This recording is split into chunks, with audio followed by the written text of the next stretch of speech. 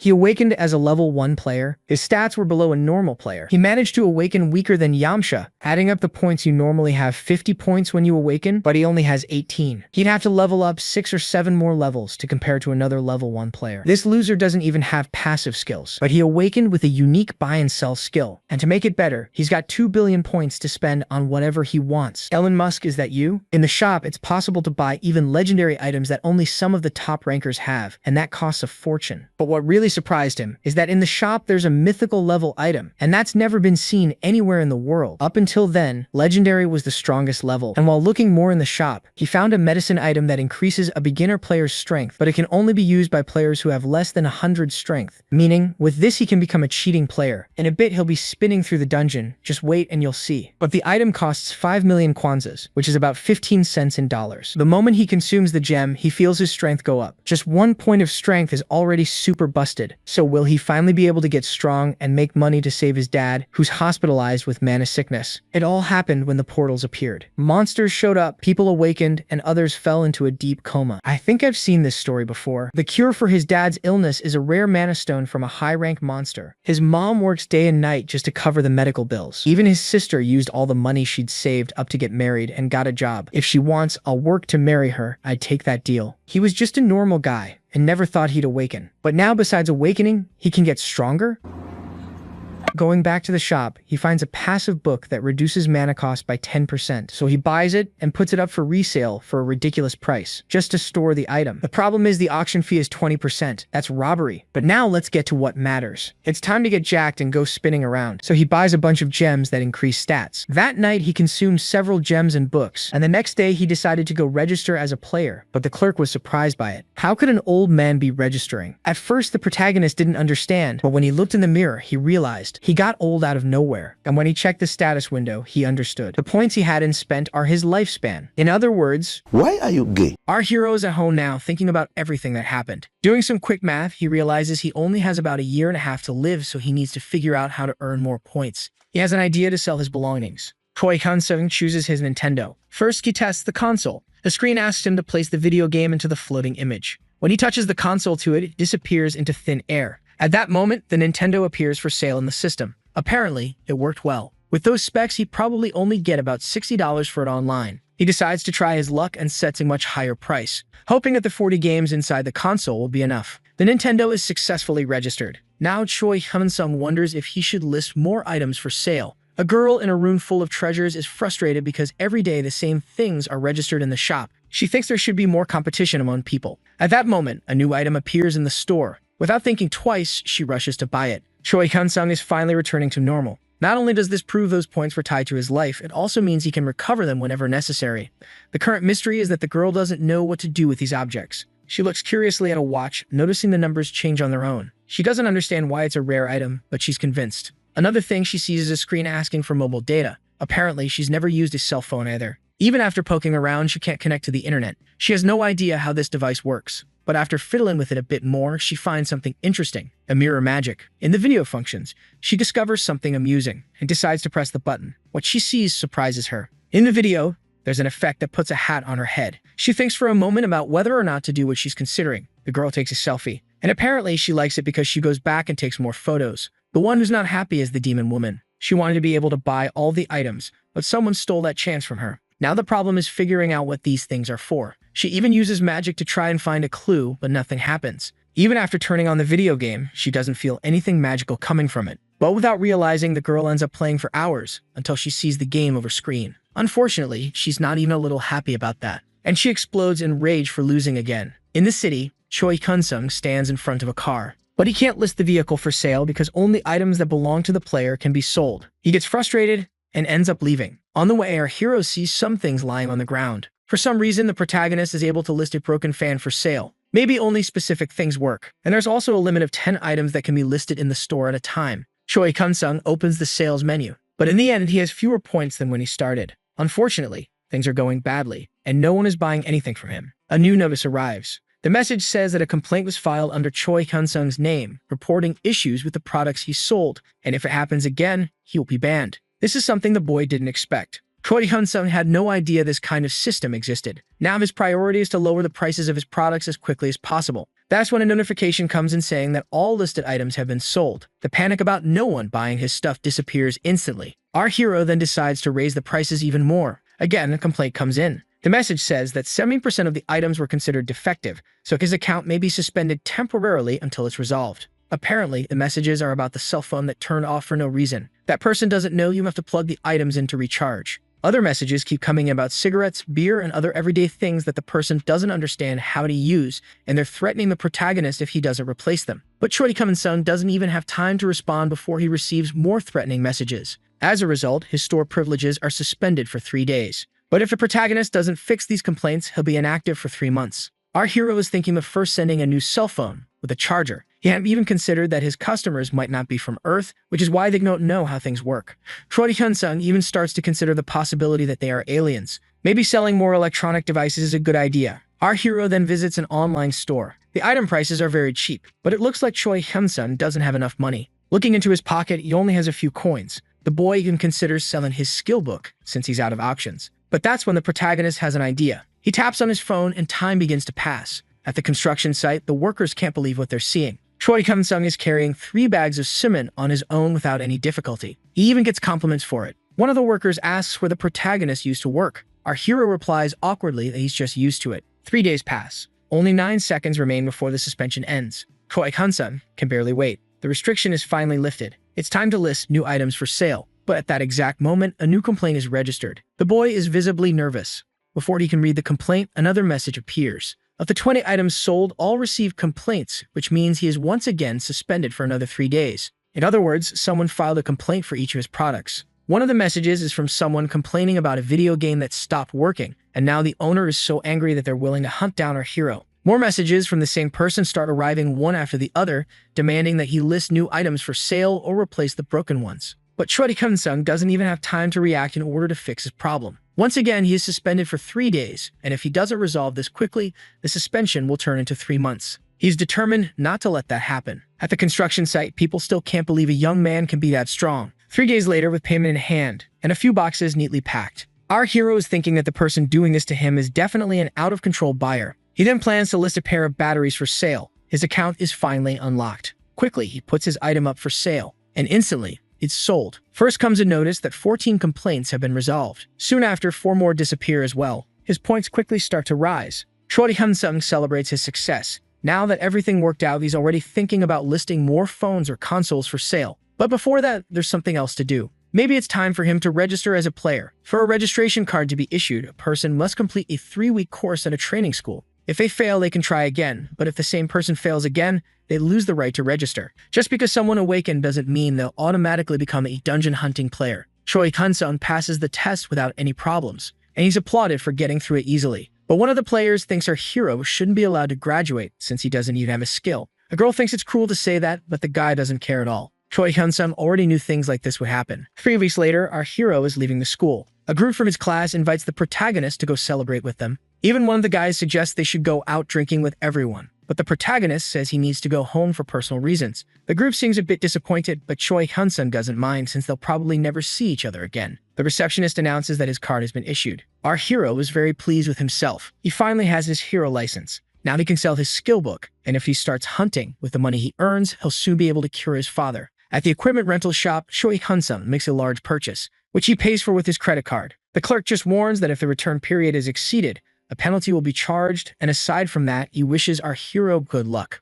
Unfortunately, everything in this world costs a lot. Renting even basic equipment turned out to be really expensive, and without it, the guild won't even let him near a dungeon. Let's not forget that there's also an entry fee for each mission. In a plaza, some groups are announcing that they're looking for members to join their party. One of them promises to cover the dungeon fees and ensure the person's safety. The demand is very high for tanks and healers, which makes sense. Even if the dungeon level is low, a monster is still a monster. On his status window, it's clear our hero has greatly improved his attributes and his unique skill, his item buying and selling. With those stats, he could join any group, but that's not his goal. His plan is to hunt the rabbits alone and pretend that he earned the special ability he actually bought. Choi Hyun-sung heads to one of the portals. One of the staff members asks if our hero is really going in alone, and he confirms that he is. After that, his passage is approved. The protagonist knows the man is probably judging him for entering a dungeon without a group, since not even experienced players do that. The truth is, this isn't a game, and it's dangerous. People can lose their lives in battle. Even one of the guards questions how anyone has the nerve to do that.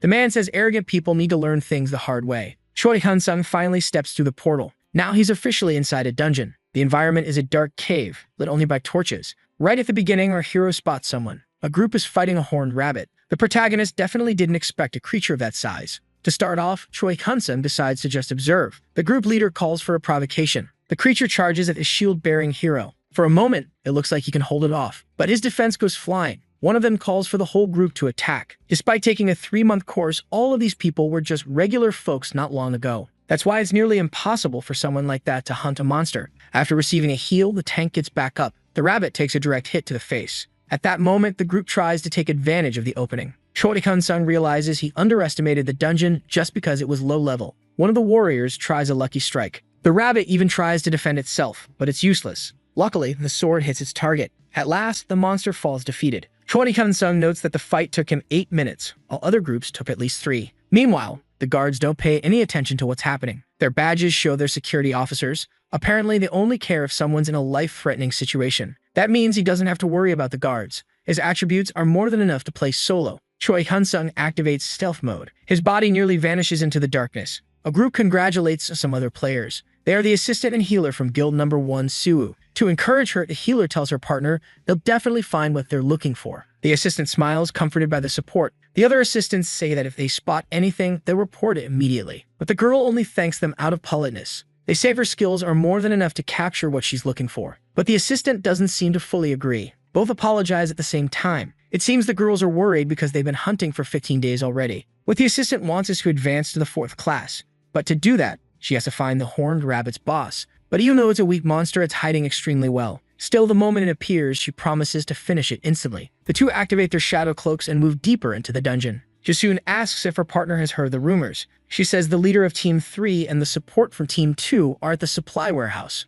But before she can continue gossiping, both spot something in the darkness. Someone is walking among the shadows. Ani says she was going to pretend she saw nothing, but now she sees it too. Jasoon wonders if the boy came alone or got separated from his group. The assistant takes a good look at the adventurer. She assumes it's not the second auction because he doesn't have a single scratch. So the mystery remains, why is he alone? Ani notices something even more surprising. The boy is wearing rental equipment. He's just a rookie wandering around alone. Both assume he's an idiot. To hunt one of those alone, a person should be at least level 35. In a second, they swallow their words. With one blow, Choi Hun-sung takes down the rabbit. Our hero is shaking. He didn't like the feeling, but it's necessary for his family. But that wasn't the first one. He's hunted many already, but still hasn't gotten any items. The protagonist activates stealth mode again and strikes another rabbit from behind. But again, he seems to dislike the feeling. The girls are confused. Jasoon sees that her partner is tense. Ani is deep in thought. She's remembering the rule of 20 levels. When someone hunts a monster close to their level, they can get a normal amount of experience and items. But if you hunt a creature 20 levels below, you gain nothing. In other words, the odds of not getting a single item are massive. That's why Ani believes this must be the boy's first time here. Jasoon asks if her partner knows him, but she doesn't know who the guy is either. Still, at the moment, she just wants to watch him a little more. After all, she has nothing else to do. Choi Hun-sung activates sudden ambush, and it seems the boy got lucky. A gem finally drops. It's the 5th one he's managed to get. But the protagonist never imagined leveling up would be this hard. After defeating so many monsters, he expected to have leveled up by now. It would be easier if there was an experience bar like in video games. Our hero hopes 1 more hour might be enough, but after 5 hours, he's still at the same level. Something is definitely wrong. Normally, a person takes at most 2 days to level up. Indeed, our hero realizes something isn't right. Jasoon comments that the atmosphere feels heavy. Choi Hun-sung is very disappointed. In the past 10 days, he earned over 100 million points, but after a full day of hunting, he only earned 100 points total. Despite that, he wants to stay optimistic. One of the rabbits tries to attack him from behind, but our hero finishes it with a single strike. Choi Hun-sung stands up, ready for the next round. A group of rabbits comes toward him. Our hero prepares for the next attack. With one strike, he cuts down all the monsters at once. Our hero already seems tired. One of the rabbits jumps on him. With a simple move, he cuts the monster down. After that, the protagonist receives a new message. The protagonist earns the title of Rabbit Hunter for having defeated 100 of those monsters alone. Choi Hun-sung takes a break to analyze the change. The title he earned now appears in his status window. Because of it, he gains 2 unique attributes, an increase in vitality and a chance to rank up to rare. This title is common and in theory, anyone can earn it. But people usually level up before it happens, so almost no one ever gets this title. It's not bad at all to be able to rank up to rare because of it. Ani is having a lot of fun. She's happy to have caught a big fish. The assistant saw with her own eyes that he struck a rabbit's throat with this single attack. It could have been luck, but she saw him do it several times. When he was surrounded, the boy managed to defeat the monsters with one blow. She really wants to recruit our hero. The protagonist wonders if he should go deeper into the dungeon. But Choi Hyun-sung hears two people calling out to him. Our hero sees two players wearing custom outfits and high-grade armor. Jasun says the hero doesn't need to be tense. They're security officers. He doesn't seem to believe it. After all, our hero didn't see any badges and hadn't sensed the presence either. Jasun explains they were given a mission to protect the inside of the portal, and they were on their way out. And because both were using stealth skills, that's why he didn't sense them. But our hero hadn't even heard them breathe, let alone approach. The girl says she decided to come over because she thought his skills were too good to be wasted on hunting rabbits. But since he's level 1, the protagonist worries about being found out. Choi Hyun-sung asks if he's required to show them anything. The assistant says no, she's just curious, since they're from the Siwoo Guild. The protagonist recognizes the name. They're one of the biggest groups in Korea. She says she'll help him get into the group and he only needs to show his status window. Our hero is in a tough spot because he has a penalty preventing him from leveling up. Choi Hyun-sung believes a player with stats like his will be considered suspicious, and no matter how much he hunts, his level doesn't go up. Our hero says he has no intention of joining a guild. Then he turns his back on her. Unnie tries to stop him from leaving. The protagonist seems startled by her reaction. The girl curiously asks if he doesn't know who the Siwoo Guild is. He says yes, he knows who they are. So then she wants to know why he still refuses to join the group. The protagonist explains that he doesn't like being tied to anyone, and that he doesn't need a guild right now. She even asks if he's already with another team. But our hero keeps denying it, saying he prefers to be alone. Apparently, the two girls are convinced by his answer. Choi Hyun-sung says goodbye to them. Still, Unnie gives him her card in case he changes his mind. He accepts it and decides to leave. But before that, she asks if they can leave the dungeon together. She says it would make things easier for everyone. But again, he refuses any contact with other players. Unnie finds the boy's behavior very rude. Her friend says that he may act like that for now, but one day he'll regret it. Before anything else happens, the girls decide to leave. Back on the surface, the protagonist comments that he needs to be more cautious. But then something catches his attention. They still haven't left the dungeon. Choi Hyun-sung heads to a taxi stand. Inside the vehicle, the driver asks where he wants to go. Our hero simply asks him to drive. Choi Hyun-sung checks the route on his phone. He asks the driver to take him to the Blood Fox dungeon. The taxi driver congratulates our hero, saying he transports so many players that he knows all the routes by heart. But our hero ends up ignoring everything the man says. All he can think about is that his status will likely remain the same in the new dungeon. In this new area, things are quite similar. Crowds of people looking for members for their parties. The atmosphere is the same here. Just like last time, he heads to the gate. When it's time to be cleared, the attendant asks where the boy's party is, and Choi Hyun-sung once again says he's alone. And that's how he enters the dungeon. Inside, there's a fang-toothed fox.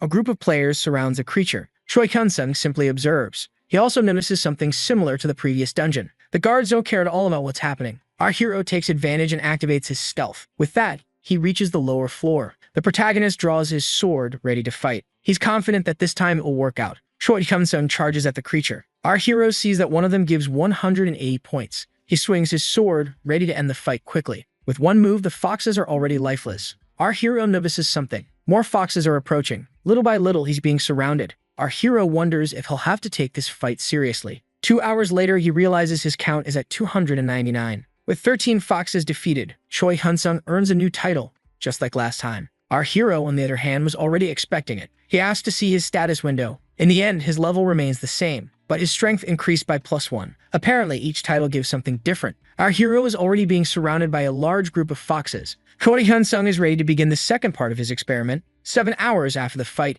our hero opens his window. He's earned a rare title and receives the name Blood Fox Predator. This time, our hero is happy to have increased his rank. In addition to gaining another +1 in strength, he discovers that above rare is the heroic rank. Choi Hyun-sung stops to rest a bit, but he wants to come back the next day. He stores the gems in his bag before leaving, but on the way, he finds something. A skill book. With the skill, the body hardens. But a warning says he already knows this skill, so the book can't be purchased. The protagonist is disappointed by this. He then decides to list it for sale at an absurd price as usual, but he also ends up buying another book instead. Finally, our hero returns to the surface. The dungeon receptionist asks him to place any acquired items into the basket. Our hero places the skill book in his bag. Right after that, the man inspects him. But when he sees the number of magic stones, he's shocked, and he's even more impressed when he sees the rare skill book. Our hero asks if there's a problem. At the base, the magic stones are scanned. The total value is equivalent to 39,000 Ries, and once the books are sold, the company will contact him. Satisfied, the protagonist leaves. At this pace, he estimates he can earn at least 1 million won per day. It really is good to be a player. The next day, the protagonist takes a break to eat. He wonders if it would be better to rent a room near the dungeon, since his home is very far. What matters is that today he'll level up his title. Inside the cave, another fox meets the same unfortunate fate. Without difficulty, our hero takes down another creature. With that, he unlocks a heroic achievement for defeating 5,000 foxes alone. A new message says our hero is the first person to earn a heroic rank title. The protagonist didn't expect to be the first to do it. Although he feels like he cheated in a way, it's also a good thing. In the status window, it shows that his points shoot up to a total of 100 and all attributes increase by at least plus 20. Choi Kun-sun also discovers something new. It's possible to rank up a title to legendary. Our hero wonders if it's worth trying, but not today. For now, he's tired. He promises to return tomorrow. 10 days later, our hero has rented a hotel and is eating a bit too. In the dungeon, he defeats another group of foxes. With that, a new achievement is unlocked. Finally, the legendary rank has been achieved. Choi Kun-sun collapses from exhaustion. On the screen, another major leap, every attribute increased by 40 points. Our hero can't hold back his laughter. He's very pleased with himself. Just to check, but this is the maximum a title can go. Unfortunately, because the protagonist wanted even more, Choi Kun-sun gets ready to leave. Without worrying much, since there are other places where he can do the same thing. Back in the rabbit dungeon, Choi Kun-sun is fighting a group of monsters. One of them tries to attack him from behind, but our hero pushes it with the hilt of his sword, and that alone is enough to slam it into the wall. Apparently, the protagonist has reached a level where he can defeat these creatures with his bare hands. But for today, that's enough. At the hotel, Choi Kun-sun receives a message saying the items he listed have been sold, but he must collect the payment in person. The protagonist decides to stop by the auction house. The receptionist asks our hero to check if all the documentation is correct before signing. That's when he has the shocking realization that the auction house charges a 42% fee on each item sold. Even our hero can't believe it, so he decides to stop selling his books through them. Our hero knows he needs to hunt smart, since he already earned 10 million just for magic stones. And it wouldn't be impossible to raise that to 1 billion as his online sales are going well. If he keeps up this pace, he'll be able to buy his elixir faster than expected. Walking down the street, Choi Kun-sun notices his appearance. Since his father collapsed, he hasn't bought a single piece of clothing. The protagonist, like his family, simply couldn't afford it. But that's going to end today. At a factory, a group works on assembling parts. At 7 p.m., the shift ends. The leader thanks everyone for their hard work. Some of the workers say goodbye to a woman who leaves alone. Choi Kun-sun calls out to his mother. She's very happy to see her son. When he hugs her, our hero realizes how thin she is. His mother asks the reason for the visit. He says he just came to see her. Apparently, the woman is happy to hear that. Like every mom, she asks if her boy has already had dinner, but he says no, because he wants to eat with her. However, she says she can't because she has to head to her second job at a restaurant. She pulls some money from her pocket, puts it in his hand, and asks her son to buy himself something to eat. Choi Kun-sun knows she hasn't eaten either, and that's why he wants her to come with him. But she says she only eats when she's working at the restaurant. Our hero even offers to help her, but of course, his mother refuses. The protagonist decides to come clean. Finally, he tells her that he awakened. His mother seems really shocked. She even asks him to repeat what he just said. Choi Kun-sun shows her his hero license and says he's become a player. So now she can stop working at the restaurant. The first thing she says is that it's dangerous. Our hero says he's careful, but what matters is that she doesn't need to work there anymore. But she refuses, saying that being a player isn't a guarantee of income, and she's heard that in the beginning, you spent more than you earn. Choi Kun-sun agrees with her, but he shows her how much he made. She opens the document and sees that her son earned 1 billion yen. With that money, he hopes she'll stop working, pay the hospital bills, and now they can live a little more comfortably. She starts crying immediately. Choi Kun-sun asks her to stop since his parents took care of him all his life. Now it's their turn to rest. His mother can only say thank you. Later, she introduces her son to the staff at the restaurant, and he even helps wash the dishes to lend a hand, which helps everyone finish work earlier that night. At the end of the evening, they say goodbye and go home together. His sister welcomes their mother home, but it's Choi Kun-sun who responds, happy to see her. The girl doesn't understand why he showed up out of nowhere, but the protagonist promises it's for a good reason. The three of them sit together on the living room floor. Our hero says he awakened, and on top of that, he made a good amount of money. His sister watches as the earnings grow day by day until it reaches 1 billion. She can hardly believe what she's seeing. Choi Kun-sun promises that from now on, they won't have to work so hard. His sister can't hold back her tears. She admits that things have been really tough lately. That day, Choi Kun-sun went to sleep with a smile on his face. The protagonist says he's heading out, and his mother asks what time he'll be back. He says he'll only come back when she quits her job. His mother worries about him going out in those regular clothes, but our hero says he can pick up equipment near the dungeons. With that, he says goodbye and heads off to the next mission. The protagonist's mother tries to call her son, but the calls go straight to voicemail. She hopes he hasn't gotten hurt. At that moment, Choi Kun-sun appears, running. The boy explains that there was heavy traffic, so he came on foot. His mother gives him a light smack on the head since she was worried. In the hospital room lies his father. Seeing him in that condition, Choi Kun-sung vows to heal him. 10 days later, the protagonist earned the title, legendary for hunting 10,000 rabbits.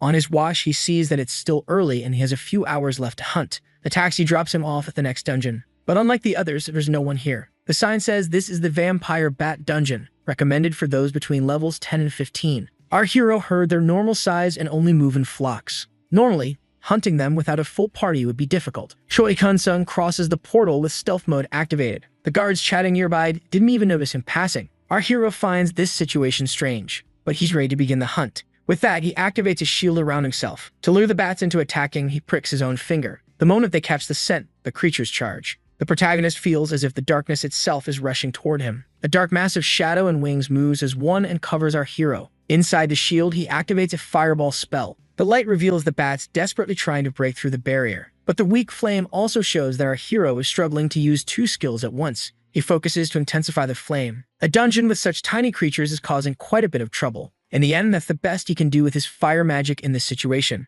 The fireball passes through the barrier, triggering an explosion in the cave. The impact is so strong that all the bats are wiped out at once. The barrier ends up cracked. Even the caster hadn't expected it to be like that. But before he can celebrate, a new wave of bats comes flying at him. Choi Kun-sung is already preparing another fire spell. The bats charge at him full speed. He throws the fireball at them. Right after, he receives a notification for a new achievement. If all goes well, he might even earn the legendary one today. More important is finding out how many magic stones our hero can collect. In the darkness, a protagonist sees something strange. Amidst the shadows in the dark lies a sword shaped like a bat. Even the protagonist didn't expect this. Apparently, the mana from all those bats formed this weapon. Choi Kun-sung picks up the sword from the ground. He receives a message saying that the weapon has a passive ability that allows the user to regain health when the sword absorbs the enemy's energy. The protagonist ends up liking this effect quite a bit. But what's most important to him is wondering whether it's possible to obtain more than one of these blades. Our hero discovered that even if the monsters are weak, if a bunch of them dies at once, their mana can combine to create a rare item. So imagine if a bunch of rare monsters were defeated at once.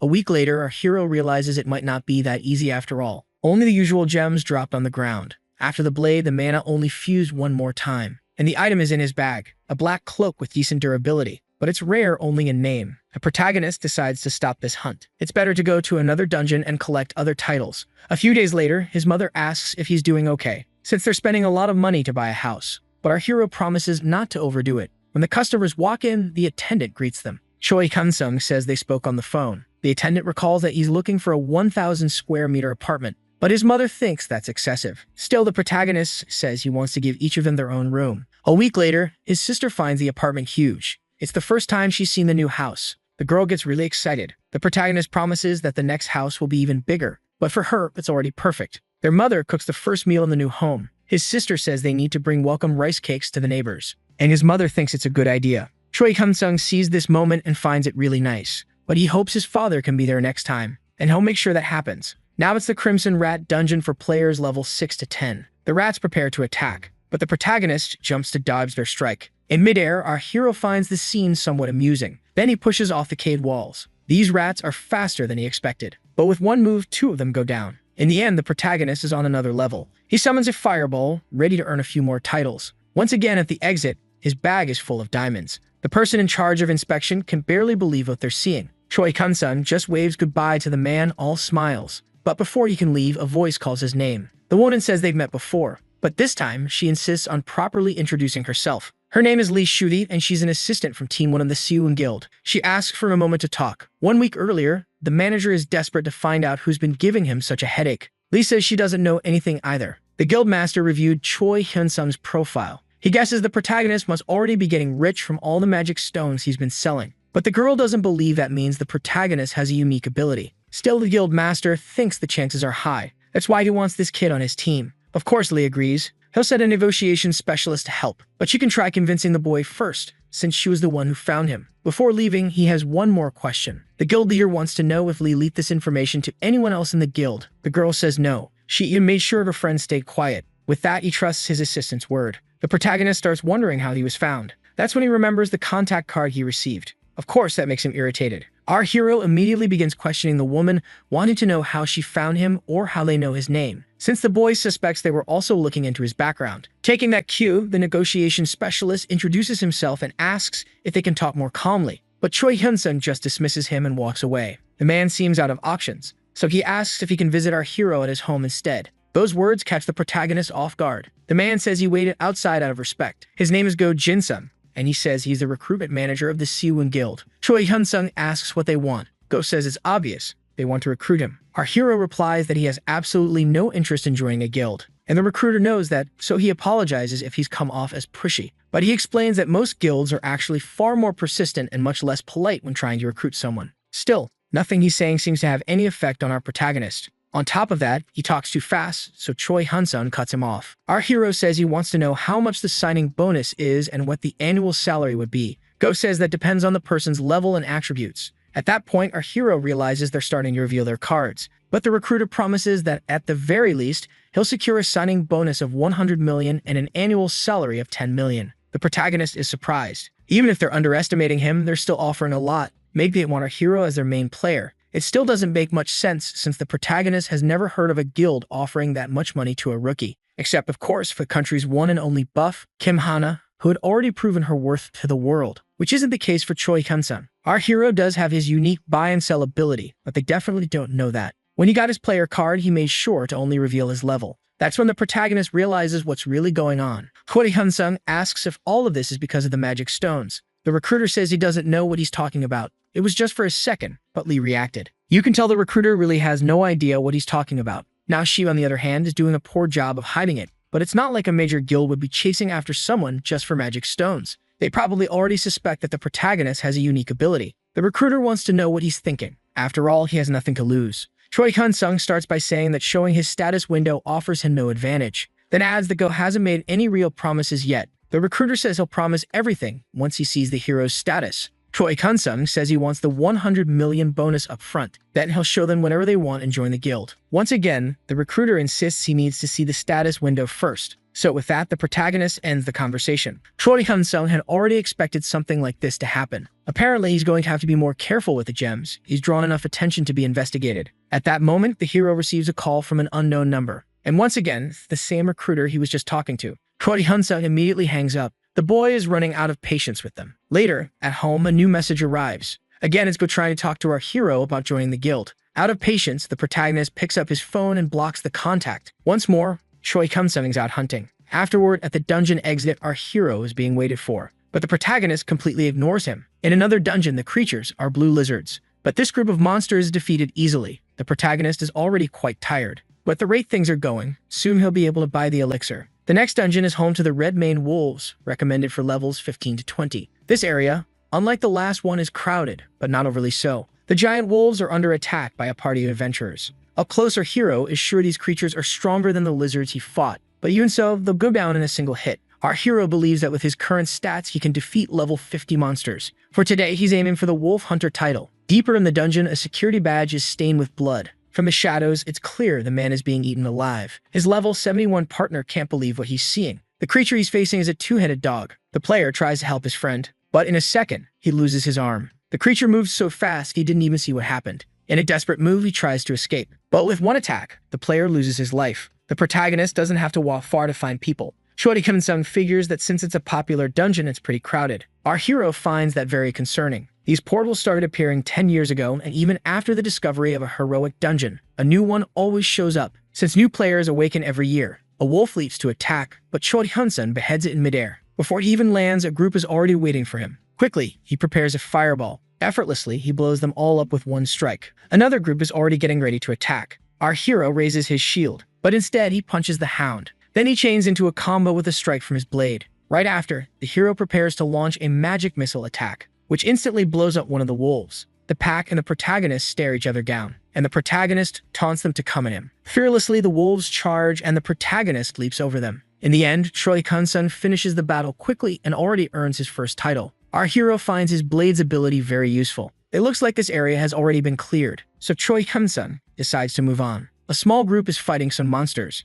Choi Hyun-sung just ignores them, but then he finds another group fighting as well. Since it's so crowded, our hero decides to head to another dungeon. But before that, he hears a desperate scream. When the protagonist turns around, he sees two players dying at the same time. The protagonist locks eyes with the giant creature. One female player tries to run away, but she gets squashed like a fly. A piece of the girl flies through the air and lands at the protagonist's feet, stating that Choi Hyun-sung feels like throwing up. The three-headed dog has wiped out the entire player party. Facing that massive hound for the first time, our hero is tense. With a swift movement, the dog tries to crush him, but the protagonist dodges easily. For the first time, Choi Kun-sung feels like his life is truly in danger. The protagonist hides behind a rock, but the panther attacks exactly where he's hiding. Choi Kun-sung hadn't expected his stealth to fail. He even jumps to escape, but even though the attack only grazes him, his armor is already destroyed. The protagonist is left with only his shirt and cloak. The giant panther attacks again, and the hero jumps and slams his shield into the feline's nose, leaving the monster stunned, but doesn't turn out to be very effective. Choi Kun-sung drops his bag on the ground, and he prepares his fire attack, launching 3 at once. This time, the monster seems to feel it. Choi Kun-sung grabs his things and tries to flee since his magic didn't deal as much damage as he hoped. This monster is seriously tough, though this dungeon is meant for level 20 players. The protagonist fires off 2 more fireballs. He hits 2 heads at once, but if he keeps this up, his mana will run out quickly. Even with the distraction, the protagonist takes a hit from behind. Luckily, Choi Kun-sung survived. His cloak is much more durable than the rented equipment. The dog tries to pummel him, but it's in vain. Our hero is afraid of running out of breath at this pace. Quickly, he opens his purchase system and finds a gem that boosts dexterity. In the middle of the chase, he manages to eat the gem. 20 minutes later, he's consumed enough. Now his total stats reach 849. With that, he throws a fireball. Half of the dog's face is scorched by the blast. On the first strike, he dodges. For the second, the panther uses its paw to block. Even so, the monster is injured. At this pace, the protagonist is going to win the fight quickly. But the giant panther begins regenerating rapidly. Now it's clear that fireballs won't be enough. Maybe this won't be so easy after all. Our hero discovers that the monster is weak to fire, but he needs something stronger to handle this. As he runs, the giant hound chases him. Our hero finds a skill he might be able to buy. The problem is, it's expensive, and he worries about his health. But right now, he needs to survive. Choi Kun-sung turns, ready to fight. He prepares to use his ability. The giant charges at him with full fury. Choi Kun-sung prepares a fire spear, hoping to land the hit. This is the new flame ability. Luckily, the attack explodes right in the monster's face. Our hero cheers that it worked. One of the heads explodes. Now only 2 remain, but the second strike misses entirely. Choi Kun-sung doesn't lose focus. He challenges the beast to see who will survive this fight. The first spear misses the target, but the second hits dead on, blowing up one of the panther's heads. The protagonist celebrates again, but the joy doesn't last long. He opens his status window and sees that his mana is gone. His goal now is to survive until his energy is restored. Elsewhere, a girl screams in panic. All the players are evacuating the dungeon.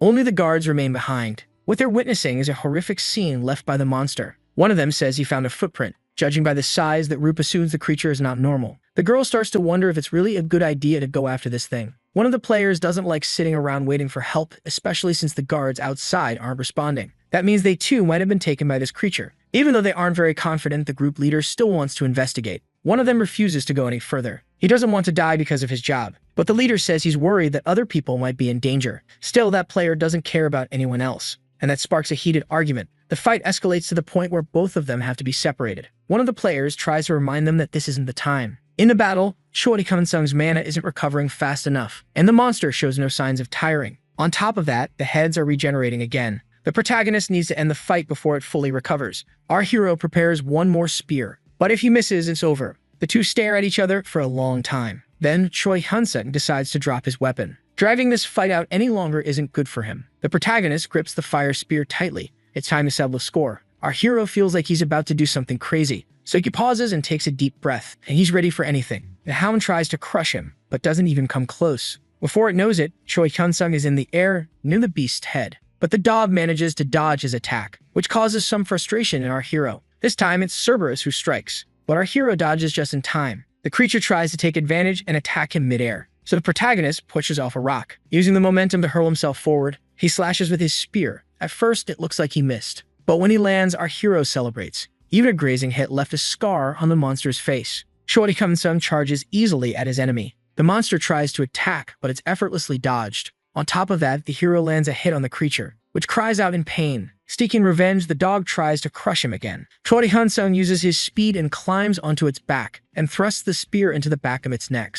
Then he jumps as high as he can, and drives the fire spear downward. Not satisfied, the hero keeps pushing the weapon deeper. When there's nothing left above the neck, our hero believes he's finally won the fight. With that, Cerberus is dead. Or not, because a giant paw comes at him. Our hero raises his shield, but it's useless, and he's torn to pieces. The dog's face is already regenerating, and once again, the protagonist is cornered by the creature. No doubt about it, this is one stubborn beast. On top of that, His mana is nearly depleted. The protagonist gets ready for one final round. He attacks the half-formed face, just as another paw comes down toward his neck, but Choi Kun-sun counters right away. In the end, he throws his spear, blowing up the other neck. And finally, the giant monster collapses lifeless. Choi Kun-sun, with a burned hand and completely exhausted, he gazes at his fallen enemy. At that moment, a new notification pops up. The protagonist earns a rare achievement for defeating the monster known as Gradun. Choi Kun-sung didn't know he was fighting a named creature. Then, another message appears. Our hero wasn't expecting this one. Our hero receives the title of Level Breaker for slaying a monster 100 levels above his own. He's happy with the 2 new achievements,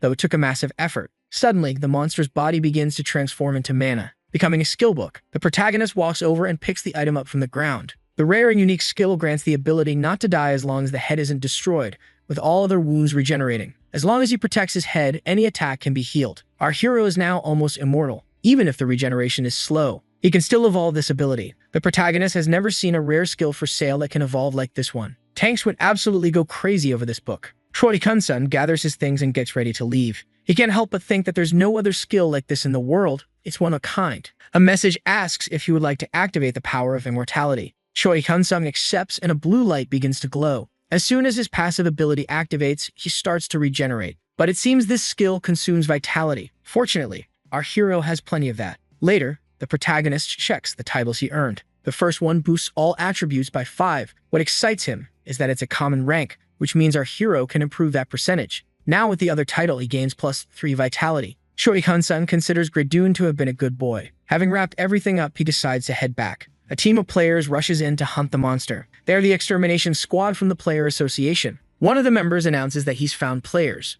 A girl in group immediately identifies herself as part of the association. The adventurers are completely confused. The squad leader Shin Yuna says she heard a rumor about a high-level monster. That's why she asks everyone to evacuate. One girl is frightened, but the leader confirms that it's all true. Shin asks if any of the team members have already detected the creature, but he says he can only sense the wolves. Suddenly, something changes. He says a player has been found. Shin wants to know where and how many. The answer is that it's just one person. The protagonist is making his way back happy as can be, but he feels someone coming his way. He stops right where he is, worried about who these people might be. It's clear they are high level. Their gear is very shiny. The group's leader asks our hero if everything is alright. A bit suspicious, our hero says yes, he's fine. Shin notices the hero is pretty dirty, so she asks if he encountered the monster. Choi Kun-sung says he doesn't know what she means by that. The group leader responds that he saw the high-level monster. Our hero assumes the association already knows about the situation. Our hero decides to say yes, he did encounter the creature. Suddenly, the girl gets closer than she should, excited and eager to know more. That's when she realizes her mistake. Shin quickly apologizes,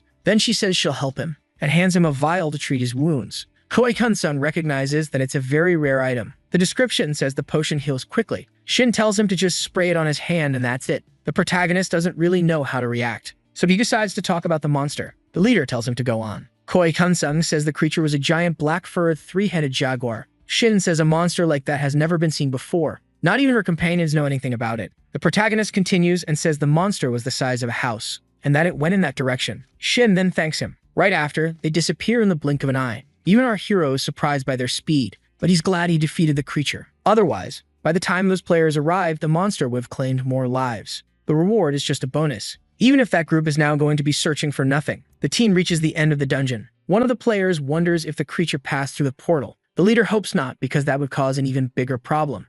She knows the monster has already tasted blood and it will return for more. This time, all she could do was file a report to the association. But something still bothers her. Only now does she stop to think about how that man escaped. For someone who lost his entire party, he didn't seem all that shaken. Shin decides to go back just to talk to him. The captain tells her men to wait. The mage wants to know what's bothering her. Shin says she's concerned about the player she met earlier. The tank is sure he's fine, but since he's alone, she wants to be sure. After some hesitation, he agrees. In the end, her team agrees to wait for her. With one step, she vanishes into the shadows. As she makes her way back up, she notices something strange. There seem to be some stains on the wall. It catches her attention, but she continues on, until she reaches the exit gate. Obviously, she doesn't find the boy, so she assumes he made it out safely. Back in his apartment, the new skill has proven to be quite effective. Even though the regeneration is slow, combined with healing magic, it's very useful. With nothing else to do, the protagonist drops onto the couch. He's completely exhausted. Soon, his mother arrives. Right away, she notices that her son's face looks different. Choi Kun-sung knows exactly why. He spent a lot of points buying the fire spear, but to deflect, he simply says he's been working a lot.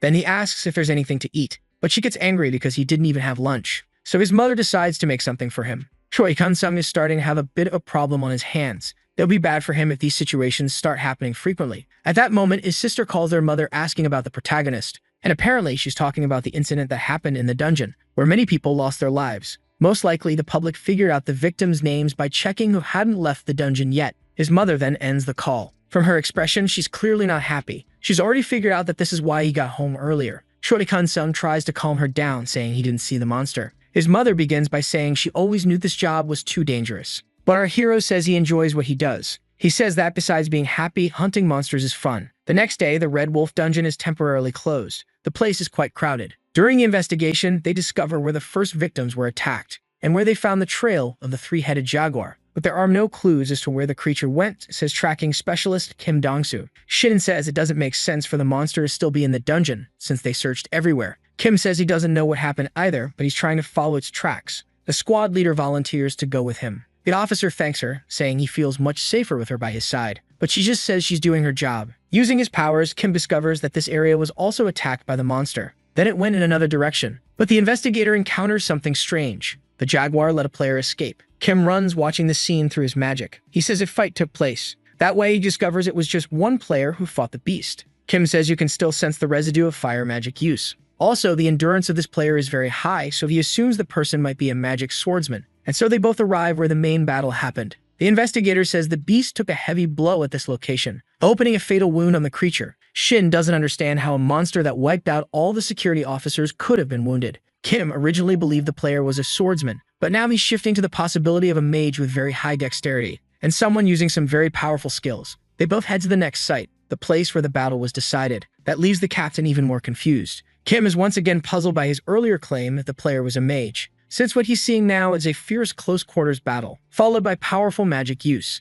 This player is a hybrid of swordsman and mage. Since there's no body, the investigator assumes the creature turned into items or magic crystals. Shin is extremely confused. Aside from magic swordsmen and mages being rare, they're also a rather mediocre class. But this person hunted a monster far above the dungeon's level all alone. Kim says he saw in the report that the highest level player to enter that cave was, at most, level 24. Also, this person wasn't one of the officers, since all of them were wiped out, and the ones outside didn't do anything due to ongoing conflict. There's no way a regular player could have done this, she thinks. Kim speculates that maybe it was someone who hasn't renewed their player registration, since players are only required to do that once every 2 years. But that's not enough for her. At most, such a player would reach level 50, and besides that, no guild-backed player entered this dungeon either. Kim agrees that it's a very bizarre situation. Even if a very powerful player was in that cave, it makes no sense for them to be wandering around a beginner dungeon. Shin asks if there's any way to track this player. Kim is mainly specialized in tracking monsters. Still, he promises to try. The officer uses his special powers.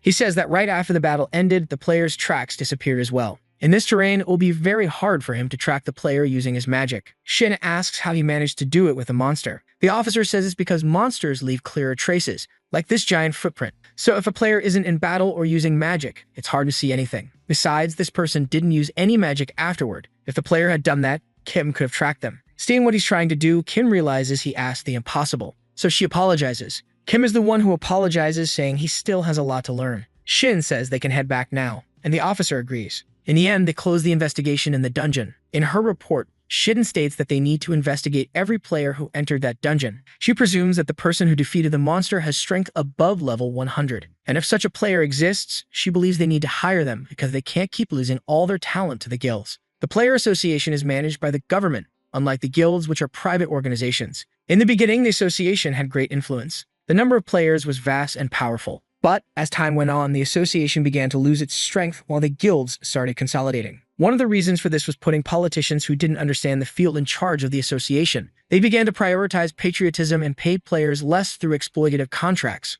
On the other hand, guilds backed by outsourced media investment could afford to offer better and fairer payments. The association launched an internal investigation and fired politicians tied to corruption, but it was already too late. With the corrupt figures gone, their positions began to be filled by players. Under new leadership, they raised their contracts to compete with the guilds and began chasing after promising players. Thanks to that, the Players Association is distancing itself from its negative image and ushering in a new era. But compared to the guilds, they are still weak. Shim emphasizes that this rookie has the potential to be a top-tier player. They can't afford to miss this chance. Choi Kun-sung would like to finish the Red Wolf dungeon, since all the others have already been cleared. but it's not like there's one available for him to go to. In another city, the protagonist wonders how he will level up his new skill, since there's nothing about it on the internet. Maybe it's just about knowing how to use it. The problem is it's a passive skill, and he's not supposed to get hurt. At the hotel, Choi Kun-sung tries to think of a way to hide the magic stones. He can't trust those guys standing at the dungeon entrance. The protagonist has to avoid the eyes of the association staff. The inspection is supposedly to prevent players from bringing dangerous items like monster eggs or otherworldly plant seeds.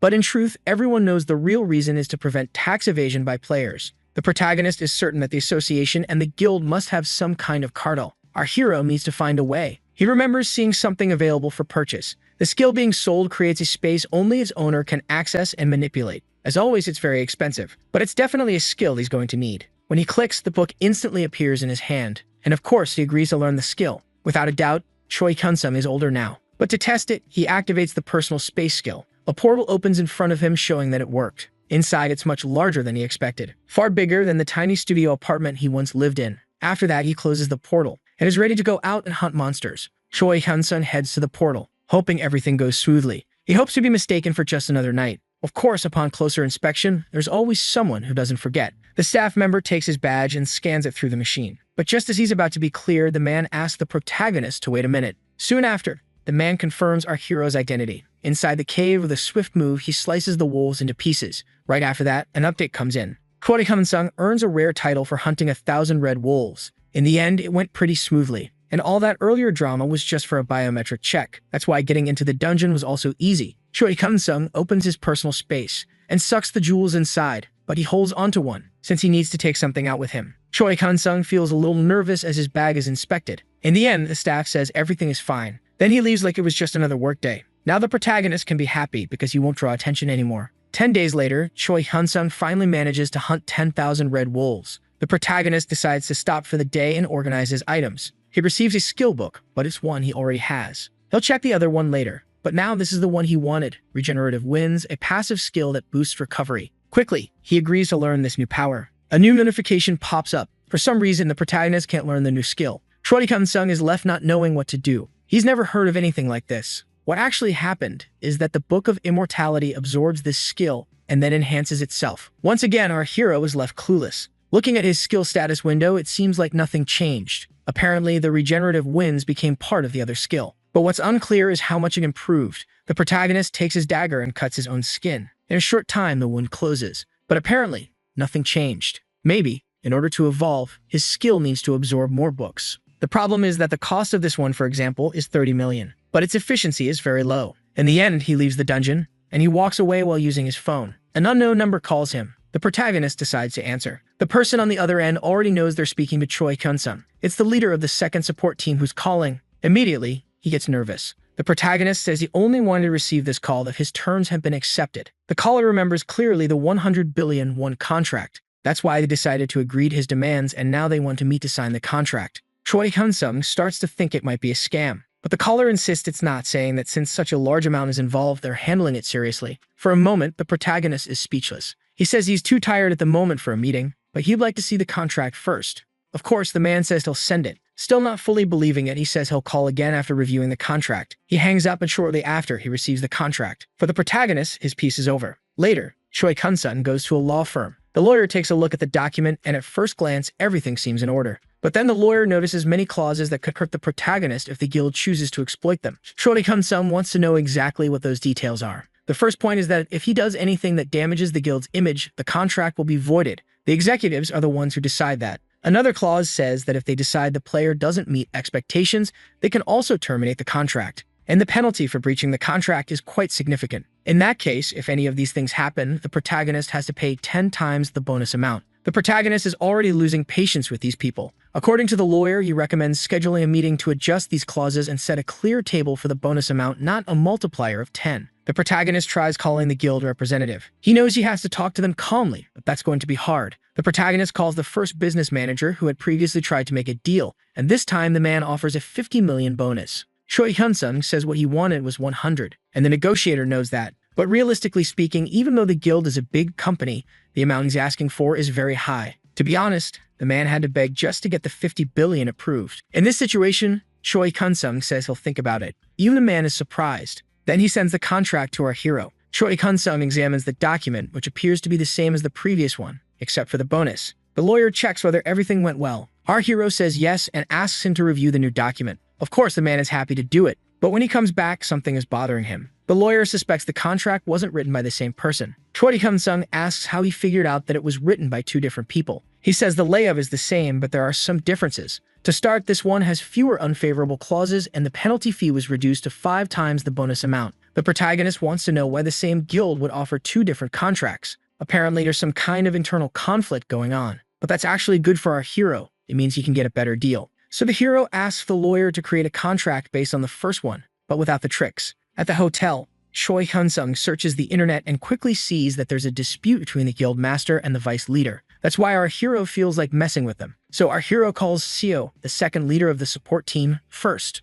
Obviously, the man is surprised and hopes his client has already made a decision. Choi Kun-sung says he wants a bigger bonus. He now asks for 200 billion. First comes the shock, then the guy says that's probably not possible. So the protagonist asks for 300 billion. Seo then comes clean and asks if our hero is messing with him. Choi Kun-sung says he's already been contacted by team leader Go Jin-suk, which makes it obvious that things aren't going well between them. Seo ends up falling right into the trap, and he ends up promising to match any offer that was made. Obviously, the two of them hate each other. Now he calls Go. Of course, the team leader is happy and asks if our hero has reviewed the contract. The protagonist says yes, and that he even wanted to sign it. Naturally, Go suggests they meet, but Choi Kun-sung says he changed his mind. Of course, the man gets totally confused. Our hero says he's going to send over a contract he received by message. Go asks for a second to look at the document. When he receives it, the protagonist tells them to resolve their internal issues first, and then they can talk. Until then, the 100 billion bonus is now too low. He now proposes 200. Actually, 300 would be more acceptable. Naturally, the guy gets completely confused, but if he doesn't want it, he can just turn it down. Then he hangs up the phone. Now the protagonist starts editing the audio from the call and sends it to both of them. Right after, he throws away his phone. Both of them listen to the edited audio, and by their reactions, it's not good. 1 month later, the vice leader is wondering where Choi Kun-sung went. Seo says that in the dungeons they managed, the protagonist hasn't shown up.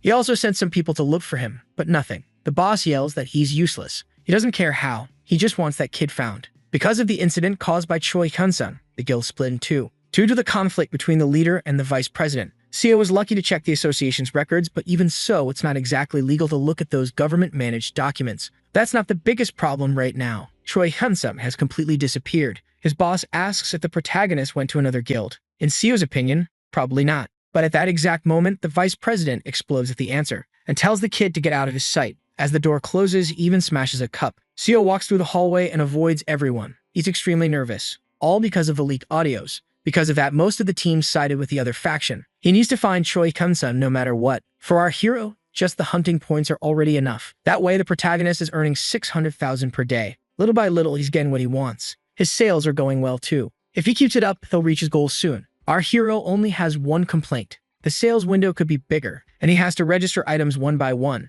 It would be better if he could register several at once. It's not like he can take out his electronic devices. Choi Kun-sung asks if there's a way to rank up. A user who sells medicine can register way more items than he can. Apparently, he needs 10 billion points to reach the next level, and our hero is already halfway there. While he's talking, a monster approaches from behind. Attacking with his spear, the creature takes a boot to the face and gets thrown to the ground. Then the protagonist prepares the magic missile, blowing up the monster. But the situation is a bit more complicated. A group of monsters shows up. Not only that, they have acidic tongues. The group all jump on him at once. Our hero activates the fireball, blasting them all into the air. But that's not the end. They charge again without fear. Our hero is already getting annoyed, to the point of drawing his sword. This time, he goes on the offensive. The monster doesn't even see it coming when it's hit. Choi Kun-sung is so fast, he cuts down 2 at once, and his blade absorbs the blood it collects. It doesn't matter to the protagonist. Everyone here still goes down in 1 hit. Besides that, it looks like someone bought the batteries, and a new complaint shows up for him. Choi Kun-sung is already getting irritated with the situation. The user's message is insistent that the batteries be sold for half the price,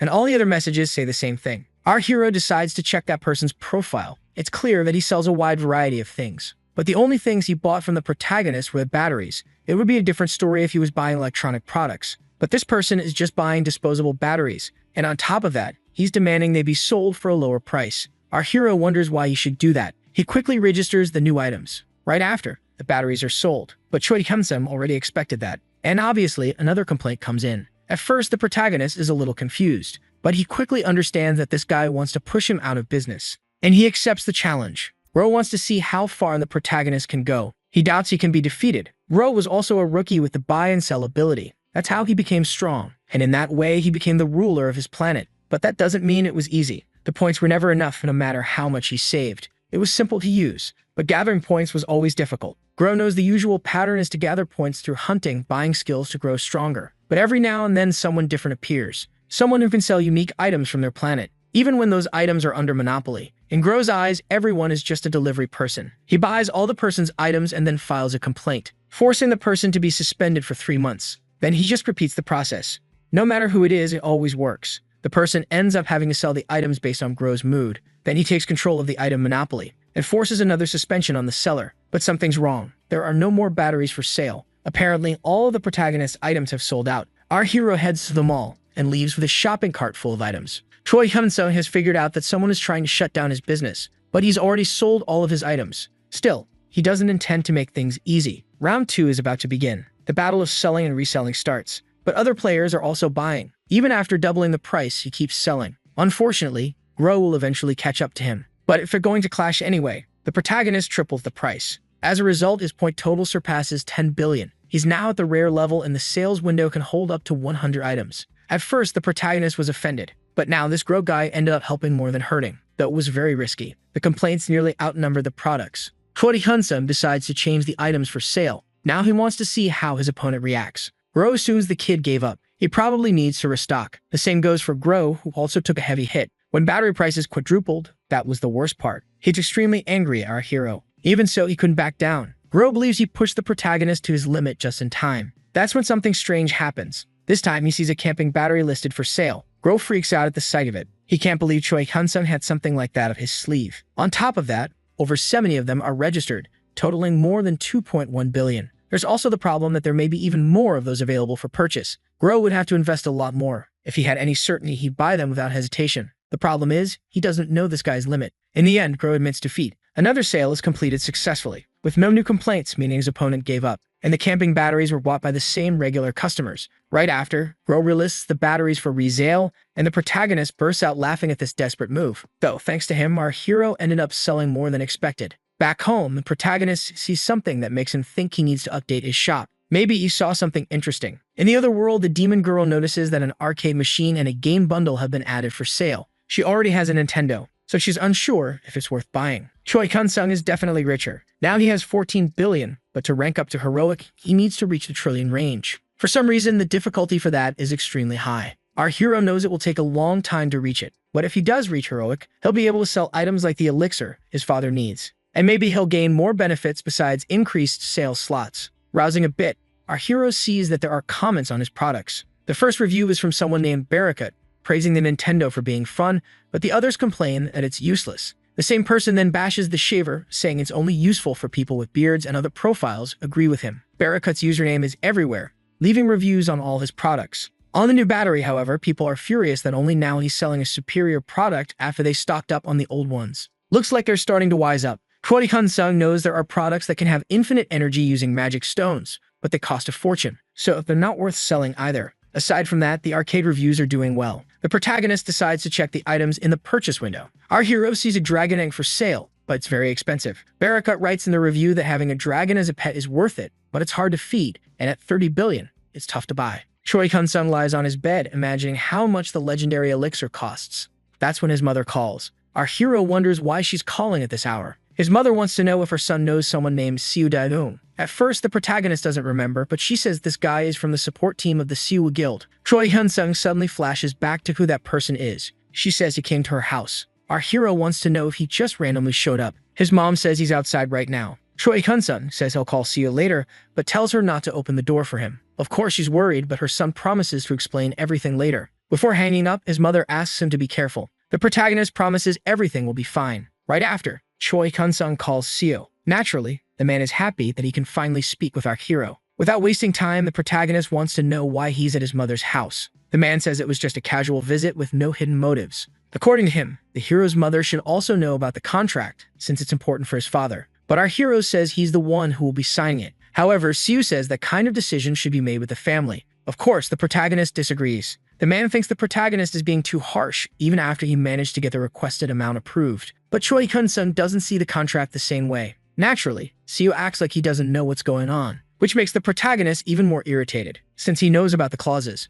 Seo gets a bit nervous. He says it's just a precaution in the contract, but if the protagonist is as good as they expect, nothing will happen. Then comes the question again. What if he doesn't show his status window? Steel even tries to say that it doesn't matter, but he gets nervous and it clearly shows in the call. Choi Kun-sung doesn't expect the Seo Guild to understand how his powers work when they see that he's level 1. The protagonist says he's hanging up and changing his number again. So if Seo calls again, no one will answer. And this guy better never go near the protagonist's mother again. This is the final warning. Once again, Seo is left with nothing, frustrated and anxious over his failure. After that, he calls the team leader. He wants to know if they managed to track Choi Kun-sung. Apparently yes, but the protagonist isn't in any guild-controlled area. Seo then orders them to call the Uian and tells them to take action. The sales leader doesn't want to ruin our hero's life. It's just a threat to make him come running back asking the guild for protection. Choi Kun-sung is out shopping again because his items have been selling a lot lately. He scrolls on his phone and as always fills his cart. But our hero stops in front of Gosi, then walks out with bags full of clothes. With that, he's done with his shopping day. Afterward, he heads to the portal. There he's ready to hunt. A group of monsters sees the intruder in their territory and attacks him in a horde. With one move, our hero takes down 2 of them at once. Then he shifts his blade's position and slices a frogman in 2. Right after, the protagonist jumps, ready to use his fireball, blasting the area into flames. 5 hours later, Choi Kun-sung achieves the milestone of hunting 10,000 frogmen. He thinks it went faster than expected. Another day completed, the protagonist exits the portal without trouble. This time, he decides to head to the Goblin Dungeon today as well. But a group of strangers seems to be waiting for him. They visually confirm the target. Then, one of the group members decides to follow him. Choi Kun-sung crosses the portal and ends up in a forest. It's his first time in this kind of biome. Now it's time to infiltrate. The protagonist activates stealth and heads deeper into the forest. He finds the goblins gathered, so he decides to begin the hunt. The small creatures don't even stand a chance against the magic missiles. The goblins charge in a group, but the protagonist blows them up with a fireball. Only, it's not over. Another group is coming his way. Choi Kun-sung considers these creatures to be fairly clever, but they all get blown up too. The hordes are large and they don't stop coming. The protagonist still uses his lightning bolts to thin their numbers. When he least expects it, an attack comes without warning, but our hero manages to deflect it with his hand. The goblins are using blow darts, but his cloak is enough to block the attacks. With one motion, the creatures are sent crawling. Our hero climbs a tree. From up there, he sees the battlefield. The creatures keep coming, and he jumps down, smashing one into the ground. Finally, the creatures begin to show fear. The protagonist doesn't give them time and slices one in half. With the ground full of crystals, he's done for today. He opens the portal, ready to store his items. Our hero senses someone approaching. Choi Kun-sung even thinks it's more goblins, but it's a man asking who dares enter his hunting ground. And he's not alone. The protagonist didn't expect to see a player here, and by the looks of it, they're after Choi Kun-sung. Of course, our hero doesn't understand what's going on. Their leader says no one should be hunting in his territory. Choi Kun-sung says he paid to be here like everyone else. But the group's leader says this area belongs to him, so now the protagonist has to hand over his magic stones. And on top of that, he has to give up his gear for the trouble. Our hero never expected to meet a bully like this. He had only heard about this kind of thing online. Choi Kun-sung warns that they're making a serious mistake. The group's leader decides to explain something to him. Inside the dungeon, modern weapons or electronic devices don't work, so any problem becomes one person's worry against the other. Any fatal accident can be blamed on a monster. The message is clear. They rob players and do it at any cost. But the protagonist doesn't understand one thing. They still want to threaten our hero after seeing that battlefield. Tired of waiting, the leader orders his men to attack. But Choi Kun-sung thinks they're way too slow. The first spear flies past him and gets stuck in the ground. Worse, it was meant to cause a serious injury. Right after, the rest of the group comes in. With one move, he cuts the sword of the first attacker. Then the protagonist kicks him to push him away. Throwing the bandit far off, the third raises a black blade to strike. With a punch, he's out of the fight too. Not just the thieves' leader, but everyone is left speechless. Now they're offended, and the order is to kill. One of the warriors leaps in without hesitation, but the protagonist simply cuts his sword in 2. With an elbow to the nose, that one's done. Another one tries to attack from behind, without even realizing the man is in serious danger. But at the last moment, our hero shifts his blade's position. The man ends up with just a scratch on his shoulder. Then, Choi Kun-sung grabs the guy's head and slams it into the ground. But our hero is already losing patience. Now 3 come at once. The protagonist decides to put away his blade. Then he opens a portal to retrieve an item. A shield comes into his hand. In the middle of the forest, someone watches closely, and he sees the group getting absolutely destroyed. For him, the order would be easier if he could just take the target's life. But maybe cutting off a leg will be enough. The man steps out from the bushes. Choi Kun-sung notices his arrival and mistakes him for a security officer. From the looks of it, this one is more serious. You and our hero can tell. The group calls the man their guild master. Some of the thieves look confused as if they'd never seen this person before. The master asks our hero if he's the one responsible for this mess. But before he can explain that they were the ones who started it, Choi Kun-sung blocks a sword attack. This guy is way stronger than the others. Our hero is pushed back. The master didn't expect a rookie to block his strike,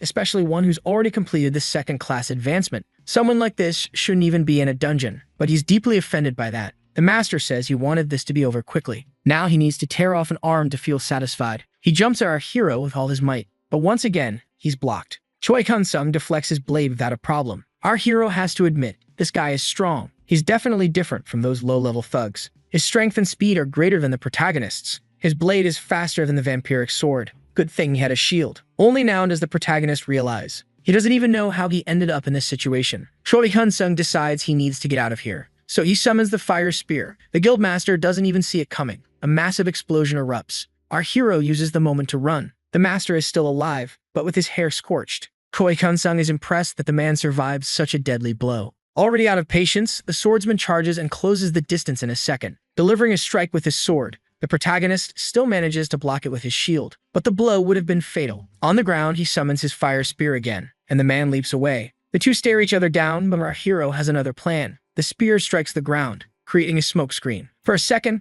the master seems lost, but he swings blindly and hits the shield. The man is pleased to have found his target. He tries to strike again, but the boy dodges to the side. Our hero realizes his opponent isn't trying to kill him. Choi Kun-sung straps the shield onto his back and creates another fire spear, causing another explosion between them. Once again, a smokescreen fills the area, so he doesn't see the next strike coming. Choi Kun-sung uses the opportunity to open the sales menu. He finds the item he needs, a book that increases stats by 50% for 60 seconds, but it costs 20 billion points. As soon as he confirms, the book appears in his hands. Quickly, he learns the skill. The effect is instantly felt in his body. Then the guild master appears again, thinking his target has finally given up. Our hero only has 60 seconds. He can't waste them. That's when the guild master charges at full speed. Choi Kun-sung is ready to finish him with one blow, but Lee Shu-hee steps between them. At first glance, our hero doesn't recognize her. The guild master doesn't even realize his sword was sliced in two, with just one movement of her weapon, and he's unable to react to the next strike. Our hero is left speechless.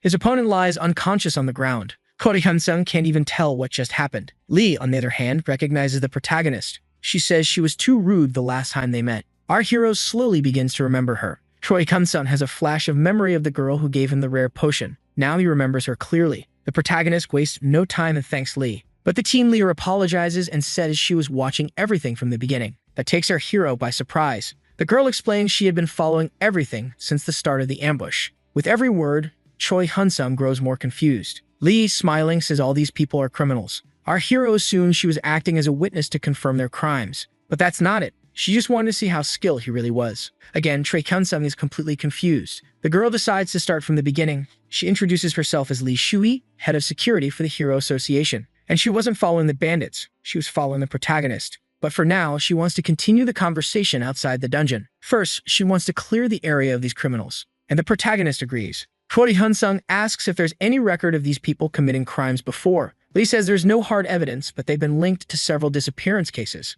That's the word they use, but the charges are for murder. However, the protagonist says they didn't seem to have that intention with him. Lee agrees with that too. They both return to the beginning of the conflict. Our hero wants to know why they would do something like this, and that's exactly what she wants to find out. With a leap, the girl vanishes. Lee returns to the guild leader and says she knows he's awake. The man remains on the ground, and she warns him she's not in the mood to be violent, then gives him a jab. Instantly, the man wakes up. It would have been easier for her if he had already gotten up. Lee wants to know the reason behind the ambush. The man says he was just protecting his guild members who were getting beaten. He goes on to claim he was attacked by a member of the association without reason, and that he was injured while unconscious. He promises to call the police. But she asks if he was really unconscious. How does he know she's from the association? The guy is speechless and even starts to stutter. Lee points her spear at his face and calls him an idiot. So she decides to vaguely explain the situation. They're both inside a dungeon. There's no evidence of anything from in here. So you better stop thinking that Choi Kun-sung would go to the police to back up his story. Our hero even falls silent at that. Lee advises that if the guy doesn't want a goblin dungeon to become his grave,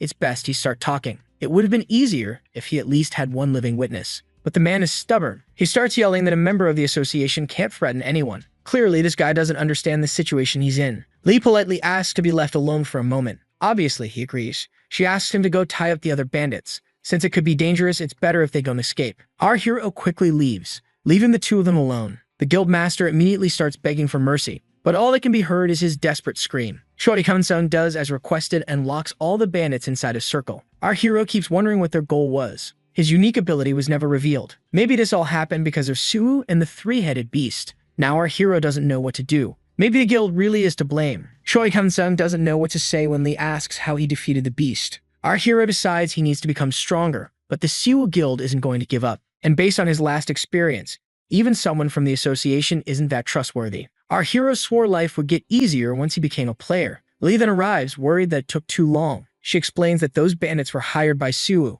The order was to cripple the protagonist. The plan was to make him join the guild afterward. But even though they have evidence, the association still can't take action against Siwoo. Shorty Kun-sung looks a little uneasy, but he understands. Lee then asks for them to leave. The association takes all the prisoners away in a bus. Our hero just watches. Lee returns and asks for a moment so they can talk. Now they're both in the association building. Shorty Kun-sung decides to get straight to the point. He wants to know why she was following him. Lee replies that it has to do with the three-headed beast incident. The protagonist asks how she knew he was in the goblin dungeon. She says she saw the dungeon entry log, but our hero thinks that sounds illegal. Lee explains that the association has permission for that. She spends the next half hour explaining the process to him. Since she's on a secret investigation, she just wanted to find out what his ability was. But then everything else happened, so she apologizes for not stepping in sooner. In the end, she wanted to see the protagonist's limits. She got her confirmation when she saw the fight with the guild leader, that Shorty Kun-sung was the one who hunted the giant panther. Our hero wants to know if he'll be punished for hiding the fact that he was the one who killed the monster. She says no, the reason the association is looking for him is something else.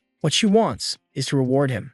Shorty Kun-sung wasn't expecting that. On top of that, she has an offer. But the protagonist already knows she wants to recruit him. Still, he makes it clear he's not interested in joining any group. Lee expected that, but before anything else, she wants to explain the offer. First, they're willing to give him a 100 billion bonus, plus the various benefits that come with being part of the association, including tax waivers and free equipment. The protagonist assumes he'll have to show his status window, but Lee says it's not necessary, he only has to take a test. Choi Kun-sung, our hero, wants to know what kind of test. All he has to do is sit down with someone she chooses and answer every question truthfully. Our hero imagines it's going to be an interrogation. There are people with a skill called the contract of truth. If the person tells the truth, nothing happens. But if the person lies, red lights appear on their body. Choi Kun-sung wants to know why they're going this far. He thinks it would have been better to just hire a high-level player. But Lee says it depends on the individual. Someone who is truly powerful would be even harder to recruit, and someone who just has numbers isn't even worth it. The protagonist asks if it's because of the level 20 law. She doesn't deny it. Choi Kun-sung says he doesn't know how to break that rule, and if it's revealed to be true, he wants to know if the association would still want to recruit the hero. Lee says yes, just the fact that he got this strong in 3 months is already enough reason to invest in him. Our hero imagines that besides the failed Sumoon and the association, other guilds must have found out about him by now. The way he is now, he's still weaker than his enemies. That's why Choi Kun-sung decides to go through with the test. Lee is happy to hear that. A woman is brought into the room. Just as our hero imagines, she's going to use the contract of truth skill. She asks for permission. Choi Kun-sung agrees. The player explains that once the skill is activated, a message will appear asking for consent. All he has to do is press yes. The contract of truth begins. The message appears just like she said. Even though he doesn't like the feeling, he accepts. For a second, an energy wraps around our hero, but it quickly fades. Then he notices the player is leaving the room. Now only Choi Kun-sung and Lee Shui remain. She tells him to relax. It's just a few questions he needs to answer. Our hero takes a deep breath, ready for whatever comes. To begin, the first question is whether he really awakened only 3 months ago. The next question is if he knows how to bypass the level 20 law, and the answer is no. Then she says she believes the protagonist is probably at level 140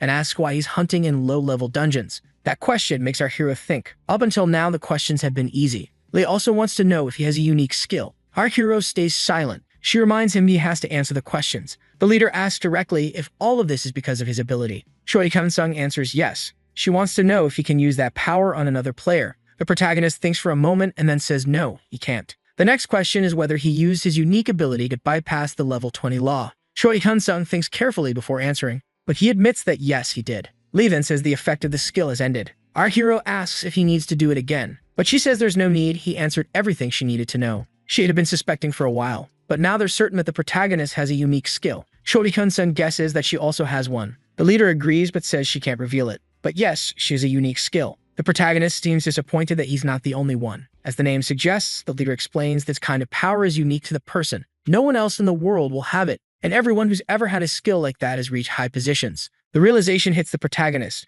The one in front of him is one of those people. Lee explains that there's a limit to how much information is shared with regular people. Just because someone is high level doesn't mean they get information about others. There are laws that protect players so they can keep their unique skills secret. The protagonist asks if he has permission to know all this, and of course he does. In fact, it was technically wrong for her to reveal that she has a special ability, but since they'll be working together, it's fine. Only the protagonist says he never agreed to join the association. Unfortunately for him, in the moment he revealed he had a unique skill, he was out of options. Our hero is speechless. Lee says he doesn't have to worry because it's not the association recruiting him, it's her parents. The leader places a document on the table. It's the player contract. Apparently, he can only do this on a national level. There are almost no conditions in the contract, and in case of injury on the job, the compensation is more than generous, aside from the fact that he has full authority to do whatever he wants with his magic stones and items. Lee takes the opportunity to hand him the pen. Then she points out where he should sign. Honestly, the protagonist is being given everything he needs, but there's one condition that's really bothering him. It's a lifetime contract, and our hero even thinks it feels like slavery.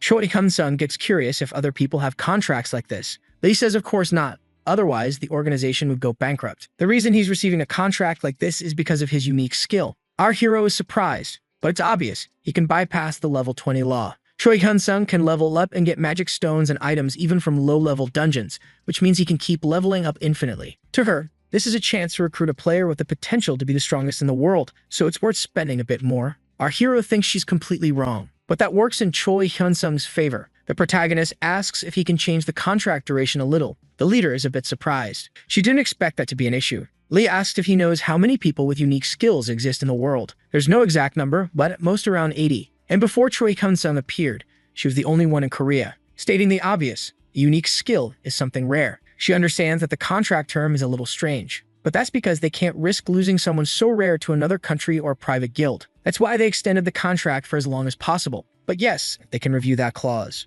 Choi Hun-sung wants to change the contract to a maximum of 1 year. She says that's impossible. However, in exchange, he'll also have to reduce the bonus to 10 billion instead of 100. But the answer remains the same. He proposes 2 years. Lee says she'll keep the bonus to maintain the contract duration. There's a moment of silence. Again, the protagonist tries to keep the contract to 2 years with a 20 billion bonus. But being who he is, if there are no issues with the association, they'll consider renewing the contract. But if she refuses, then no contract will be signed. She asks if he's planning to go to another country. Choi Hun-sung says the protagonist wants to get to know the association before committing. Lee says there are more benefits than downsides, but our hero wants to decide that for himself. She's offering him a lot of money, but the protagonist doesn't want to become anyone's slave because of it. What he needs now is someone to protect him. Of course, if it's a peaceful place, he'll stay, but not before seeing the house first. Our hero says that if he likes the association in 2 years, he'll definitely sign that contract. Choi Hun-sung sees those 2 years as an internship. No one has anything to lose. Lee realizes this is going to be complicated, and she can't decide this alone. The leader wants to speak with her superior first, so she asks for a few minutes. A bit more satisfied, he agrees. Time passes, and Choi Hun-sung waits, fiddling with his phone. Lee returns and says she accepts the proposal, but there's a condition. Our hero is curious to know what it is. She says that if another association or guild makes him an offer, the protagonist has to report it immediately. Also, if the offer is equal, Choi Hun-sung will have to sign the contract again with them. Without any problem, our hero agrees. She presents the new document. Lee hopes both of them do well during this period. They shake hands, wishing each other the best, even if it's only for a short time. Now that he's signed the contract, Lee suggests getting some new equipment, since all of his is rented. Choi Hun-sung says his sword and cloak are rare rank, so Lee says just replacing the rest will be enough. The next morning, they're at the equipment storage. The weapons on the wall catch the eye. They really have everything here. The protagonist is curious if everyone has access to these items. Lee says not everyone. It depends on the player's position. Item rank access is restricted. But of course, that doesn't apply to our hero, and he's quite happy to hear that. First, he sees a sweet armor, light and durable, that gives +5 dexterity. Choi Hun-sung doesn't think it's as good as he expected, so he better choose carefully. Lee says she'll explain how the association works while they wait for the gear to be adjusted to his body. Now the fun part begins. Lee is also going to say which department the protagonist will belong to. Our hero is curious. It'll be the surveillance team, but the leader explains that their job is to go into dungeons when there's an accident involving monsters or players, and they help resolve those problems. But since the support teams are understaffed, they'll be helping them out too. Our hero wonders if he'll be useful. Since being alone, it might be too much work for him. She explains he'll be sent to dungeons that match his level to make things easier. Lee also reminds him that she's his superior, so if anything comes up, he just needs to call her. Choi Hyun-sung then asks if he can mention some issues he had before joining. She gladly agrees to listen. To start, the data on the magic stones he collected and sold was handed over to the Siwa Guild. Those guys even had access to his location while he was hunting. Lee says she'll handle those incidents while dealing with the current case, with plans to give that guild the proper punishment. But our hero realizes she doesn't seem surprised by what he said. She says this has been happening for a while, and if it were up to her, Siwa wouldn't exist anymore. Now changing the subject, Lee says they'll also provide housing. Choi Hyun-sung says that's not a problem, since he doesn't usually hunt in the same place for too long. But his leader says that actually is a bit of an issue. Maybe because of the emergency support work. She says they need to properly organize their personnel. Lee wants Choi Hyun-sung to at least notify her every time he goes to a dungeon. That way she can assign him work nearby. Then she hands him a company card to cover all his expenses. Choi Hyun-sung guesses that's not normal either. Lee says if other people find out about it, they'll protest, saying he's getting special treatment. Officially, he'll be treated as someone who is constantly being relocated. Our hero sincerely thanks her, but his leader says she has to do her best to make sure he renews his contract in 2 years. And her sweet tone hits him right in the heart. Later, back at the building, the jacket fits our hero perfectly. Lee gives him a card showing that he's now an official member of the organization. He has the authority to conduct surveillance and the skills to fulfill his duties. That should take care of a few complications from now on. Our hero asks if he can leave now. Lee says yes, she just mentions that during time off, he might be called in for emergency support, but that's pretty rare. Choi Hyun-sung's last question is when he gets his signing bonus. She says it's already in his account. Lee guesses he needed some quick cash. The protagonist says he wanted to buy some skill books. His leader says the association has a stock and she's willing to take him there now. Now our hero can't stop thinking about how important it is to get stronger, so he plans to invest his entire bonus in skills. Choi Hyun-sung says he doesn't have as much as he expected. Lee says that's because those books are really hard to find. The supply is very low compared to the demand, so they sell out fast. Not to mention that the auction market is much bigger than the associations. Choi Hyun-sung finds the tax system fascinating. Lee asks if he's sure about buying so many. What if they're not effective? But the protagonist says that for him, any of them could be useful one day. His immortality passive just leveled up to unique rare rank. Lee announces her work is done for now. This vehicle is insured and the protagonist can treat it as his own car. Choi Hyun-sung then says goodbye to his boss. In the president's office, the man can only think that 2 years is far too short. Lee asks if the man regrets not getting the lifetime contract. The president admits he does. He wanted the protagonist for as long as possible. But Lee reminds him that he wanted to save money. A bit offended, the president says he would never exploit someone just because of a lifetime clause, and he even improved the contract. But Lee says he did exploit her at the beginning. She points out he wouldn't have improved the conditions if she hadn't spoken up, and in her opinion, Choi Hyun-sung was right to set a time limit. The president says the circumstances were different back then. They learned about unique skills from her. But that's exactly why Lee says she should be treated better. But the president refutes her, saying that she is treated well. They'd only accepted those terms because of her. If it had been up to him, they would have forced the boy to sign the contract by offering $100 billion. Lee says that on the other hand, if that had happened, the information would have leaked beyond the country's borders. The president says she's the one who threatened him, saying she leaked the details to foreign player associations. But the team leader says she only said the odds would increase, nothing more, though obviously, the man doesn't buy that. She says he knows her so well, he probably knows what she's thinking right now. The president says he doesn't know, so the girl says she wants a 2-year contract too. Of course, that's impossible. Frankly, the president would have done anything to get Choi Hyun-sung to sign the lifetime deal if she hadn't interfered. Lee calls him a villain to his face. The president defends himself, saying he's just protecting the nation, and there's nothing wrong with wanting someone to be in the association forever. But the leader says that from an individual's point of view, no one would want that. He even wonders what sin he committed in a past life to be stuck with her. Lee then asks to cancel her own contract. Obviously, the answer is no. She then walks out of the room. Confused, the president asks where she's going, and the woman replies that she's going to work. Choi Hyun-sung transfers $1 billion to his mother. That way, he hopes to cover his father's and the household's expenses for about 10 years. The protagonist didn't want to look like an idiot, so he only bought 1 skill book of each regeneration type. His goal is to evolve his immortality. Our hero heads to a place to check the online store. There, he sees a skill book that increases passive recovery. That one is also rare rank like the immortality one. Even if it doesn't get absorbed, there's no issue in buying it. Lee explained that passives are always tied to active skills, and while active ones can be bad and left unused, our hero plans to buy only things that are rare rank or higher. Choi Hyun-sung says he used almost the ideal amount. Now it's time for him to spend some points. The protagonist managed to sell a lot today. His video games and laptops are quite popular. He also sold some perfume, makeup, and a few watches. But he already suspected one thing. The best-selling item is the battery. Our hero goes to a second-hand electronics store. When he enters, all the staff bow to him. Choi Kun-sung immediately asks about the camping batteries. The employees say they charged them all. Our hero is grateful, but he has a small question. He wants to know if next time they can sell the same amount of batteries fully charged again. The vendor assures him they can. On top of that, he earned a discount from point accumulation. Choi Kun-sung thanks them before leaving. Now at night, the protagonist takes another look at the shop. He remembers the last fight he was in, so he decides to go all in.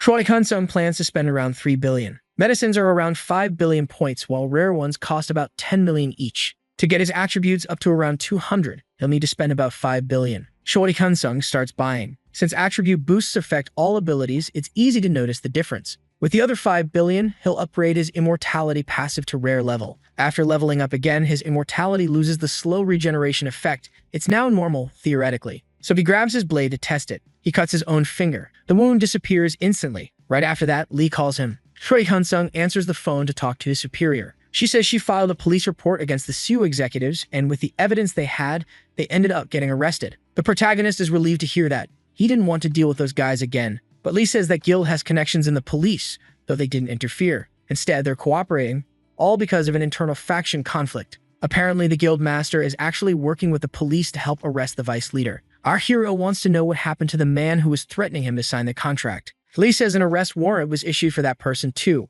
and the guild leader who attacked him came clean, exposing everything he had been doing, including the people who helped him in the guild. The vice president is one of them. Lee asked him to turn on the TV. Choi Kun-sung asks for just a minute. On the news, they're talking about the guild case. It's being treated as a scandal, the revelation that Soo-eun hired people to kill, and that the vice leader has already been removed from his position. In addition, they've been helping fugitives. Choi Kun-sung confirms he was watching the news. It's clear the vice leader won't get off easy this time. Everyone who supported him is now turning their backs. The protagonist thanks her for the support, but Lee says she actually wishes she had dealt with it sooner. Choi Kun-sung says he'll treat her to dinner as compensation, but she replies that empty words carry no weight. But he wasn't joking, so his leader tells him to set it up and let her know. After that, they say goodbye. The protagonist hangs up the phone. For a while, he zones out a little. Then the boy remembers he needs to go buy his skill books. Our hero wonders when something will finally change. This is his last book. After offering almost every recovery-type skill to strengthen the rank of his ability, he hopes something will shift.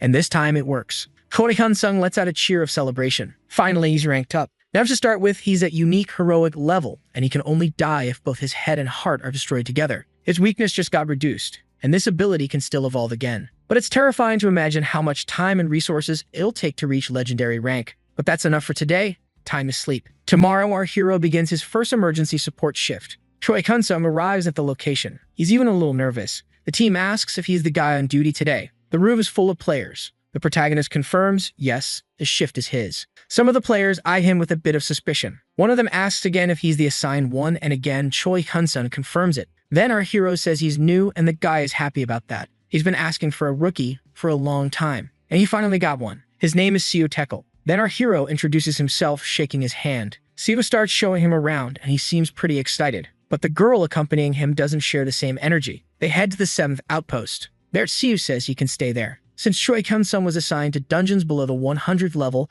he'll be going with Soo-eun. This girl is 25 and she's nearly the same level as the protagonist, who's approaching level 100. Our hero hopes the two of them get along well, but she, a little reluctantly, just agrees. Seo scolds the girl for being so rude. The girl says he's younger than her, so she's just being informal. Then Soo-eun asks the protagonist if he was upset. Choi Kun-sung already figured out she likes Seo a lot. It's Seo who apologizes, but Soo-eun doesn't even ask what's going on. Like a gentleman, the protagonist says he wasn't offended. But Choi Kun-sung mentions that he's not younger than her. He's 27, he says, surprising Seo. The guy says he looks way younger. Soo-eun feels a little awkward and apologizes. Choi Kun-sung says it's fine, but the girl leaves immediately. Then Seo, wrapping up the explanation, says that when a support call comes in, the protagonist will go with her. He says he wanted to pair Choi Kun-sung with someone else, but she's the only one who goes to dungeons below level 100. The protagonist says that's not a problem. Actually, what matters is that his attributes now match those of a level 200, so he'd be fine even alone. This is Choi Kun-sung's corner. That means he can do whatever he wants here, as long as he's always ready to leave for his shift.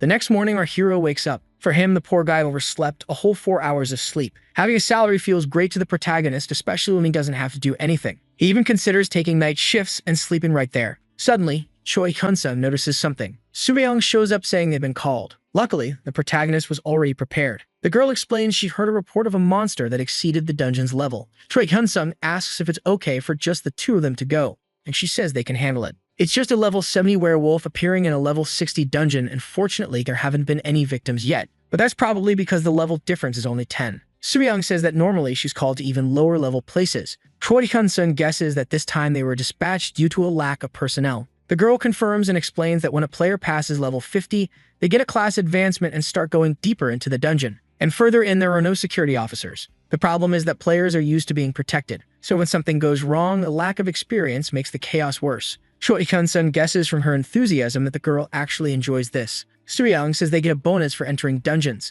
and since they're on standby, some extra money doesn't hurt. Choi Kun-sun notes that he thinks this monster won't be easy. His partner tells him not to be scared. She then begins to focus and her body starts to change. The girl transforms right before his eyes. The protagonist says she turned into a cat, but she corrects him, saying she's a snow leopard, which, by the way, is part of the cat family. But our hero decides to apologize before she gets even more annoyed. In her new form, she uses her sense of smell to track the creature. Soo-young says that if our hero isn't quick, she'll leave him behind. Right after, she takes off, quickly gaining distance. Choi Kun-sun thinks she's very fast. Quickly, the girl finds the werewolf. The protagonist says her nose is like a hunting dog's, but his partner says she's way better than any dog. As they approach, the wolf howls, ready to fight. Soo-young leaps and crushes the monster with one blow. Choi Kun-sun finds it a bit frightening. The protagonist compliments her flexible armor, and the girl says it was really expensive, so it better be good. Now they can head back. On the way back, Soo-young notices something. First, she hears a sound. Then she smells another werewolf. She says that before the last one was defeated, it must have called its pack, because a group of monsters heading their way. A considerable number of werewolves is approaching. Choi Kun-sun asks if this happens often,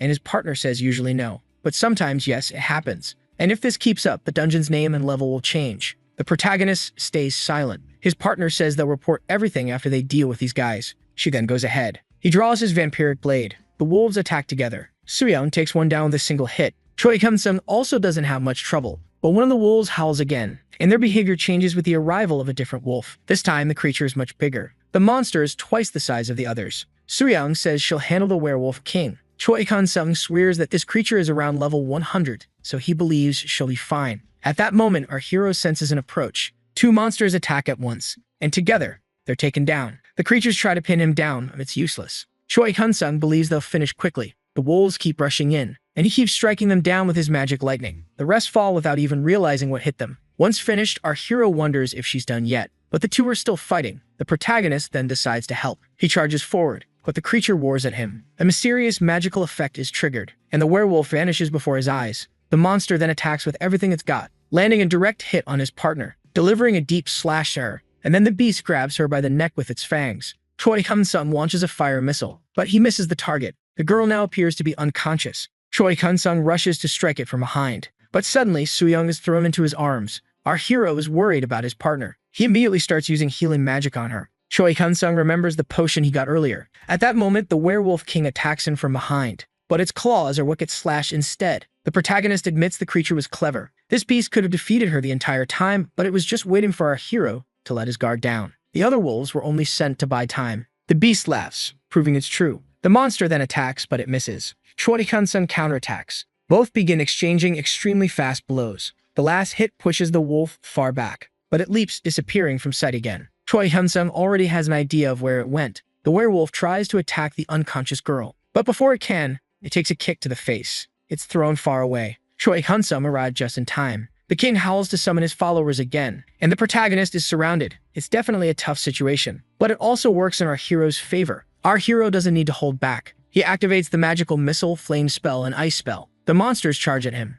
Meanwhile, Choi Kun-sun also summons a spear and a fireball. All that energy concentrates at one point. Choi Kun-sun waves goodbye to them. A blast of energy sends everyone flying. A rain of magical energy falls from the sky. The monsters are pierced through by it. The creatures are struck from every direction. The effect finally fades, and judging by the results, our hero decides he won't need to burn all his points at once. Choi Kun-sun refocuses his energy into his blade. He unleashes another rain of magic on his enemies. The werewolf king tries to flee for his life. Our hero admits the creature is good at dodging. Let's see if it can handle a unique skill. A wall of ice forms in front of the creature. The monster starts to realize the tough spot it's in. This time, to Choi Kun-sun, it seemed pretty slow. His magic festival returns, ready to rain down on the enemy. The werewolf king is cornered. Spells fly toward it. The monster has no options left. A rain of attacks comes to reap its life. The creature is obliterated from the face of the earth. Choi Kun-sun opens his portal, and he collects everything the werewolf king dropped. The most curious thing is that he finds a heart as an item. Our hero decides to check what it does. According to the description, it allows him to transform into a werewolf for 60 minutes and boosts all attributes by 30%, but afterward, they permanently drop by 10%. Choi Hyun-sung is a bit surprised by what this heart can do, but he thinks the penalty is too steep. Still, before anything else, he needs to get out of there. Choi Hyun-sung is sitting beside Soo-young when the team arrives. Seo asks about her condition. He says the external wounds are healed, but just to be safe, she should go to a hospital. Seo thanks our hero, saying if it weren't for Choi Hyun-sung, things would have turned out much worse. The protagonist says he was just doing his job. Now that it's done, he's heading out. After everything, Soo-young personally thanks Choi Hyun-sung, but he definitely wasn't expecting to see her. A little awkwardly, he says he was just doing his job. But what catches his attention is that the people are the same as yesterday. Seo says that after they handled the situation, everyone decided to return to base and rest. And apparently, our hero did the same. Choi Hyun-sung says he prefers resting at the base because that way, sleep gets paid. Seo says that when he first saw our hero, he thought he was just some spoiled rich kid because of the rare equipment that cost a fortune. The protagonist says that before awakening, he was a construction laborer. He was going through a rough time. Our hero explains he had to work hard because of his father's health. His whole family went through a lot just to get by. Seo comes clean and says he received an unofficial order to look after the protagonist, and that's why he assumed Choi Hyun-sung was some pampered rich guy. The protagonist finds it funny that he was mistaken for someone born into privilege. Out of nowhere, Choi Hyun-sung says it's probably Lee who's looking out for him, catching his colleague off guard. He explains that she was the one who recruited him into the association. That confirms to Seo that there are high expectations for the protagonist, since it was the captain herself who recruited him. As night falls, our hero decides to restock before going to bed. Soo-young takes the opportunity to call out to him. This time she apologizes, but the protagonist doesn't even know why. She explains that her assumptions led her to treat her colleague rudely without reason, so she's apologizing. Choi Hyun-sung asks what she was thinking. Soo-young says she had the wrong idea because of someone she had worked with in the past. The protagonist becomes curious to know more. It was all because of a superior's child in the association, and it hurt many people without reason. But the person responsible for it came out unscathed, while the other members took the blame for the incident. After that, she thought she needed to take firmer actions. Choi Hyun-sung says he's fine now. He wasn't that bothered. Once again, she thanks him, and our hero now thinks this girl is very kind. Choi Hyun-sung remembers something. He says he has a question, but if she doesn't want to answer, it's fine. But the girl quickly says she'll say what she can. Soo-young tells him he can ask. That's the kind of person she is. Choi Hyun-sung thinks she's an innocent girl. He says it might be a bit hard for her to hear, because it has to do with her ability. Soo-young says she figured it would be about that. She spends the next few minutes explaining it to him. According to her, the ability is called Beast Transformation. When it's activated, it boosts strength, dexterity, and vitality. That makes her both a tank and a warrior, but the weakness is low resistance to magic. Still, she didn't need to tell these things to Choi Hyun-sung. A week later, things are going smoothly. He hasn't had any more incidents. The first day was pretty hectic, but things settled down afterward. In fact, things are kind of boring now. His popularity dropped a bit in sales, but batteries and electronics are still doing well.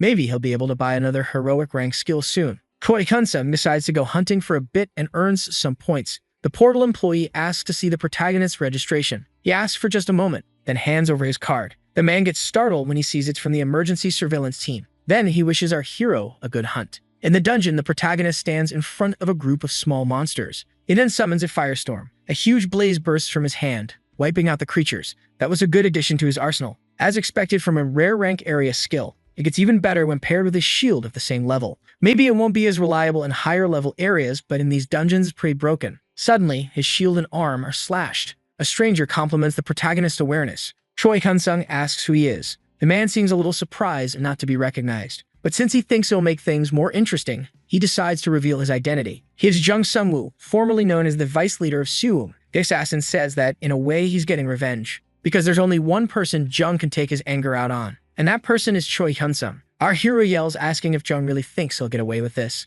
But the former vice leader explains that shouting won't help. He activated an item that blocks sight and sound in the area. On top of that, he's purposely wearing bad armor to avoid suspicion. This way, anyone would think he's just a newbie who hasn't even reached level 50. Jung forged an identity, but he doesn't care. His plan is to leave the country by the end of the day, and he's going to use a fake passport for that. Jung says he even considered attacking the protagonist's family. He knows what it feels like to lose everything, but they were being guarded. Choi Hyun-sung gets very angry hearing that. Jung says he could have taken out the guards too, but then escaping from Korea would have been harder. So he came straight for Choi Hyun-sung. In a dungeon, if the body disappears, it'll take a while for anyone to notice. In the meantime, Jung notices something. He realizes the protagonist's recovery speed is really fast. Jung says he had already noticed that he was just stalling for time. but he doesn't believe he can lose this fight. Choi Kun-sung then realizes he might die. Both clash their blades mid-air. The protagonist is thrown backward. Jung admits he didn't expect to be blocked. He was planning to cut off one of our hero's arms so he wouldn't regenerate anymore. Choi Kun-sung opens his portal, grabbing the werewolf's heart. Jung recognizes it as a transformation item, but he scoffs at it. Choi Kun-sung transforms quickly, and the former vice leader acknowledges that his stats increase a lot. But then the wolf turns and runs in the opposite direction. Then he jumps onto the wall and prepares a fire spell, exploding where Jung was standing. The smoke keeps him from seeing what happened, but his pursuer appears behind him. Jung asks our hero if he really thought he could escape. The former vice leader grabs him from behind, but before he can stab him, Choi Kun-sung manages to push him away. Once again, the protagonist conjures another fireball and threatens him with it. With a simple movement, Jung dodges the spell, but Choi Kun-sung takes the opportunity to jump on him. Jung blocks the attack with his blade, and even looks like he's enjoying himself. Choi Kun-sung starts to believe it might be possible. Jung swiftly moves to the side and lands a flurry of sword strikes on the wolf's back, but he turns quickly to crush him, only to find no one there. Jung admits that the protagonist is truly impressive, but then he asks Choi Kun-sung if he knows his nickname. His sword becomes charged with electricity. Jung says he used to be called the Lightning Blade. The ex-vice lifts his hand and hurls a bolt of lightning at the protagonist, paralyzing him with a shock. Then he takes the chance to fulfill his promise. Jung says if Choi Kun-sung had obtained him from the start, he would have used him well. For that, even 100 billion or trillions wouldn't have been a waste. The wolf recovers and turns to attack, but he takes another hit and collapses. His heels are slashed. Jung takes a shot and asks how our hero managed to break the 20-level rule, or at least how he got so strong so quickly. Choi Kun-sung yells at him to shut up, but Jung promises to spare his life if he tells him. Of course, the protagonist doesn't believe it, so the ex-vice leader makes another promise to give him a painless death that he might believe. Then Jung starts cutting Choi Kun-sung again. Apparently, regeneration isn't doing well under these conditions. In fact, it's pretty bad for him. He might stay like this forever, especially against a rookie like this one. Choi Kun-sung is in extreme pain. He even starts to consider confessing and begs for it to end. Jung continues slashing without stopping. Suddenly, he understands this guy wasn't just being vengeful. Choi Kun-sung then screams to just end his life already because he's not going to say anything. Jung agrees. It looks like he won't get anything out of him. Since he'll need time to be free from the body, he decides the following: to give him a quick end, just like he asked. Jung then delivers the final blow. Now he needs to be free of the other parts too. Then something goes wrong. A hand just pierced through him. He doesn't understand a thing. Jung falls lifeless. Choi Kun-sung is dragged until he finds his missing part and puts it back in place. Apparently, Jung is still breathing, but only to be shocked by what he's seeing. His final vision is of Choi Kun-sung still alive. Then the barrier collapsed along with Jung, and our hero returned to normal. Choi Kun-sung never imagined being moved around without a head. Now he wonders what to do with Jung. He thinks it's best if no one knows what happened, not even the player association. Choi Kun-sung believes that if it becomes public, others will question his skill level. The protagonist activates a fireball. There's no reason to reveal his secret, right? Choi Kun-sung burns the body of the former vice leader of Siwon. Suddenly,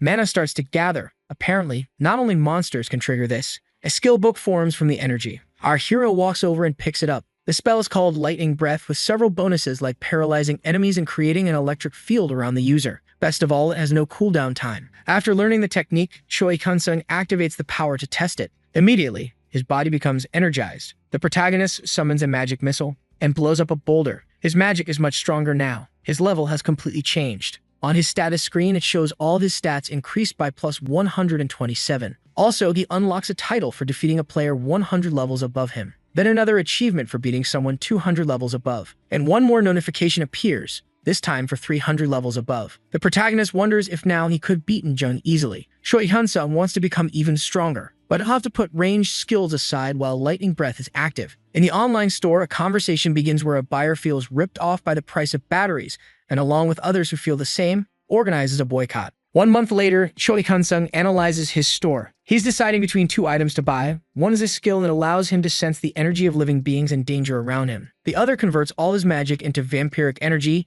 draining life from enemies. The protagonist can only afford one. Unfortunately, together they cost over 60 billion. Choi Kun-sung decides to think it over a bit more and buy another day. Our hero lies down and picks up the TV remote. He plans to enjoy his day off. Apparently, he's watching a new show about players. Choi Kun-sung is quite entertained watching TV in peace. This series was made for the 20th anniversary of the Cactus War. The protagonist remembers that time. On that day, everyone was on high alert, afraid of another incident. But just like the 10th anniversary, nothing happened. Though some reporters spread fake news about the number of dungeons decreasing, which caused an online argument. In the drama, the woman confesses her love to the guild master, But Choi Hyun-sun goes back to thinking about which power he should buy. Then he feels a strong tremor. Our hero is confused by what just happened. Soon after, a scream is heard. A portal is opened in the city and monsters are attacking people. Orcs are taking over the streets. People run in terror. Choi Hyun-sun jumps out of his bedroom window to save them. A girl is about to be caught, but the protagonist saves her just in time. Choi Hyun-sun starts burning and slashing, attacking every creature he sees ahead of him. The citizens are terrified. From the portal, more orcs appear. Without wasting time, Choi Hyun-sun casts a flaming tornado, destroying that group of monsters. But it's not over yet. The monsters are way too close to the civilians. More and more monsters keep showing up, and the people don't stop getting attacked. Suddenly, a player appears. A group arrives to help those in danger. This player says he'll leave this portal to Choi Hyun-sun. Our hero thanks him. An emergency siren announces that martial law has been declared. Amidst the chaos, a child cries alone. The military also arrives to help. At that moment, the head of the association declares a law. He will mobilize all the players in the country. The images of destruction are catastrophic. In the middle of it all, Choi Hyun-sun gets a call from Lee Shui. She wants to know where he is. The protagonist says he's dealing with an orc portal that opened on the street. His leader then asks for a report, and he says the monsters so far are weak and other players are helping handle the situation. She then names him acting commander. Once the situation stabilizes, the order is to bring the players directly to Namyang Station, because another portal opened there and few people are handling it. Additionally, Lee says that our hero's family is safe. Apparently, they went to a bomb shelter along with other families. Choi Hyun-sun thanks her for caring. Now she wants him to give it everything he's got in the fight, and that's exactly what he'll do. Shortly after, Choi Hyun-sun says he doesn't have time to overthink it. The skill they'll choose is Vampire Mastery, which costs nearly 30 billion. So he'll end this problem quickly and head to the station. The protagonist summons a wall of fire. In seconds, the orcs are incinerated. Choi Hyun-sun pulls out a microphone from his portal. Our hero announces that he's from the association too. He's trying to talk to the other players, but the chaos is overwhelming. Apparently, it's going to be very difficult. Once they regroup, Choi Hyun-sun says he'll leave some players here to guard the portal, and the rest will go with him to the station. Quickly, the train station situation is resolved, and the protagonist just repeats the same order. One player has a question. He wants to know how many portals have appeared. The number is uncertain, but there are reports of them opening all across the country. The fear this information causes is clear on their faces, and that worries our hero. Near Namyang Station, new creatures appear, attacking civilians. People are once again being attacked by monsters. One of the creatures standing guard didn't even see the hit coming. It's thrown far away. Before the monster can wake up, it's finished off with an axe strike. But this player knows he's in a tough spot. More and more monsters come out of the portal. Two other players are worried about the reinforcements arriving. That's when a giant blaze comes their way, wiping out all the monsters. The wall of flames is enormous. The hero asks the girls if they're okay, since reinforcements have arrived. Because of that, the other players celebrate that they are no longer alone. One of his men considers that region complicated. Since there aren't many dungeons, there are only a few players in the city. Choi Hyun-sun tells him to forget that and focus on helping people. Suddenly, a terrifying roar. A new creature emerges from the portal, and this time, the protagonist becomes worried. Judging by its size, the monster is much stronger than the others. Choi Hyun-sun needs to finish this fight quickly. The protagonist hurls a fire spear at it. Then he jumps onto the monster, and both miss their strike. But our hero doesn't find the creature that strong after all. Then with a single blow, he finishes the fight. But more roars come from the portal. That monster wasn't a boss, it was just an evolved creature, and now several of them are emerging. Choi Hyun-sun summons a flaming tornado. But this time it doesn't work. The creature's fire resistance is too high. The protagonist calls for his shield. Then he charges forward. He immediately starts beating them down, slashing the creatures the old-fashioned way. For a moment, Choi Hyun-sun is distracted by a spear that wasn't really there, and one of the monsters grabs his arm, then his legs, leaving him trapped. The spear comes straight toward his face, causing an explosion. Choi Hyun-sun is alive but under the effect of ice. The creature in front of him is massive, far stronger than the rest. The protagonist assumes this must be the Lizardman King, so he drops his shield, keeping only his sword. The monster conjures several ice spears.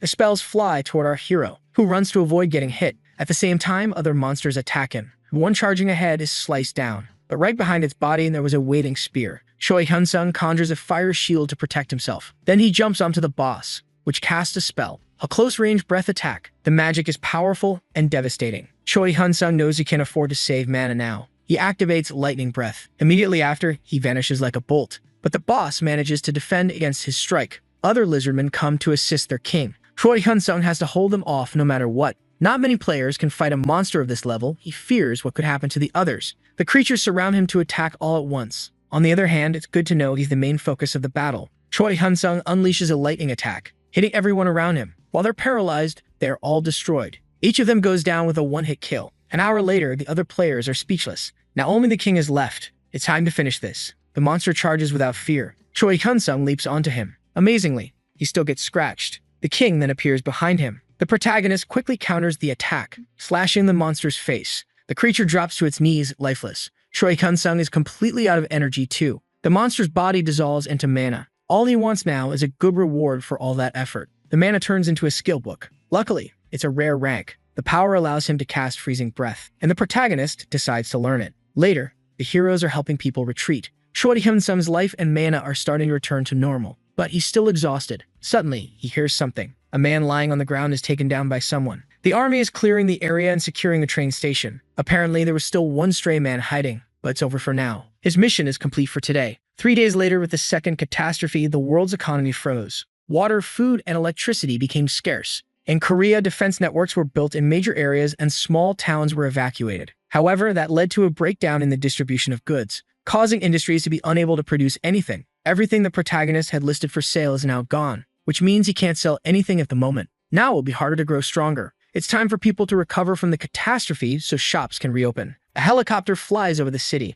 The pilot reports that they've arrived. They've decided to surround the outermost regions and gradually shrink the perimeter. Other players are preparing to descend. Choi Kun-sung asks if they're familiar with their designated areas, and the team confirms they are. Each group will have a leader in command, and the first to go in is Choi Kun-sung. Some giant creatures come out of the portal. The protagonist is in free fall, and he descends with a wall of fire. The creatures that just arrived are instantly fried. The rest meet their end by our hero's blade. It's a one-hit kill for each of them. At the same time, other heroes join the battle. For now, everything's under control. Another monster runs out of the portal, excited to destroy, but our hero doesn't even give it a chance. However, other monsters are crossing through his fire barrier. Something strange is happening, but the trolls are heading in another direction. Apparently, they're fleeing. But Choi Kun-sung can't let that happen. He activates Lightning Breath. Then comes the Flaming Spear. Things just got even easier for the protagonist. Choi Kun-sung moves like a bolt of lightning. He then blasts the troll's face. Our hero grabs another fire spear, then hurls it at another fleeing monster. That was the 15th troll. Apparently, the last one too.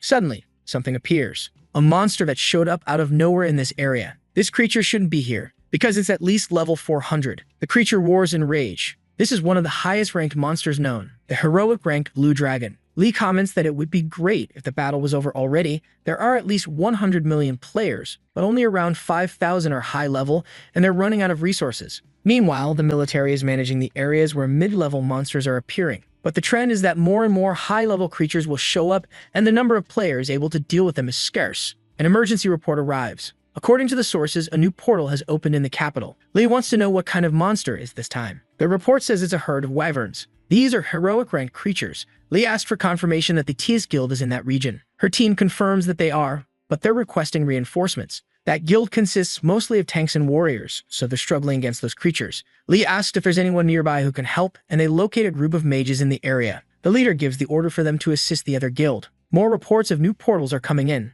RBS are attacking in another region, and where there were orcs, now ogres are emerging too. Another report arrives about a blue dragon in Osensai. Lee remembers that Choi Kun-sung is in that region. The staff confirms it, and he's the one requesting reinforcements. Lee then orders that all players in that area be evacuated. The staff rushes to report this. Choi Kun-sung asks if help is on the way, and he receives an order to retreat. As he's making his escape, a chunk of building flies off and is torn from its place. The order is repeated. Everyone must evacuate the area. But Choi Kun-sung feels it's wrong to leave all this behind. Then the building collapses on top of him. The massive dragon just watches, curious. Our hero managed to dodge in time, but he's already hit again by the creature. The giant hand crashes into the ground. Luckily, the protagonist hides inside a house. Choi Kun-sung finds it odd that he's the only one being chased. When the protagonist looks, he's shocked. The dragon is face to face with him. Then the creature comes in to bring everything down. Half the building is thrown into the air, tossed like a toy. The massive creature seems to be just playing. Choi Kun-sung tries to counterattack with a flaming tornado. Not giving up, he tries again, throwing an explosion at the monster's face.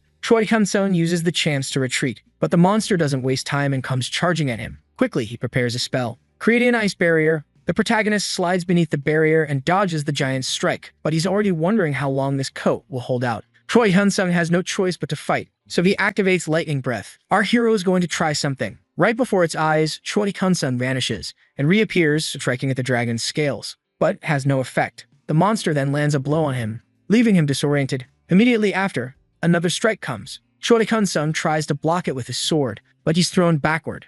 This monster's scales are extremely tough, but it must have a weak spot. The protagonist charges forward as fast as he can, this time the target in mind. He tries to slash the monster's stomach. Again, it doesn't work. Right after, he's nearly crushed. The dragon doesn't even have a scratch. The creature roars in fury. Once again, the dragon tries to hit him, but our hero is faster. Something strange happens to the protagonist. His electricity is being drained by the dragon. All of his energy is being siphoned away. It's as if Choi Hyun-sung is taking damage, to the point that he falls from the sky. The protagonist is on the ground, injured. When he looks up, the dragon is about to devour him. Suddenly, everything goes dark. Our hero is inside the monster's stomach. He is semi-conscious, thinking that it can't end like this. His family depends on him. Choi Hyun-sung is clinging to his broken sword. This time, our hero has hit rock bottom. He stabs the sword into the creature's flesh. Our hero realizes something is happening. His blade is being fueled, and he's slowly recovering. The immortality book has evolved to heroic rank. The protagonist knows he's never been in worse shape, but he can't stay like this. He starts eating the dragon's raw flesh.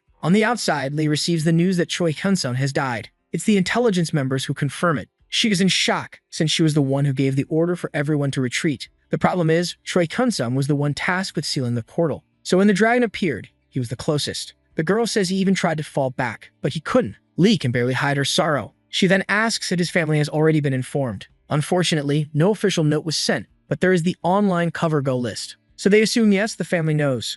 Inside the stomach, the protagonist falls from the flesh wall. He loses consciousness for a moment, but when he wakes up, he's glad to have at least regained his health. Now he's going to make use of all the blood around him. First, he makes some cuts. Then he begins to absorb energy, but the protagonist feels a tremor. The monster's stomach is moving. To keep from falling, he uses his blade to anchor himself in the flesh. Our hero is hanging by just one arm. He wonders what's happening on the outside. The great dragon is howling in pain. Not even the players understand what's going on. To them, the creature suddenly started thrashing. The monster is screaming in agony. It even smacks its tail into nearby buildings. Suddenly, a player sees a building falling on top of her. Her partner tries to help at the last second. All that's visible is the impact. Choi Hyun-sung has found what he needed. He found the main artery. The protagonist leaps and activates the flaming blade. With that, he manages to cut the artery. From inside the creature, its scream can be heard. The protagonist clings to the edge of the artery. Now he starts recovering even faster. Choi Hyun-sung takes advantage and unleashes multiple attacks. This time, he moves on his own 2 feet until he reaches the heart.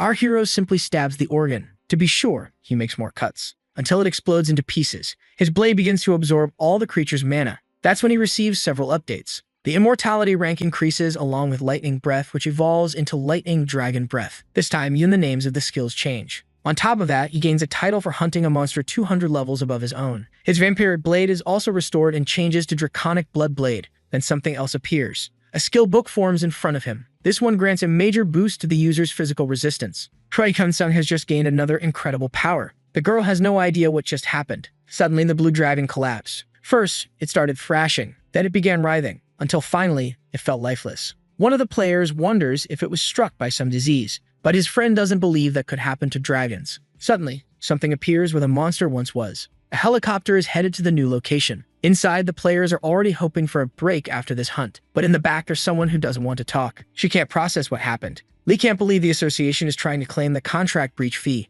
One of the men tells her to calm down. Besides the young man being dead, they're currently in a crisis. That's why they want to reduce their losses. But she can't believe they're even human. Lee begins to lose control. Her energy starts pushing everyone in that room. She's wondering if they would have done the same thing if it were her. The man begs her to stop. He gives in and says he'll drop the idea. That's why she's lost in her thoughts. An emergency message arrives. She tells the guy to speak. According to the report, the blue dragon is dead. One of the players asks if it was a group that did it. But as far as everyone knows, there's no one available who could have pulled that off. There are reports that the player who was swallowed is alive. He attacked the dragon from the inside. Lee wants that person's name. The man replies, it's Choi Hyun-sung. In that moment, she lights up with joy. Choi Hyun-sung drinks an entire bottle of water. He's relieved to be fully healed. A player offers him some clothes. At that moment, Choi Hyun-sung remembers something. He asks to borrow a phone. The protagonist wants to call his family. The one who offers help is the girl. Choi Hyun-sung then makes the call. Someone answers with a cautious tone. The protagonist tells his mother it's her son. She stays silent for a while. Then she asks if it's true. It's really him. Choi Hyun-sung says he saw his name on the list of deceased players, but that was a mistake. He was fine the whole time. He asks about his sister and father, but she starts crying during the call. Our hero tries to tell her there's no need for that. He really is okay. Choi Hyun-sung says he's eating well, staying warm. His mother then says she's so happy to hear that he's alive. She also tells him someone from the association visited her and gave compensation for what happened. The woman couldn't say anything, only that she was sorry and felt it was her fault. In the end, she's just happy it wasn't true. His mother is incredibly happy that he's alive. Choi Kun-sung doesn't know what to say. When the call ends, he tries to hide his tears. The girl then offers him a tissue. Choi Kun-sung gladly accepts it. After everything, our hero sits on the sidewalk. Now he wants to see how much his blade has changed. This time it has several new effects like a huge mana boost, but there's something special. It now has a linked item. Of course it can evolve too, as long as it drinks blood from a draconic creature. Most likely, the protagonist won't need new weapons anytime soon. Now he checks the electric dragon breath, which gives him even more lightning powers. At least Choi Kun-sung managed to evolve the skill. This time, he sees that all of his attributes increase by 30 points, and he also gets a magic bonus. Now his concern is finding out when they'll bring him real clothes. Choi Kun-sung just wants to go home. Suddenly, something is falling from the sky, and it's coming down like a missile. The protagonist recognizes it's his leader. She lands and immediately hugs him, very relieved to see he's alive. Our hero is happy to see her too, but Lee notices he's not wearing clothes. Even Choi Kun-sung gets embarrassed. He explains that his clothes melted because of the acid. Our hero finally receives a change of clothes. Lee is still a bit flustered. A player approaches her and says he witnessed a touching reunion, but then he adds he's surprised. She asks, surprised about what? The player says he didn't expect she'd be into younger guys. He didn't imagine that Kid was a secret boyfriend. Lee tells him to stop with the jokes. He says he'll follow that order. The leader explains that she canceled the mission, so she wants to know why they're there. A mage says that after witnessing that scene, she got very curious and wanted a closer look. Then the girl gives the protagonist a good look and says he's her type and wants to know if he's dating anyone. But Lee removes her hand. She tells them to stop with the jokes. Choi Kun-sung just went through a difficult time, but the girl says she's not joking. She also says she doesn't understand why the leader is angry. Lee insists that Choi Kun-sung needs to rest right now. The leader admits that everyone there is curious about how the protagonist defeated the dragon alone, but in her opinion, asking that is really rude. Then Lee tells the boy to go to the hospital. Of course he agrees. Besides, their helicopter will be used for another purpose. They'll serve as an emergency transport. Lee then jumps, taking Choi Kun-sung with her. Even though she's a little frustrated, she admits she was kind of rude too. But without a doubt, she's curious about how the protagonist managed to melt the blue dragon. The other guy assumes that this man must be special, just by the way he's treated. He decides he'll just ask her about it later. On the online forum, people are desperate to buy Choi Kun-sung's products, so much so that they blame the person who suggested the boycott in the first place. The anger is so intense that now they want to suspend the account of the one who started the boycott, since the protagonist won't read those messages because of his low profile. Sometime later, Korea suffered a lot, but they still managed to contain the catastrophe with relatively minimal damage. In a short time, they began to restore infrastructure. Then they started researching the new magic stones. Even though society was a bit unstable, things started to return to normal. Choi Kun-sung takes a good look at his battery inventory. Fortunately, that market wasn't too badly affected. As soon as the storefront reopened, recharging batteries became his top priority. Choi Kun-sung says he's going to buy all of them. The protagonist adds the batteries to the cart to sell. Then he decides to raise the prices of the items. Somehow people are still buying. Our hero can hardly believe it. Since that's the case, he decides to raise the prices even more.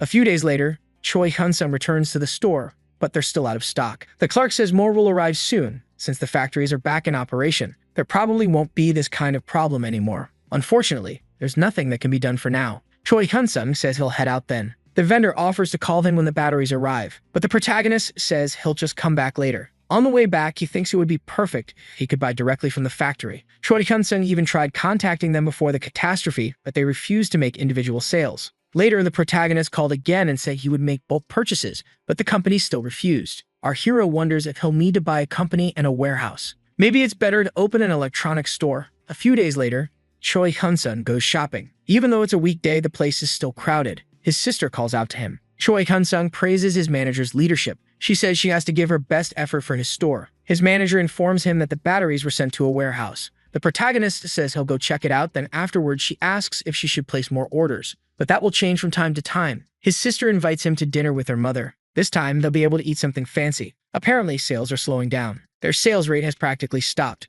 but at least the week was good. Maybe it's time to start spending points now, the protagonist thinks. He looks at what he's going to buy. Currently, he has 5 heroic type skills, but Dragon Breath is the only active one. But thinking it through, that's also the only tank-type power he has. Choi Kun-sung wonders if he should buy one more active ability, or maybe something like teleportation to always escape danger. Actually, our hero could buy both. Active skills are cheaper than passive ones. But Choi Kun-sung notices something. Teleportation powers are expensive. He remembers that personal space, his storage ability, was pretty expensive too. Also, only heroic rank 1s can move living beings. There are other restrictions too, but at least he can read about the products. The protagonist finds the best one available, which costs 40 billion points, and that's the one he buys. After that, Choi Kun-sung goes to the warehouse. The protagonist is thinking about testing the skill now. He targets a corner of the place. Before he even finishes saying teleport, the boy is already there. It worked perfectly this time, and it's actually very useful. Then he tests the long-distance version. Now he's going to buy the other ability. He looks through the elemental powers, but none catch his eye.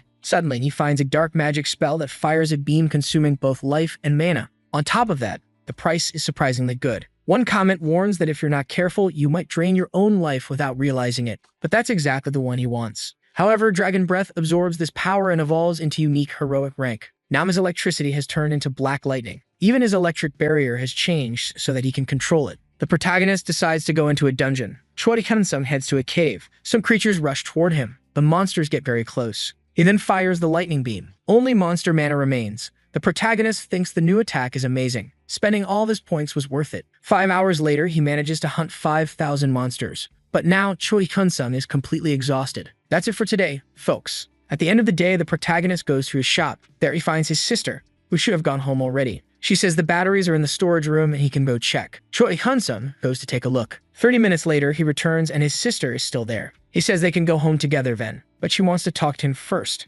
That's why she's still at the shop. She wants to talk about what happened when they thought Choi Hyun-sung had died. His sister starts by saying their mother had a breakdown when she received the notification, and even after learning he was safe, she cried for a long time. But the real problem came afterward. That's when they were fined for the rented equipment and had their contract canceled. Choi Hyun-sung is devastated when he hears that. His sister says they filed several complaints, but the response was that the law was on their side. They were asked to hold an inheritance meeting. Even the lawyer said there was nothing they could do. In the end, they had to leave the house that was in the protagonist's name. They demanded the bonus Choi Hyun-sung had received be returned. But in the end, everything got resolved. Lee Shudi fixed the whole situation, apologized on her knees, and said it was all a misunderstanding. But his sister doesn't believe it was just a misunderstanding. Choi Hyun-sung promises to investigate the story. She says it wasn't meant to be a secret, but she wanted him to know what had happened. The protagonist thanks her for her honesty. The next day, Choi Hyun-sung says he has a meeting with Captain Lee Shudi. The secretary says she's out at the moment. The protagonist says he spoke to her earlier by phone and she allowed him to wait in her office.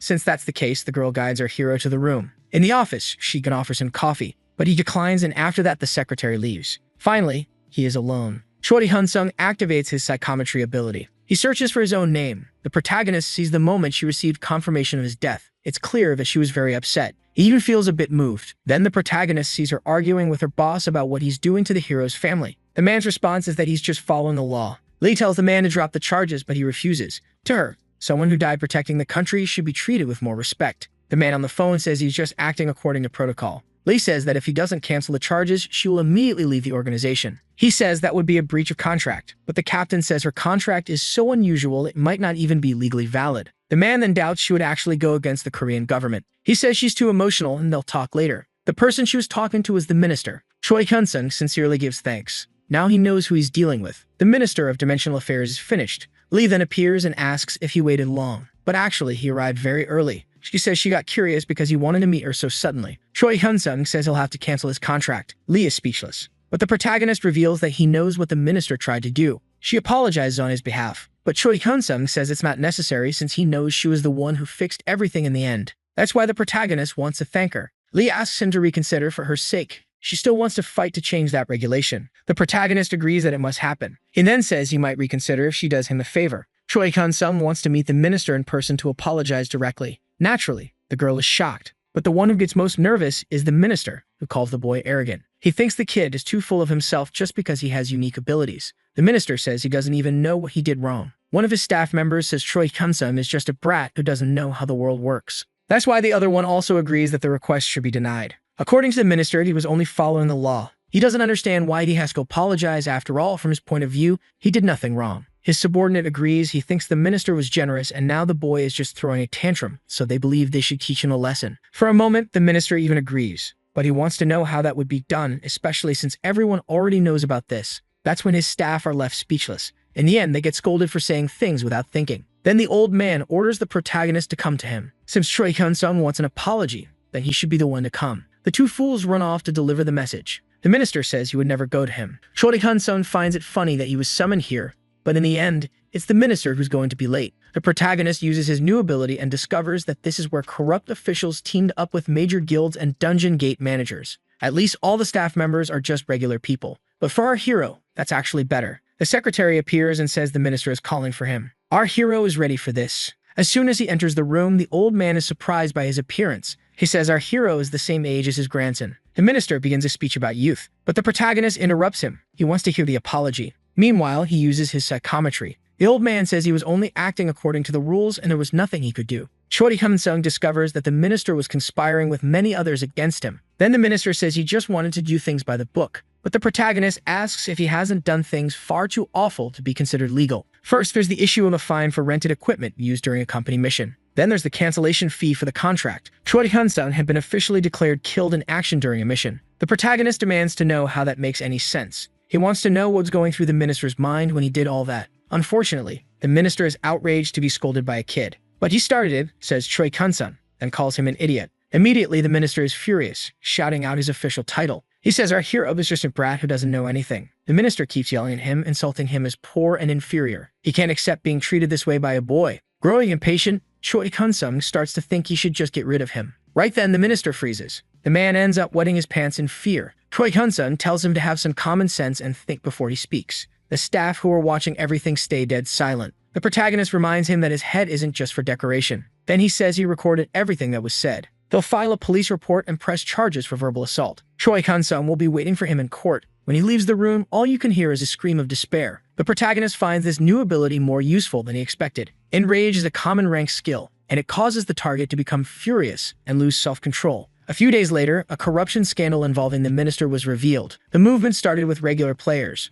but over time even guilds joined the fight. Choi Hyun-sung is relaxing at home. He's looking at his psychometry ability, which allows him to read the memory of objects. While he's thinking that he'll be using this power a lot in the future, his leader calls him. It seems he didn't expect it to be her, but he answers the phone happily. She wants to meet with him, and Choi Hyun-sung says that's fine by him. In that case, she asks for his location. Choi Hyun-sung asks for just a second. He sees the name of a restaurant near his apartment. The protagonist then recommends it to her, and Lee accepts, saying she's already on her way there. The girl will arrive in 30 minutes. She's going to be direct. Lee wants to know if the scandal with the minister was orchestrated by him. She already suspects he's the only one who could pull something like that off. The commander says government officials are quite sensitive about this issue. Lee tells him they'll be suspicious of the protagonist, so he needs to be careful. Choi Hyun-sung wants to find out what could happen. His leader says he could be arrested for trespassing and theft. The protagonist wants to know if it could be even worse because of the special laws for players. Lee says that if it comes to that, he better have public opinion on his side. Choi Hyun-sung thinks that's good advice. But since he's not a criminal,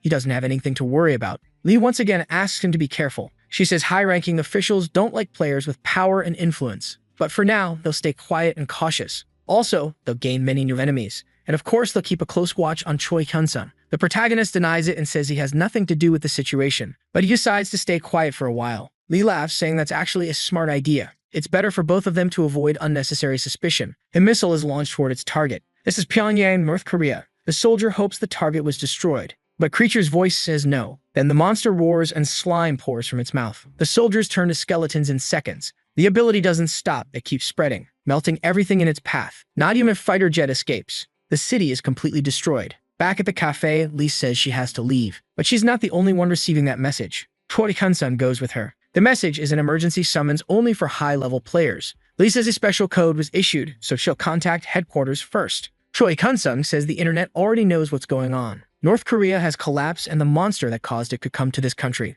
This is more serious than he imagined. The spokesperson confirms the situation is indeed grave. According to the information, the neighboring country is gone and all high-level players in North Korea failed to stop the creature called Emoji. Plus, hordes of monsters keep emerging from portals. Many refugees are arriving at the borders, and the monsters are getting closer and closer. The head of the organization takes over now. This time, he's going to explain something else. Why only high-level players were summoned. Their mission is to defend the border from the Emoji and drive back the monsters advancing alongside at the front lines, and that last part doesn't sit well with the protagonist. 10 days later in Paju, a group of orcs is attacking, but at the border, there are already some players guarding it. This swordsman slices through monsters like cheese. Then he wonders how long he'll be stuck dealing with weaklings. Even the protagonist finds it boring. A werewolf leaps at him, but it's cut in two. Other players are in the same fight, all defending the border. But Choi Hyun-sung wonders how much longer. Thanks to his sister, he's been receiving his supplies here. Still, it's uncomfortable no matter what. In China, a group of monsters is crossing a bridge. The military opens fire on them. A large red dragon begins crossing the river. Suddenly, an explosion wounds it. A group of players stops its advance. Another blast hits its chest, making the creature furious. Then a player slices it easily. The fight ends quickly. a soldier comes to speak with him. The intel is that the emoji is heading their way. The man looks pleased. The unranked creature that destroyed a North Korean city. A new update has just arrived. It still hasn't been possible to determine the monster's level, but they have discovered its rank, and it's a legendary creature. China's army is attacking with everything they've got. The idea is that whoever defeats the emoji will earn a first kill achievement. Usually, those who get that gain a huge boost in attributes. He wants to seize this opportunity. There at the border are more than 181 different ranks, over 3,000 high-level players. The emoji has finally arrived.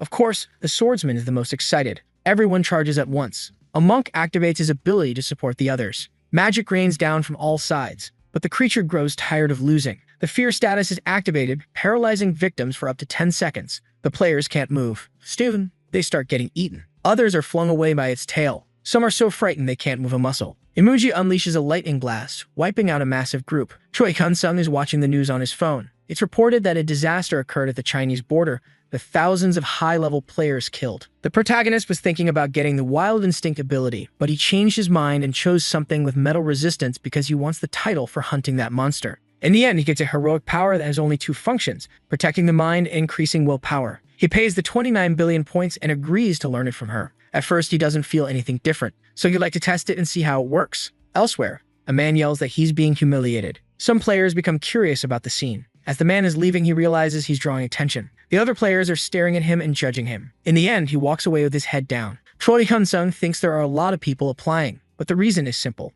Everyone wants the chance to get the first kill achievement, although some are here for other reasons. But it seems the acceptance rate isn't very high. Choi Kun-sung is called by the secretary. First, she checks his identity. Then she allows him to enter. The protagonist thinks this room looks like it came straight out of a movie interrogation scene. A voice asks if he's ready for the test. Once ready, they begin. Everything goes silent. Suddenly, a notification pops up. The message says the protagonist has been affected by a mental ability, so he'll be confused for 10 seconds, and then his passive activates. Because of it, he resists the confusion effect. The test ends and the protagonist passes. After finishing, our hero leaves. The person on the other side admits the protagonist is truly impressive. Then Lee asks for the next candidate to be called. A few days later, near the DMZ, the South Korean government decides to advance north. A fighter jet reports it's entering the airspace. Then, a ship launches a missile. It hits a blue dragon on the shoulder, bringing the creature down. So far, everything's going well. The combination of players and the military is working out. That region is filled with creatures. The monsters charge into battle, but the players handle them easily. 1 week later in Beijing, China,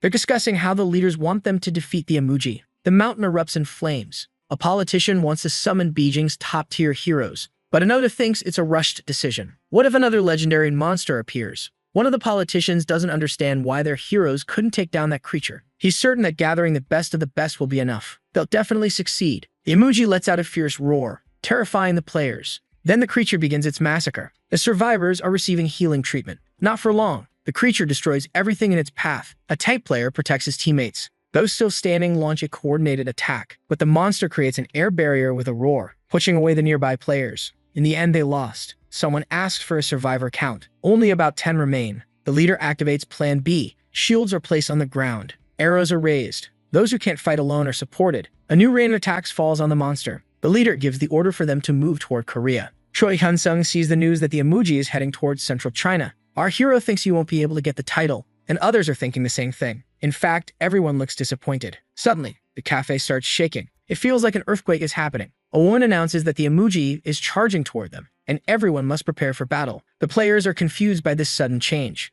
but others are thrilled. They'll get the chance to hunt the creature. No one is more excited than Choi Kun-sung. He's dying to earn that achievement. But the girl says there's nothing to be happy about. The Chinese lost the fight again. The survivors are the ones bringing the creature to Korea. That was their desperate plan. One of the players gets furious when he hears this. So even think it should be a crime. Tensions start to rise among the players. Lee intervenes and asks everyone to calm down. What matters most now is being ready for battle. Choi Kun-sung is happy to see her. One of the Chinese players is running as fast as he can. The girl spots that they're close. At the last second, the monster grabs him, swallowing the player in a single bite. The creature is enormous, bigger than they thought. Everyone grows tense when they see the monster head-on. The emoji roars at all of them, unleashing its ability. But the protagonist's new powers allow him to withstand it perfectly. The battle begins and the tanks charge forward. Warriors strike all over its body with their magical weapons. Elemental spells of all kinds rain down on its scales. Some players warn everyone to be careful because a storm is swirling around the monster. A black lightning bolt hits the emoji. Choi Kun-sung feels stronger than ever,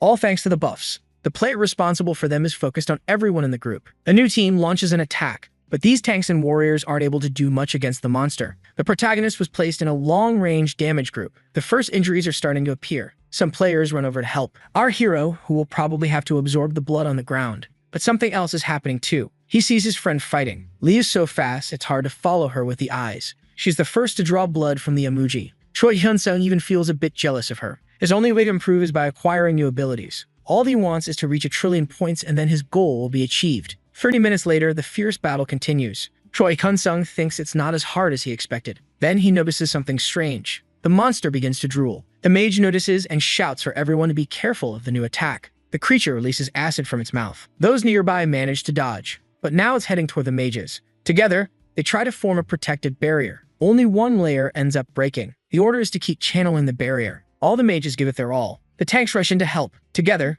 they attack the monster, forcing it to stop the acid attack. Then the magic rain resumes, causing a huge explosion. The protagonist believes the battle is about to end, but Emoji is already losing its patience. The creature enters rage mode. It's a skill that lowers defense but boosts attack. The tanks go back in to attack, but one of them is caught by some kind of effect. Player receives a new message. At the same time, everyone gets this update. A warning that the skill failed to activate. Another swordsman attacks as he passes by, but he notices something. Something's going wrong. A warning is issued to dodge. The monster crushes an entire group. Unfortunately, the mage group is being massacred. Some players realize that the monster is deliberately targeting them. Emoji keeps focusing its attacks on the group. Choi Hyun-sung runs to escape the danger. He looks for a safe place, then activates teleportation. But then comes the notification that our hero is under a new effect from Emu for 10 seconds, so his skills have been cancelled. The creature's roar is terrifying. It slams its tail down to hit Choi Hyun-sung. It was close. The creature is faster than he imagined. Another group of mages is paralyzed, and they're crushed by the monster. The protagonist opens a dimensional space.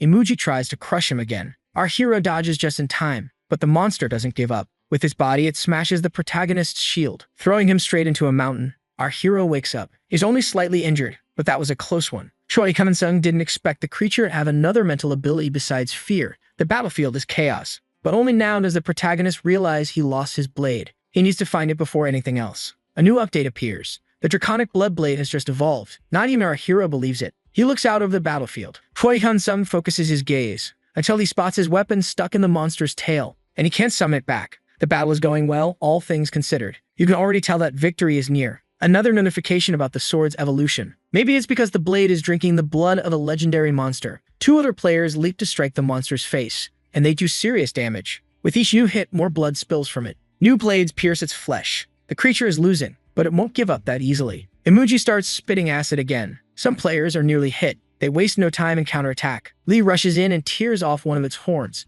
The attacks are relentless. Even the mages return to the fight. Explosions erupt all over its body again. Emoji changes its stance. Lee is the first to notice. She jumps as fast as she can, kicking the monster in the chin. For the first time, Emoji falls. The players waste no time and drive their blades into its body. One of the players starts to believe they've won. Then comes the message.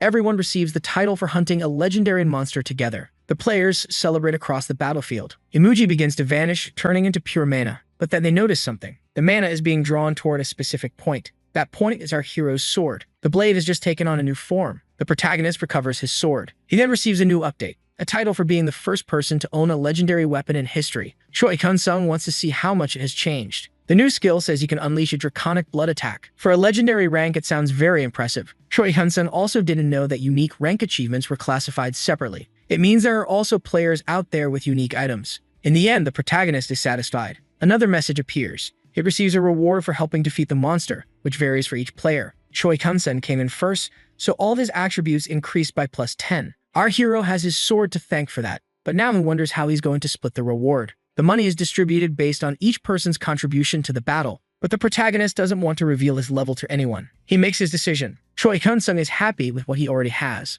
The news of the emoji's defeat caused a stir. The whole world was watching Korea. Who participated, how the monster was defeated, and what the rewards were became topics of curiosity everywhere. But the government took measures to keep everything under wraps. Even so, item sale requests kept flooding in. Many players went to Korea after that. The drive to earn new achievements and become the strongest became a craze. A few days later, Choi Hyun-sung is in his shop's storage room. The protagonist realizes that buying the auction items will be difficult. He received a reward for joining the expedition and an invitation to take part in the item auction. But the expectation is that prices will reach the billions in one. In the end, Choi Kun-sung decides not to participate. He already has what he needs. Then he gets a call from Lee Shui. The guy is surprised and asks if something happened. His companion asks if there always has to be a reason for her to call him. Choi Kun-sung gets a little embarrassed but says that she usually only contacts him when something's going on. Lee laughs and says it's true. She actually wants to ask something. She wants to know if he's interested in the legendary rank item. His answer is obviously yes. Who wouldn't be? Lee says she can go ahead and buy one for him at the emoji auction. Choi Kun-sung asks if she wants something in return. And of course she does. She makes that clear. And it's not hard to guess what she wants. The slavery contract, as Choi Kun-sung calls it. Lee explains that the government is going all in to acquire the emoji items and probably no player has more money than they do. But the protagonist finds that strange because only those who join the expedition can take part in the auction. That's why she's talking to our hero. Only the two of them who fought the monster are part of the association. Choi Kun-sung then asks why she doesn't just buy all the items. Lee replies that she would, but one of the abilities is more compatible with him than with her. Because of that, the protagonist wants to see the items first before continuing the conversation. She says that everyone will only get to see auction items one day in advance. It's definitely a very short time. Lee explains that the government is afraid that if they reveal what's up for sale too early, someone might try to steal it. The protagonist bets that's already happening, but he decides he'll only make a decision after seeing what's for sale. Lee promises he won't regret it. A few days later, Choi Kun-sung is holding the list in his hands. The name is Dark Dragon's Pierce. It has almost no side effects and is a skill that basically controls a black lightning bolt freely, with no cooldown. Our hero wonders if his heroic rank power can absorb a legendary level 1. He asks if she really doesn't want that ability. Lee says that almost all of her abilities use divine-type mana. His friend tells him that if he doesn't want the power, it will go to some random mage. The government already has someone in mind they want to give the book to. That's why they don't have much time. Choi Kun-sung needs to decide now. He agrees on one condition, that in the future he can pay a fee to terminate the lifelong contract. Lee thinks that's a bit much. Choi Kun-sung says that if he can't, he'll back out. Lee agrees if she can add interest. The protagonist is almost afraid to hear how much it will be, but she says it's 5%, a seemingly simple rate, but it's compound interest. That's the best she can offer him, so Choi Kun-sung accepts the terms. Lee says it's settled then. Now she'll report to the higher-ups, and the protagonist thanks her. But the girl says she didn't do anything special. The auctioneer asks for any more bids. He begins counting to 5. The room is small, and the man counts to 5 for anyone to make a new offer. Then it's declared that player Lee will take the Dark Dragon's Spear. The final bid was over 1 billion. It was more competitive than expected. Choi Kun-sung can't imagine a player having that kind of money. Apparently, there are some corporations backing certain individuals. A skill book and the weapon together total 2 trillion. Now it's time for the final item. A staff member brings it to the stage. The book with the Fury of the Dark Dragon. Later, the protagonist is alone reviewing his contract. Maybe a bit of regret is setting in. The debt he has to pay reaches 1 trillion. With compound interest, he might actually stay tied to the association for life. Lee is facing another problem. The first conquest message didn't show up as she expected. She believes something is off. During the expedition, the title for being the first person with a historical rank didn't appear, and she came in second in contribution. Also, no one revealed who placed first. When she hunted the first heroic monster, it was different. They managed to record who ranked first. Lee received the achievement of being the first to gain something of that rank. Unfortunately, she just didn't receive the titles because she didn't have the right accessories, but she thought it would be the same this time. Unless someone had already killed a legendary monster before, Lee can't understand what's going on. She wanted this so badly that she had those items sold at the end of the auction. Sadly, she feels like a fool. Lee thinks she should have been more honest with her friend. Choi Kun-sung suddenly appears and congratulates her. He says he's heading out. Lee seems thoughtful and asks if he learned the skill. Choi Kun-sung says yes, successfully. She then wishes him a safe trip home. Our hero's senses something is off. Suddenly, she apologizes. For the order of the auction items,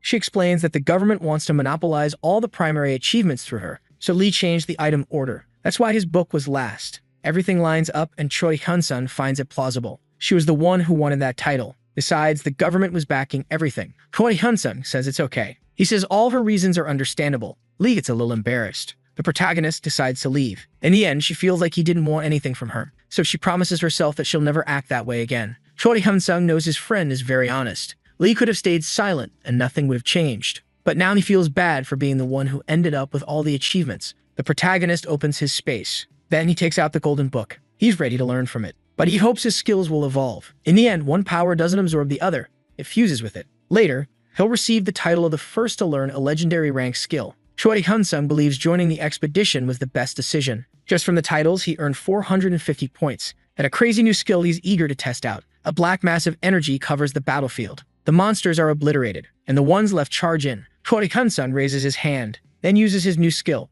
Nothing is left around him. Truth be told, it was much faster than he expected. The creatures flee in vain. They are all wiped out. Choi Hyun-sung wants to find a bat-type dungeon. He starts thinking there might be a decent spot nearby. His leader sends him a message, asking him to return. He wonders if something happened. When the protagonist calls, she says he probably just came out of a dungeon. Lee wants to know if he has any intention of hunting in the northern area. The leader explains that there are very few people in that region for the lower-level zones. She wants to know if he can help. The payment is double that of the emergency team. But he knows no one wants to take that job because players usually don't level up by hunting easy monsters. Choi Kun-sung agrees to help willingly. Lee is genuinely thankful and says she'll send a helicopter to pick him up. The protagonist realizes the situation must be quite urgent. She explains that there are many new dungeons in that area. It's not yet at the level of requiring an emergency alert, but if it continues, it will be. Choi Kun-sung promises to do his best. 2 weeks later in North Korea, the protagonist receives a notification that he's reached the 3 million mark and the mercenary system has been unlocked. Choi Kun-sung has no idea what the message is talking about. While he's reading it, he senses an incoming attack. So he uses the black lightning. In the end, only dust remains of the creatures.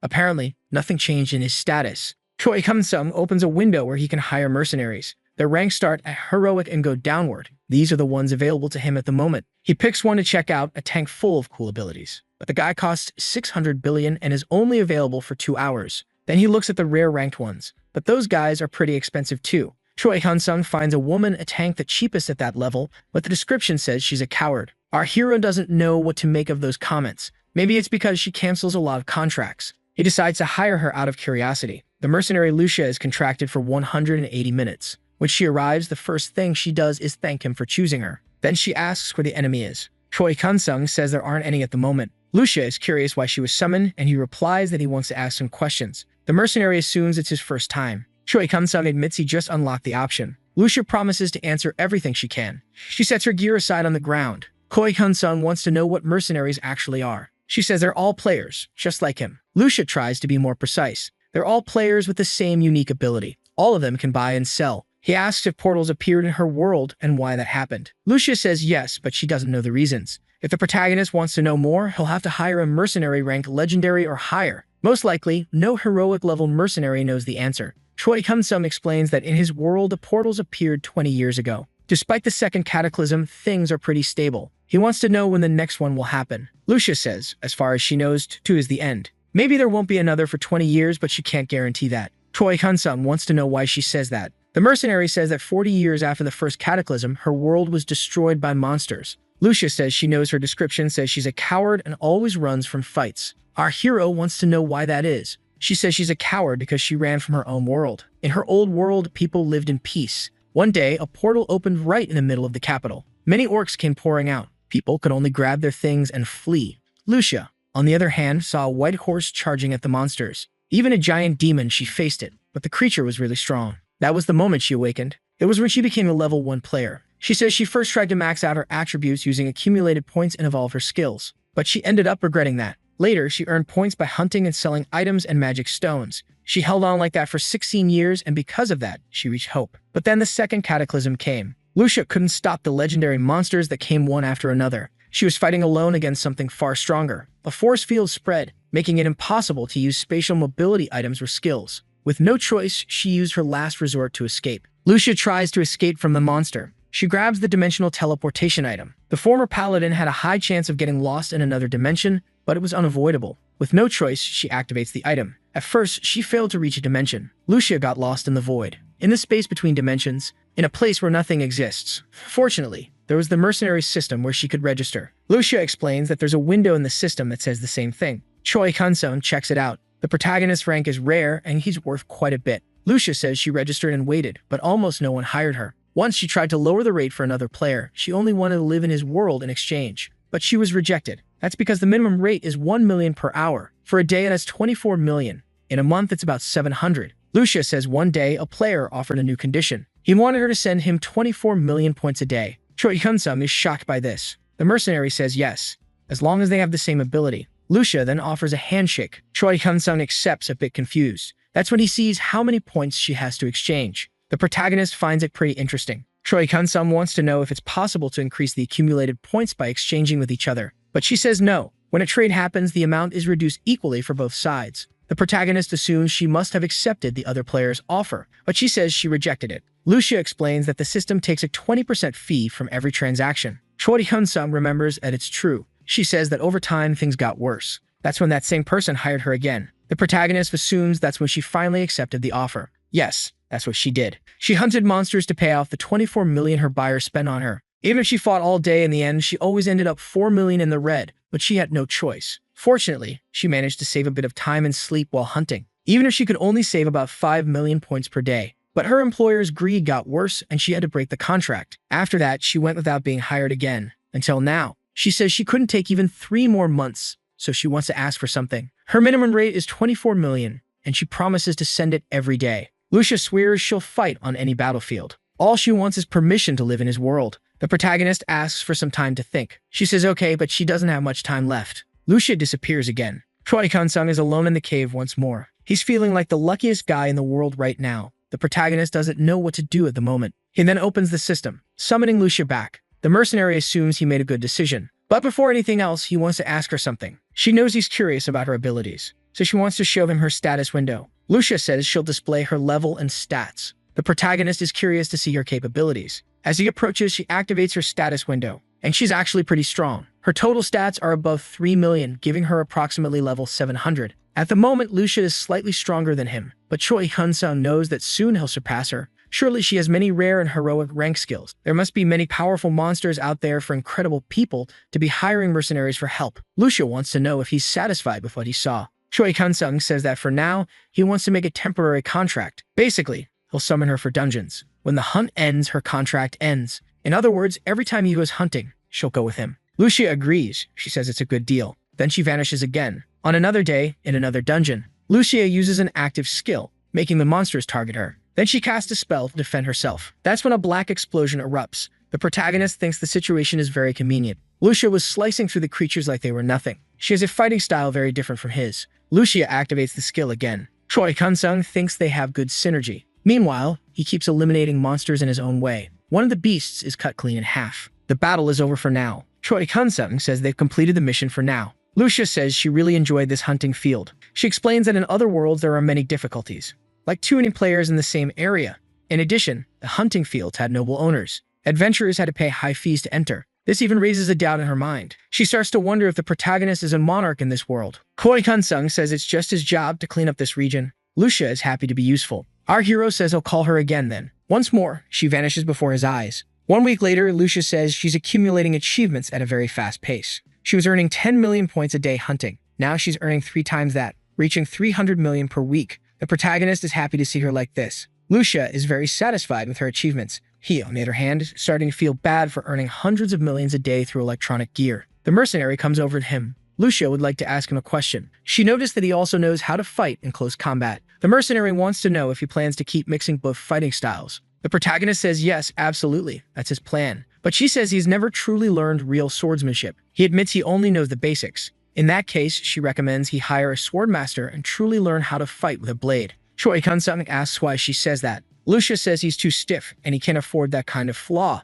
Because against humanoid monsters ranked heroic and above, his attacks won't work. Lucia suggested the two of them train, but Choi was hesitant, so she said she'd show him in practice, and the guy agreed. Charging at the mercenary who dodged, Hyun-sung figured she was holding back. The fight kept going, and it only took 3 minutes for the MC to start showing signs of fatigue. Choi didn't get why she was so strong, and when he attacked again, he got beaten. Lucia said she expected more from the guy's proficiency, but he didn't even know what she meant. So the woman explained it was a talent for specific skills, where whenever you do something you get better at it, like riding a horse normally or balancing sideways while riding. The MC took it like a light bulb moment, especially when he learned even his powers could do more damage depending on proficiency. Choi Hyun-sung then asked Lucia to train him. A few months later, the situation in North Korea started to stabilize, but the high-level players from the famous guilds started getting bored because of the low-rank missions, and a lot of them decided to go back to South Korea, leaving the missions to the association members, who also started complaining even though they were getting double pay, because the rewards were basically nothing, on top of living in uncomfortable tents. But he was happy to be able to hunt as much as he wanted, alongside Lucia.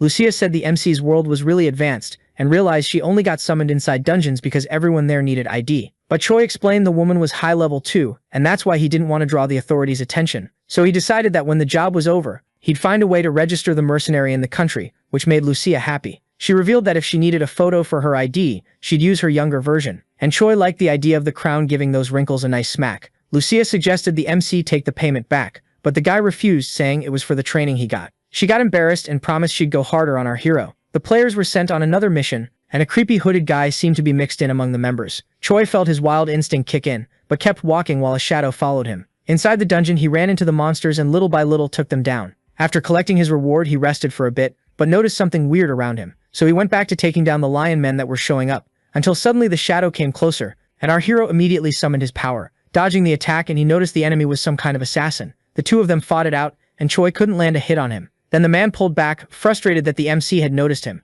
But Choi followed him, stopping him from getting away, and when he tried to wound the enemy, the guy just dodged and threw a vial of poison that exploded all over the MC. But Hyunsung's immortality skill wiped out the effect, and he tried to cast his magic again, but the man was fast as an arrow, so he decided to change tactics, so he wouldn't waste so much energy, but he'd only get one shot. Choi used teleport magic and managed to catch the assassin with his draconic blade. The man still tried to hit our guy, and staying sharp, Choi dodged by a millimeter and finished him off. Who gave him, as a reward, the book Curtain of Darkness. The MC noticed the guy also left behind a black blade and an amulet, and he was curious why he'd been attacked. Choi tried to see the bastard's past with psychometry, but it didn't work on artifacts infused with mana, so he decided to summon Lucia to get answers, even though all she could figure was that they were after him because of how strong he was. Choi worried it would happen again, and the mercenary said it was pretty likely if the one behind it was an organization. Then the MC remembered the ambush he'd gotten from Young Sung-woo. Lucia guessed the attacks would only happen in dungeons, and said Hyung Sung could call her without hesitation, or even hire another mercenary. As Choi was heading back to the detachment, another mysterious hooded man was watching him, and he used his hunter eyes to retrace the MC's steps inside the dungeon.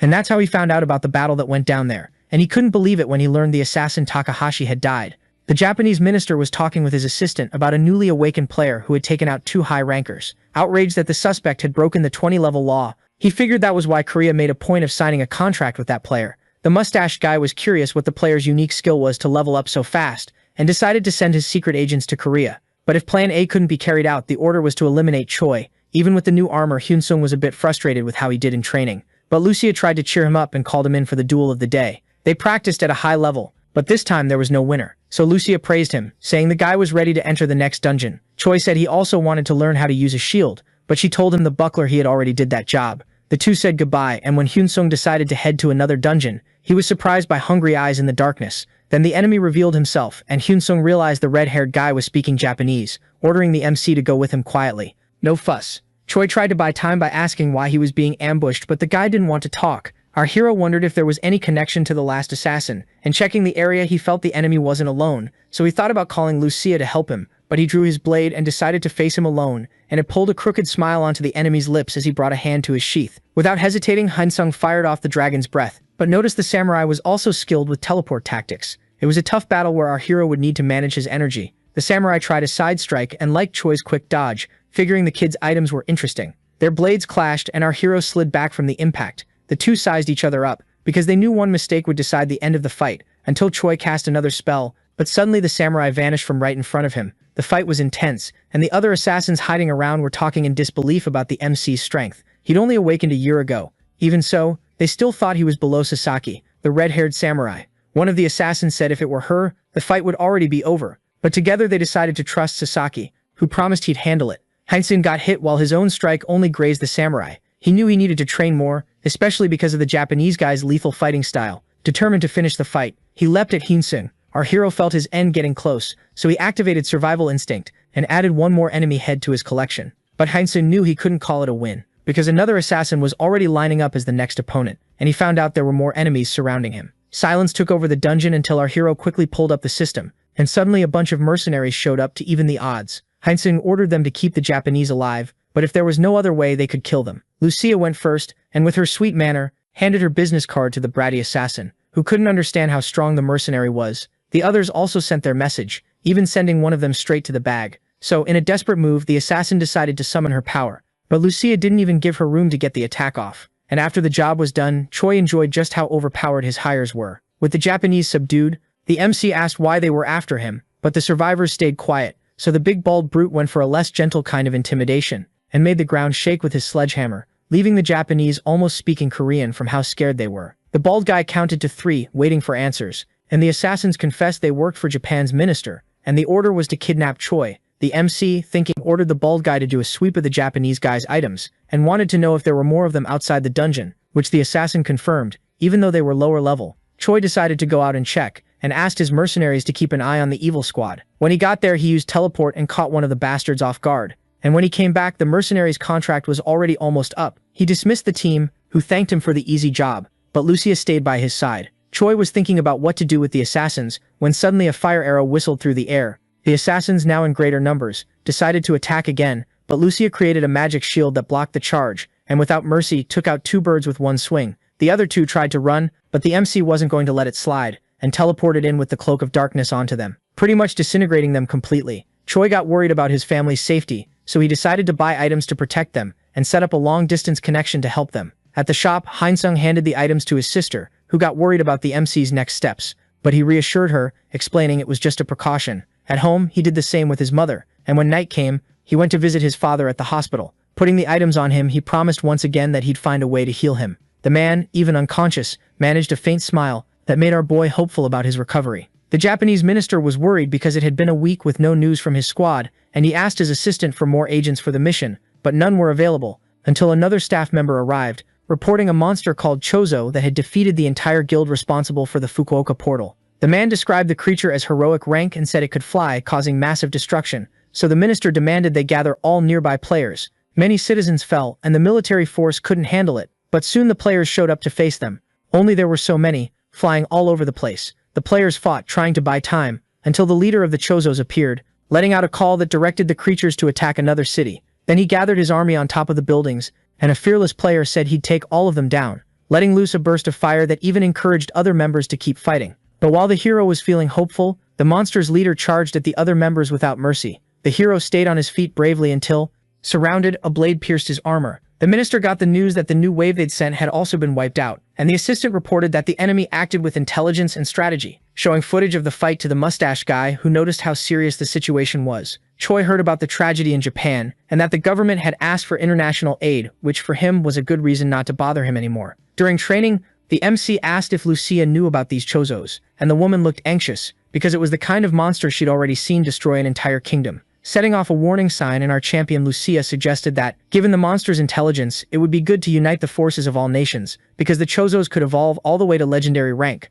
which made Choi extremely worried. The woman went on, saying that by now the monsters must have already evolved, consuming stones and skill books, and she revealed that, just like our hero, the monsters attack to consume magic stones, stacking up experience. Choi asked if players could also absorb magic stones, but as far as Lucia knew, it was impossible. Still, many kingdoms had tried and failed. 3 months passed, and the Chozos were still in Japan, spreading across all of Fukuoka, and while the country waited for international help, Korea had recovered from the second attack, as had North Korea, which ended up creating a union between the two countries. To the players' delight, Hyun-sung also went to the neighboring country, but he couldn't finish any dungeon, so with the overcrowding of players, he decided to go back to South Korea. After visiting his family, he went to the association and decided to summon Lucia outside a dungeon. The woman was surprised as she watched everyday life. The MC was happy to be able to help the mercenary with her first identity, and he figured the best way to make her a citizen was to register her as a player, because player status gave you the right to register in any nation. Choi waited anxiously for Lucia to pull it off, while the woman followed an employee for the registration, and after a few minutes, they celebrated the mercenary's new identity. Then our boy decided to make a proposal to the woman that would be good for both of them. The pair went to grab a soda while they talked over the deal about the woman selling products with her unique skill, and Choi said he'd give Lucia a 10% commission, which she thought was kind of too much. The MC was so excited about his friend that he also promised to help her wipe out the monsters in her world. Lucia blushed and held back tears, because for the first time in a long time, she was getting kindness from someone. So the woman knelt in front of Choi in the middle of the crowd, and this time, he was the one who blushed. But she kept going and swore loyalty to our hero as long as she was in his world. People looked at them weird, but Choi knew how important an oath was, and that's how he received a new lord title in his missions. Choi accepted the mission and respectfully helped the woman up, noticing that now his sheet showed the lord class even though he didn't know how it worked. Then Lucia explained that it was the natural progression for someone who accepted the oath made by a knight. Hyun-sung wanted to know if Lucia also had a class, and the woman revealed she was heroic rank, an immortal knight, making Choi curious, because her level was under 50. But the woman explained that in her case she got a lot of combat experience,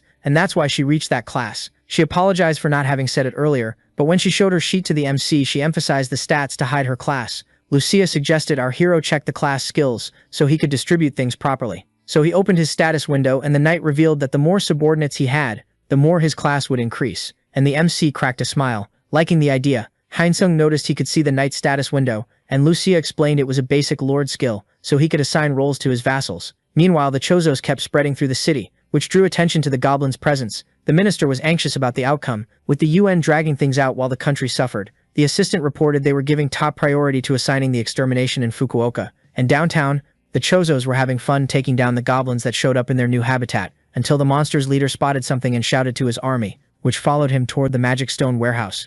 Hyun-sung was coming back from training with Lucia when he got a call from Shin Yun-ah asking if he was going to Japan, but the MC said he'd turn it down if he could, because he needed to rest in Korea. Still, the player said she was going, since the country had made them a huge offer, but Choi wasn't greedy this time and wished his coworker a good trip. She thanked him but immediately asked when the big guy was going to take her out to dinner, and our embarrassed guy said he'd ask her after she got back from the mission on Japanese soil. Shin Yun-ah seemed excited about that, but clearly that didn't seem like our lord's top priority anymore. Shin Yun-ah told Lucia the association had called him to fight in Japan, and the knight suggested the guy accept the mission to face his enemies head-on, but he said it wouldn't be easy, so she proposed he use her to protect him through the mercenary system.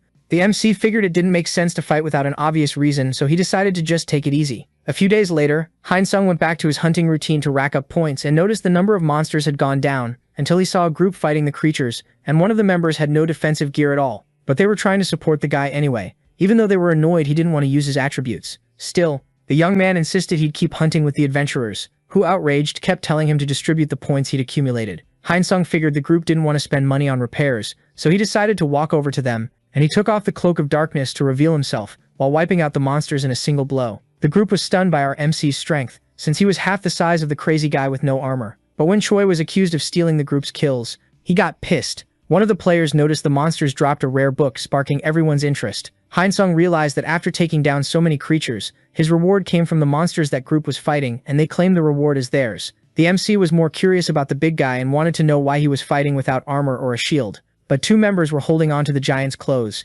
Even so, Hyun-sung asked if the guy was getting paid for tanking, and one of the group's leaders didn't like our hero butting in. Still, Hyun-sung said he didn't like how the group was acting, so the player told Hyun-sung to get lost. Hyun-sung showed his ID as a member of the association, and the player realized he'd screwed up. While the MC asked how much the big guy was getting paid for the job, the guy said he made a lot of money, but the MC didn't buy it and decided to use his psychometry. Hyun-sung found out the guy, Baek Woo-shin, was being mistreated and exploited by the hunting group. On top of that, he had issues with his mother's health, so he glared at the leader accusing him of abuse, but the team tried to play it off, claiming they'd even healed the big guy. But Hyun-sung didn't fall for the BS and ordered the whole group to leave the dungeon to be investigated, and the leader wanted to know what authority our MC had to give that kind of order. So out of patience, Hyun-sung threatened the group so things wouldn't get worse. But the players, having the numbers advantage, decided to resist and finish our hero off. The group tried to call Baek, who was right behind Hyun-sung, but the MC told the big guy to wait a bit, because soon he might be able to heal his mother, and he suddenly rushed two players, leaving them limping. The leader, without hesitating, dropped to his knees in surrender,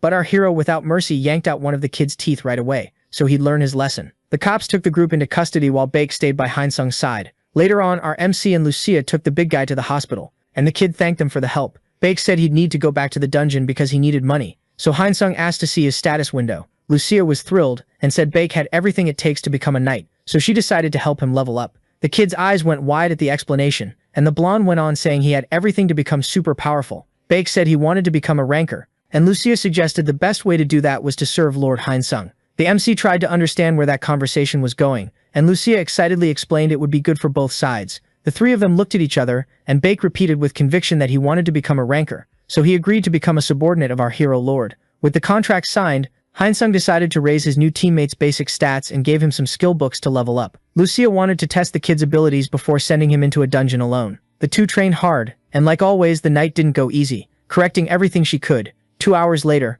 Baek was exhausted, and Lucia told Hyun-sung the first results were satisfying, and that she'd do whatever it took to have Baek evolve into the knight class instead of soldier. Meanwhile, in Japan, the fight against the Chozos kept going, and this time, with strategy, the players got their first win against the monsters, which made the Chozo leader extremely pissed off. The intel team followed the clash on the monitors, until the bald commander running that operation ordered the next plan to be carried out, and so they used heavy weapons against the infested city. While the players watched some monsters get shot down in the sky, the Chozo leader gathered his army and intercepted the bombs that were dropped, worrying the players because it failed. The bald guy noticed the monster leader was at a higher level, and with the operation not working, he ordered the UN support forces to pull out. In Korea, Hyun-sung was happy that after a year and a half, Lucia didn't need to sneak into dungeons anymore, and he was caught off guard when he saw a man harassing the knight to join a guild. Even though she said no over and over, Hyun-sung walked up asking what was going on, but Lucia just wanted to leave. Then the redhead from the guild grabbed her by the shoulder, and the MC immediately shoved the creep off. Lucia said the guy was a scout from the Jinhan Guild,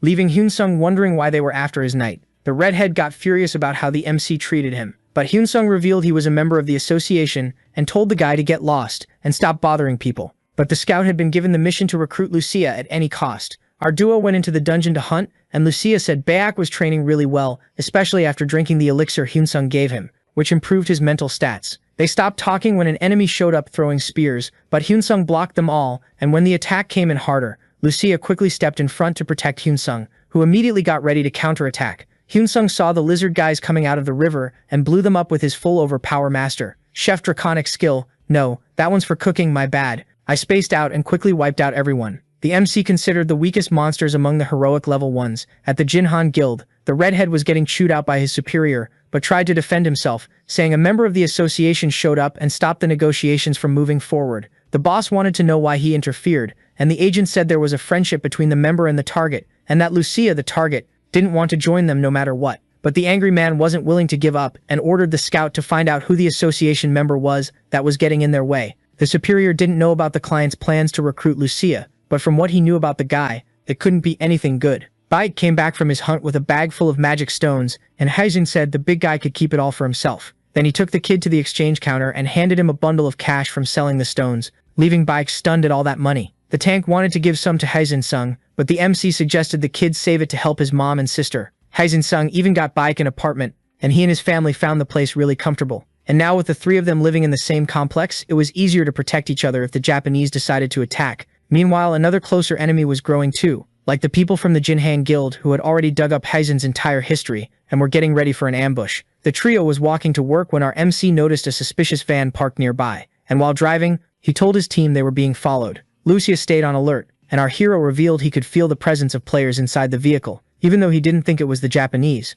So they decided to head first to the dungeon where Baek was doing his hunt. The trio moved into the dungeon, but Hyunsung stayed alert for a possible ambush, and Lucia said the enemies were taking too long to show themselves, until suddenly a bunch of guys showed up with pretty weak gear. Hyunsung asked what the gang wanted, and the guy in charge of the room, who was that group's leader, threatened our heroes, making the MC sure the players weren't Japanese. The leader thought it was an insult to be compared to a Japanese guy and drew his sword, ordering his lackeys to attack. The three heroes got into position, even though Hyunsung didn't get why. Then Baek, almost in berserker mode, charged the enemies and took them down successfully. And Lucia figured they wouldn't need to worry about protecting the big guy, because the way he was mowing through the enemy line, it was actually kind of fun to let him train in a real situation. Hyunsung, the leader, couldn't understand how Baek was so strong and decided to go after Lucia, but he immediately got a shield smash to the face and lost his teeth. When the members realized the leader had been taken down, they rushed in, giving our hero an opening to jump into action, and he suddenly left everyone with swollen faces and asked why they were following him. Nobody answered, and Hyunsung was furious about losing,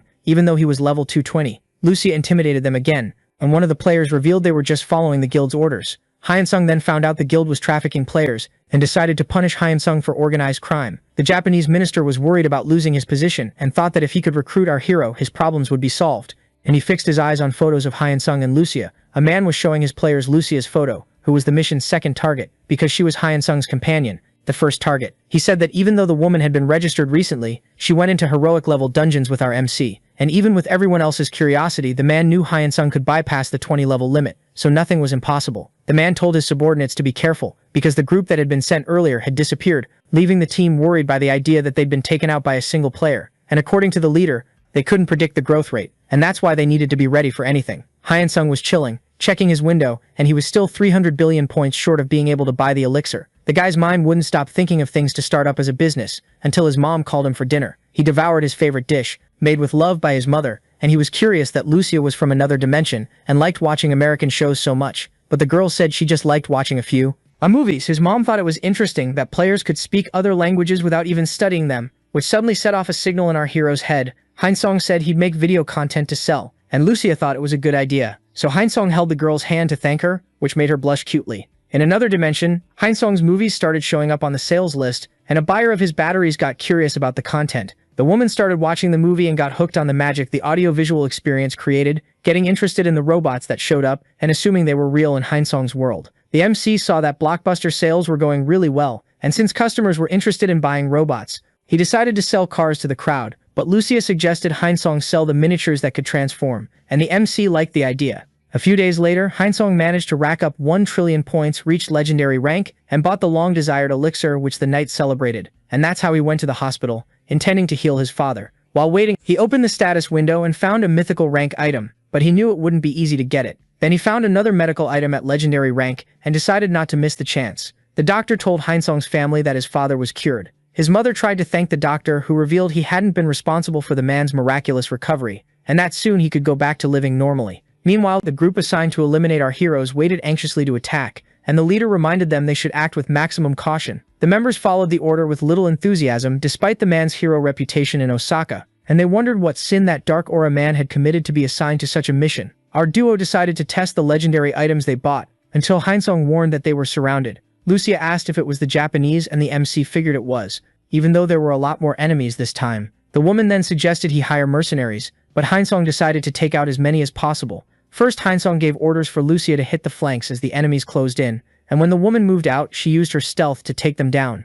Not knowing where the MC's attack came from, one of the mages fired off a blast of ice, but our hero dodged easily while Lucia finished the guy off. The leader watched his men drop one by one and ordered everyone to regroup. Then the knight charged the front line, while Hainsong came in from the rear, blowing up as much as he could. The team was already stunned by attacks coming from all sides, like an army in action, and because of that, the enemy leader yelled for his players to abort the mission. Then everyone started to run, but our hero showed no mercy, and when he saw the leader retreating too, he unleashed Dragon's Breath on him. Lucia said she'd gathered the survivors, and Haitsung told the knight to confiscate their items. Then he walked up to the group leader and activated the truth skill. The man revealed there were about 30 players coming after them, and when one of the members tried to get cute, he immediately took a shield bash to wise up. Haitsung wanted to know how many people knew he existed, and the leader said Tanaka, the Japanese minister, plus a few secret organizations. Our hero said the man only wanted to survive because of his daughter, leaving him shocked that the MC knew that. But the psychometry power let Haitsung get flashes of people's pasts, so he asked the man to tell his story.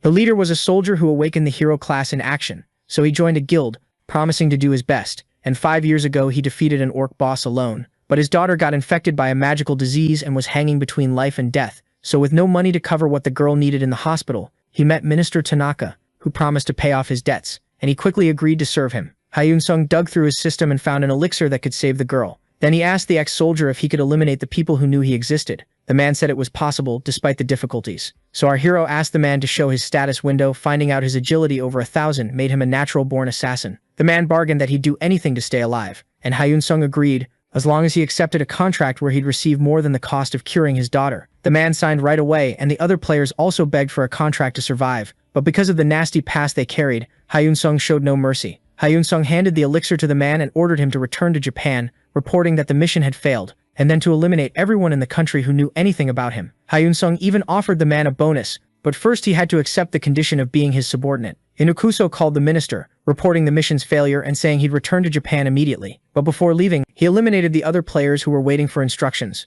A few days later, Hyun-sung read the news about the Japanese minister's death and quietly celebrated. Then Lucia asked what the master's plans were for the Japanese assassin. But the MC was fine with the guy being over there gathering information until he got a call from his mother, and he rushed to the hospital so the family could be there for the father's awakening. The man strained to move and pointed at Hyun-sung. The mother assumed her husband was trying to thank their son, but the man started to glow and Lucia figured he'd awaken as a player. The knight asked the man to try sharing his status window with his son, and Hyun-sung confirmed that his father was now a player. Welcome to the crown world. While his mother and sister celebrated, our hero tried to understand why his father awakened, and he came to the conclusion that maybe it happened because he drank the elixir of life. A week later, Hyun-sung went back to visit his father in the hospital, and Gyu was already a lot stronger and more upbeat, so our guy told his mom to go rest because he'd stay with his dad that night.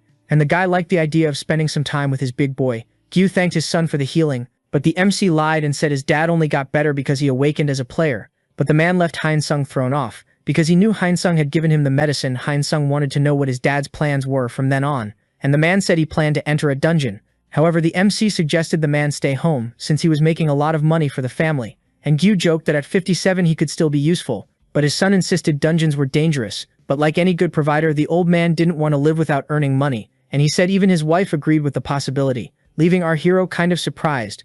The two of them were having coffee, and Lucia suggested Hyun-sung not worry so much about his dad's awakening, and to see it as a blessing, because if monsters had appeared without players, humanity would have perished. Hyun-sung was afraid his dad might die, but from Lucia's point of view, those chances would only go up with so many portals opening, and more dangerous monsters showing up, The MC didn't feel comfortable with his dad getting himself into trouble, but Lucia, always realistic, said the man should follow his own path and maybe become powerful by learning from his son. The next day, Hyein-sung went to visit his dad, and since he was a more veteran player, he made an offer of subordination to the old man, and when Gyu accepted, our MC revealed he was a different kind of player. Then he handed his dad some magic stones, and when he ate one, his stats immediately went up. Hyein-sung said he was the only one in the world who could get the stones, and that's why he asked his dad to keep it secret, even from mom, so he wouldn't put the family at risk. Gyu didn't want to accept all those stones, but his son said he couldn't return them, so it'd help if the man just ate them all nicely. The old man agreed gladly, and he even got some skill books too. Hyein-sung said he'd assign someone to protect his dad in the dungeon,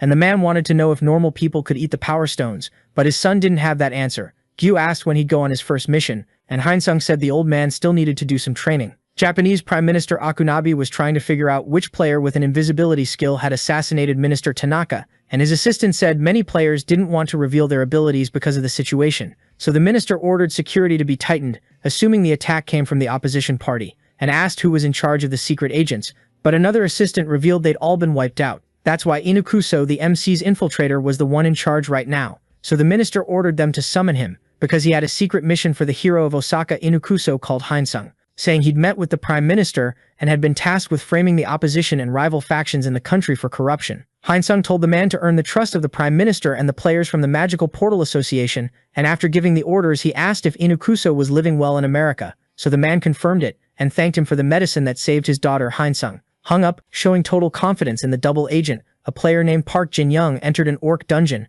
and with his flaming sword he took them all out easily, but while resting he figured he could have hunted more back when he was a security agent, until more orcs showed up to spice up his hunt, but he got hit by the creatures which seemed to be higher rank. The dungeon security guards noticed the player was in danger, and when they went in, they were killed by the orc chief who gave off a sinister aura, keeping the other creatures submissive. The agents tried to run, but not a single one was left to tell the tale. Then the orcs came out of the dungeon and attacked the population. Han Tisheng noticed he'd missed a call from the association, but when he called back it just went to voicemail. Then Lucia said an orc horde was attacking the city, and just like she feared, the monsters were getting stronger and stronger. Han Tisheng didn't know orcs could evolve to this level, but the knight explained that even though it was rare, there were orcs that reached legendary rank, which she herself had witnessed with her own eyes. The armed forces went out into the streets and opened fire on the creatures, while high-rank players went all in with their magic. The city had turned into a battlefield, and when our hero got there, he realized the guys were handling it, but suddenly the platinum-haired boss showed up, letting out a roar that dealt mental damage. But Hyein-sung resisted, while the other players were left paralyzed and were cut down by the horde without mercy. The orc boss was insane and left no signs of life wherever he went. On top of that, he had a defense that was basically impossible to break, enough to wear even rankers out.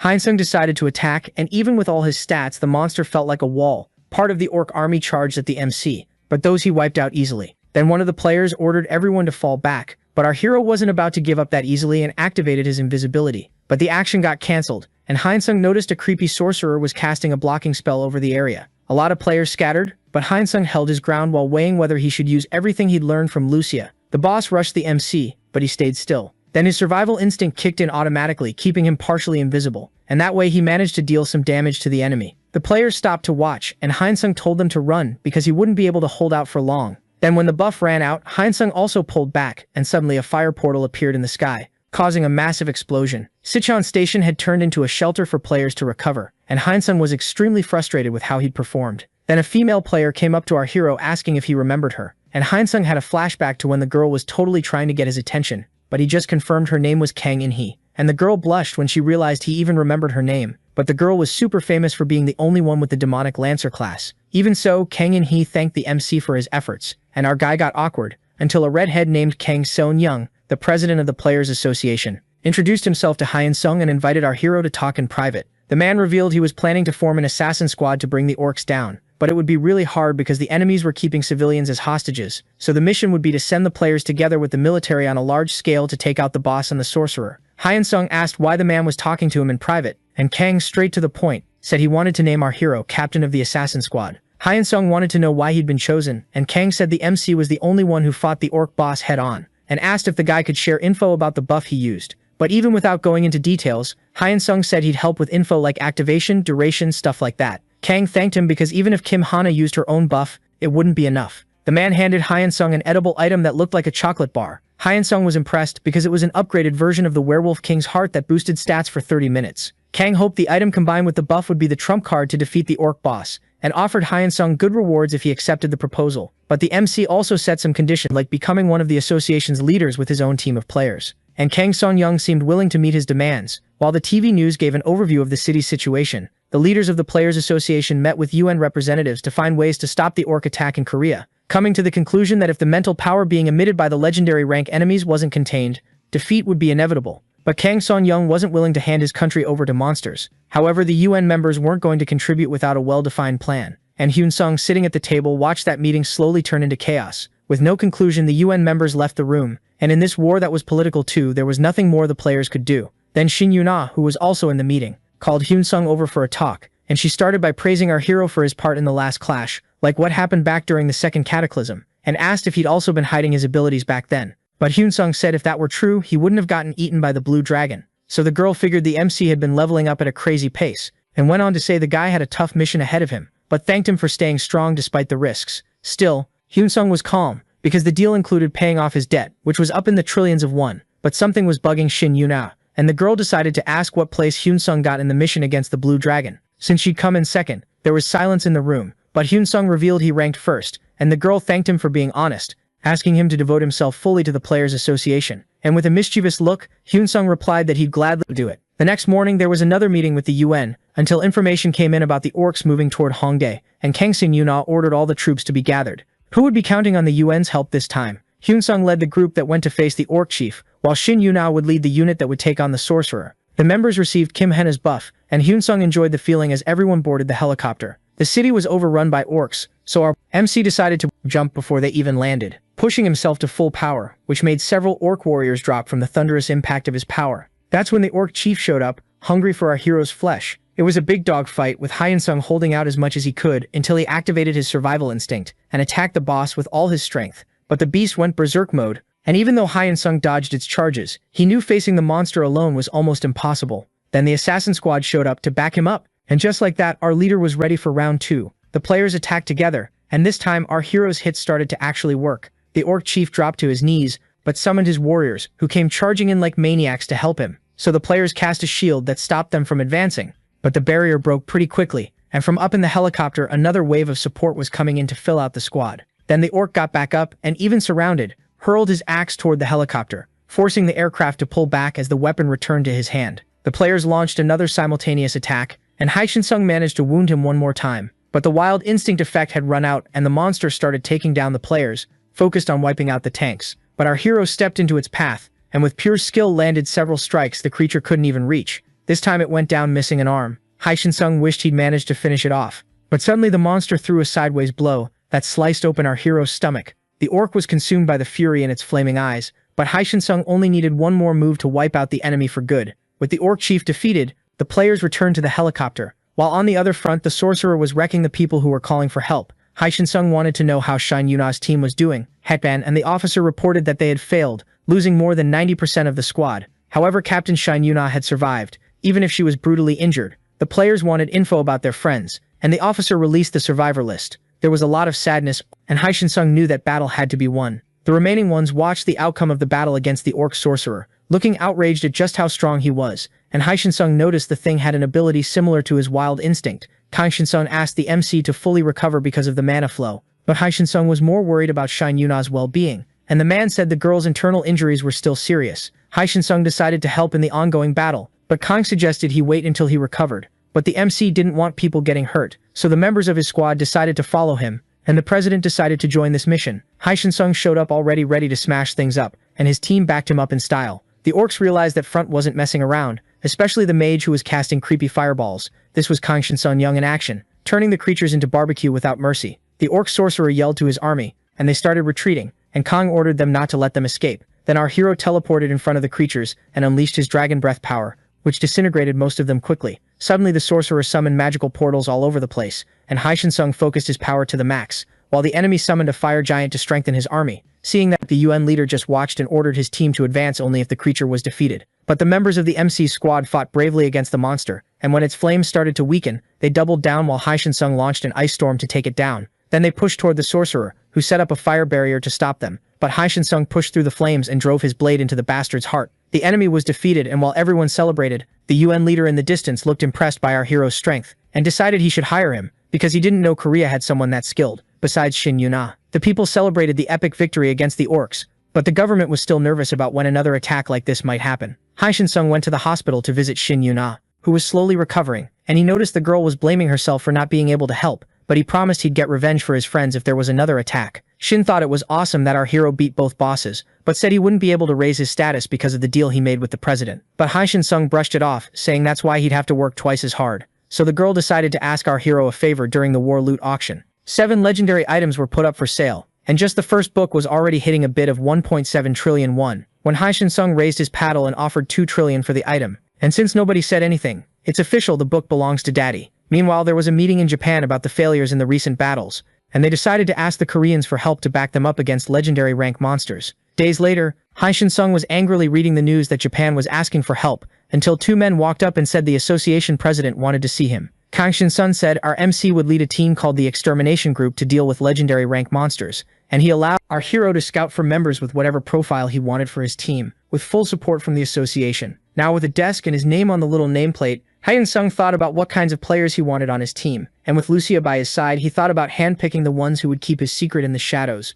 while on the outside he'd bring in the biggest number of low-ranked members, and in the spotlight he'd pick the mid-tier ones, plus the people responsible for punishing traitors. And that's how our MC planned to take total control of the association. That night, a young woman walked along worried about money, and got bummed when she realized she hadn't won the lottery. But then Hai Shin-sung suddenly walked up and called out to her, and introduced himself as the leader of the Players Association's extermination group. Lee Soo-jin immediately stood up and bowed to our important guy. After he explained the project and all the perks, she accepted the job.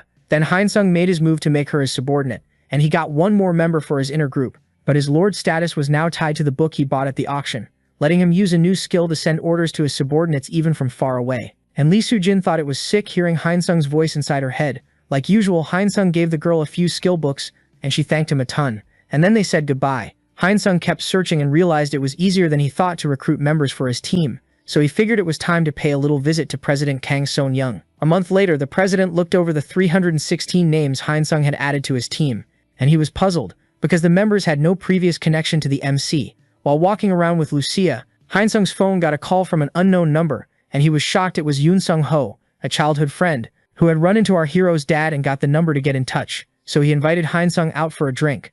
Our MC handed the car keys to Lucia and went to meet Yoon Sung-ho. They caught up on all the gossip while enjoying a huge feast, until his friend said he worked at the most famous electronics store, but he was grinding like crazy because the pay was low. So Hai Shin-sung told the guy to get some magic stones from his dad to sell, and his friend promised he could get a good price, until Yoon's phone rang. It was the manager telling him to pay for a drink, but the guy decided to ignore him, and then the manager suddenly showed up at the restaurant with a serious attitude, accusing the employee of having time to drink, but not time to answer his calls. Yoon Sung-ho apologized, but the boss ordered the guy to come with him, and Hai Shin-sung didn't like the bald guy's attitude, and said his friend didn't have to put up with that. But the guy heard him and came back to pick a fight with our hero, who didn't mind a good bit of trouble. Yoon tried to calm things down, but the bald guy shoved him away, and Hai Shin-sung reminded the hothead that players shouldn't hit normal people. The manager told Yoon Sung-ho he wouldn't give him any more magic stones to make extra money, and he threatened our MC, telling him to watch where he walked. But Hai Shin-sung warned him the man could get more than 20 years in prison.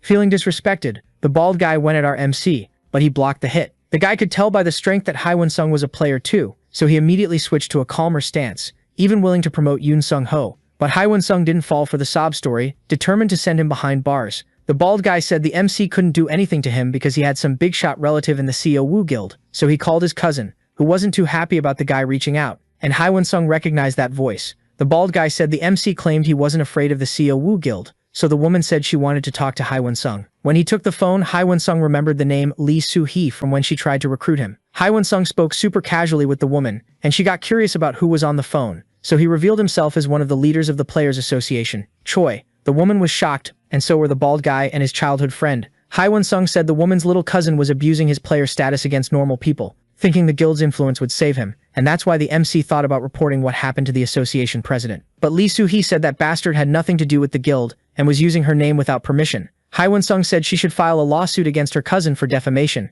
and if she didn't, she'd be acting like an accomplice to his scams. The woman panicked and said she'd file it in the morning. Then the police took the punk away, and Won-sung said he wanted another drink with Yoon Sung-ho, who was surprised to hear about his friend's current situation. But the MC said he'd explain the job details on the second round. In the United States, the president was looking over a disastrous estimate if the country got hit by an attack of legendary monsters. But he figured it was an exaggeration, since Korea had beaten 3 cataclysms recently. Then the UN leader said the eastern country only managed it because they quickly gathered their best players. But even so, they took huge losses, and that's why they needed above-average players. The president immediately brought up Choi, and the leader confirmed it, because according to estimates, the player had reached level 500, on top of ignoring the 20-level rule. A video of Hyun-sung in action was shown during the meeting, leaving the president impressed with his skills. The UN leader said Hyun-sung's father had also awakened, and they were investigating his abilities, along with a player named Baek, who lived near our protagonist. It was shown at the meeting that Hyun-sung was the captain of the extermination team, with 316 players under his command, and when they were integrated, his abilities increased a lot. The American Council wanted Hyun-sung no matter what,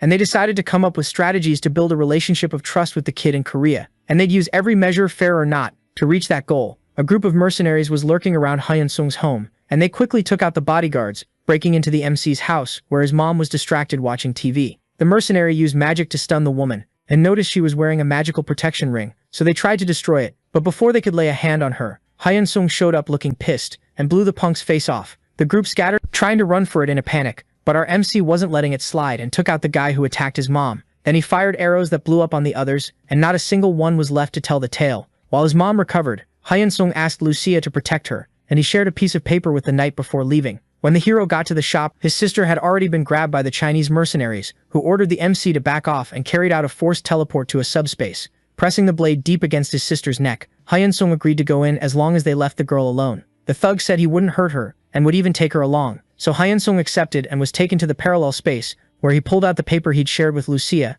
and tore it in half. In the real world, the mercenary forced Hyun-sung's sister to step into the portal, but the terrified girl didn't understand the system interface. Suddenly the thug had his hand cut off, and while the guy was blowing up, the others wondered if Hyun-sung had escaped the subspace. But the truth was, our hero could attack them from inside it, leaving them in disbelief right before they died. Even his sister was surprised as the last mercenary got caught from behind, and our hero's body appeared, fragmented through the portal. The girl was safe, and this time Hyun-sung figured his enemies had almost managed to get him. Hyun-sung left his mom and sister in Lucia's care, because as expected, his dad was under attack, so he decided to go help out. Baek was blocking the mercenaries' attack like a pro, and since it was hard to break through his shield, the enemies decided to attack from both flanks at once. But in the middle of the way was Hyun-sung's shadow, which wiped out the attackers with basically one hit. The leftovers damn near pissed their pants when the MC showed up and dropped the ultimatum, blowing them up with zero mercy. A bunch tried to run, but Hyun-sung summoned an ice wall and turned them into popsicles. Some mercs powered up by swallowing magic stones, and Hyun-sung, sensing the danger,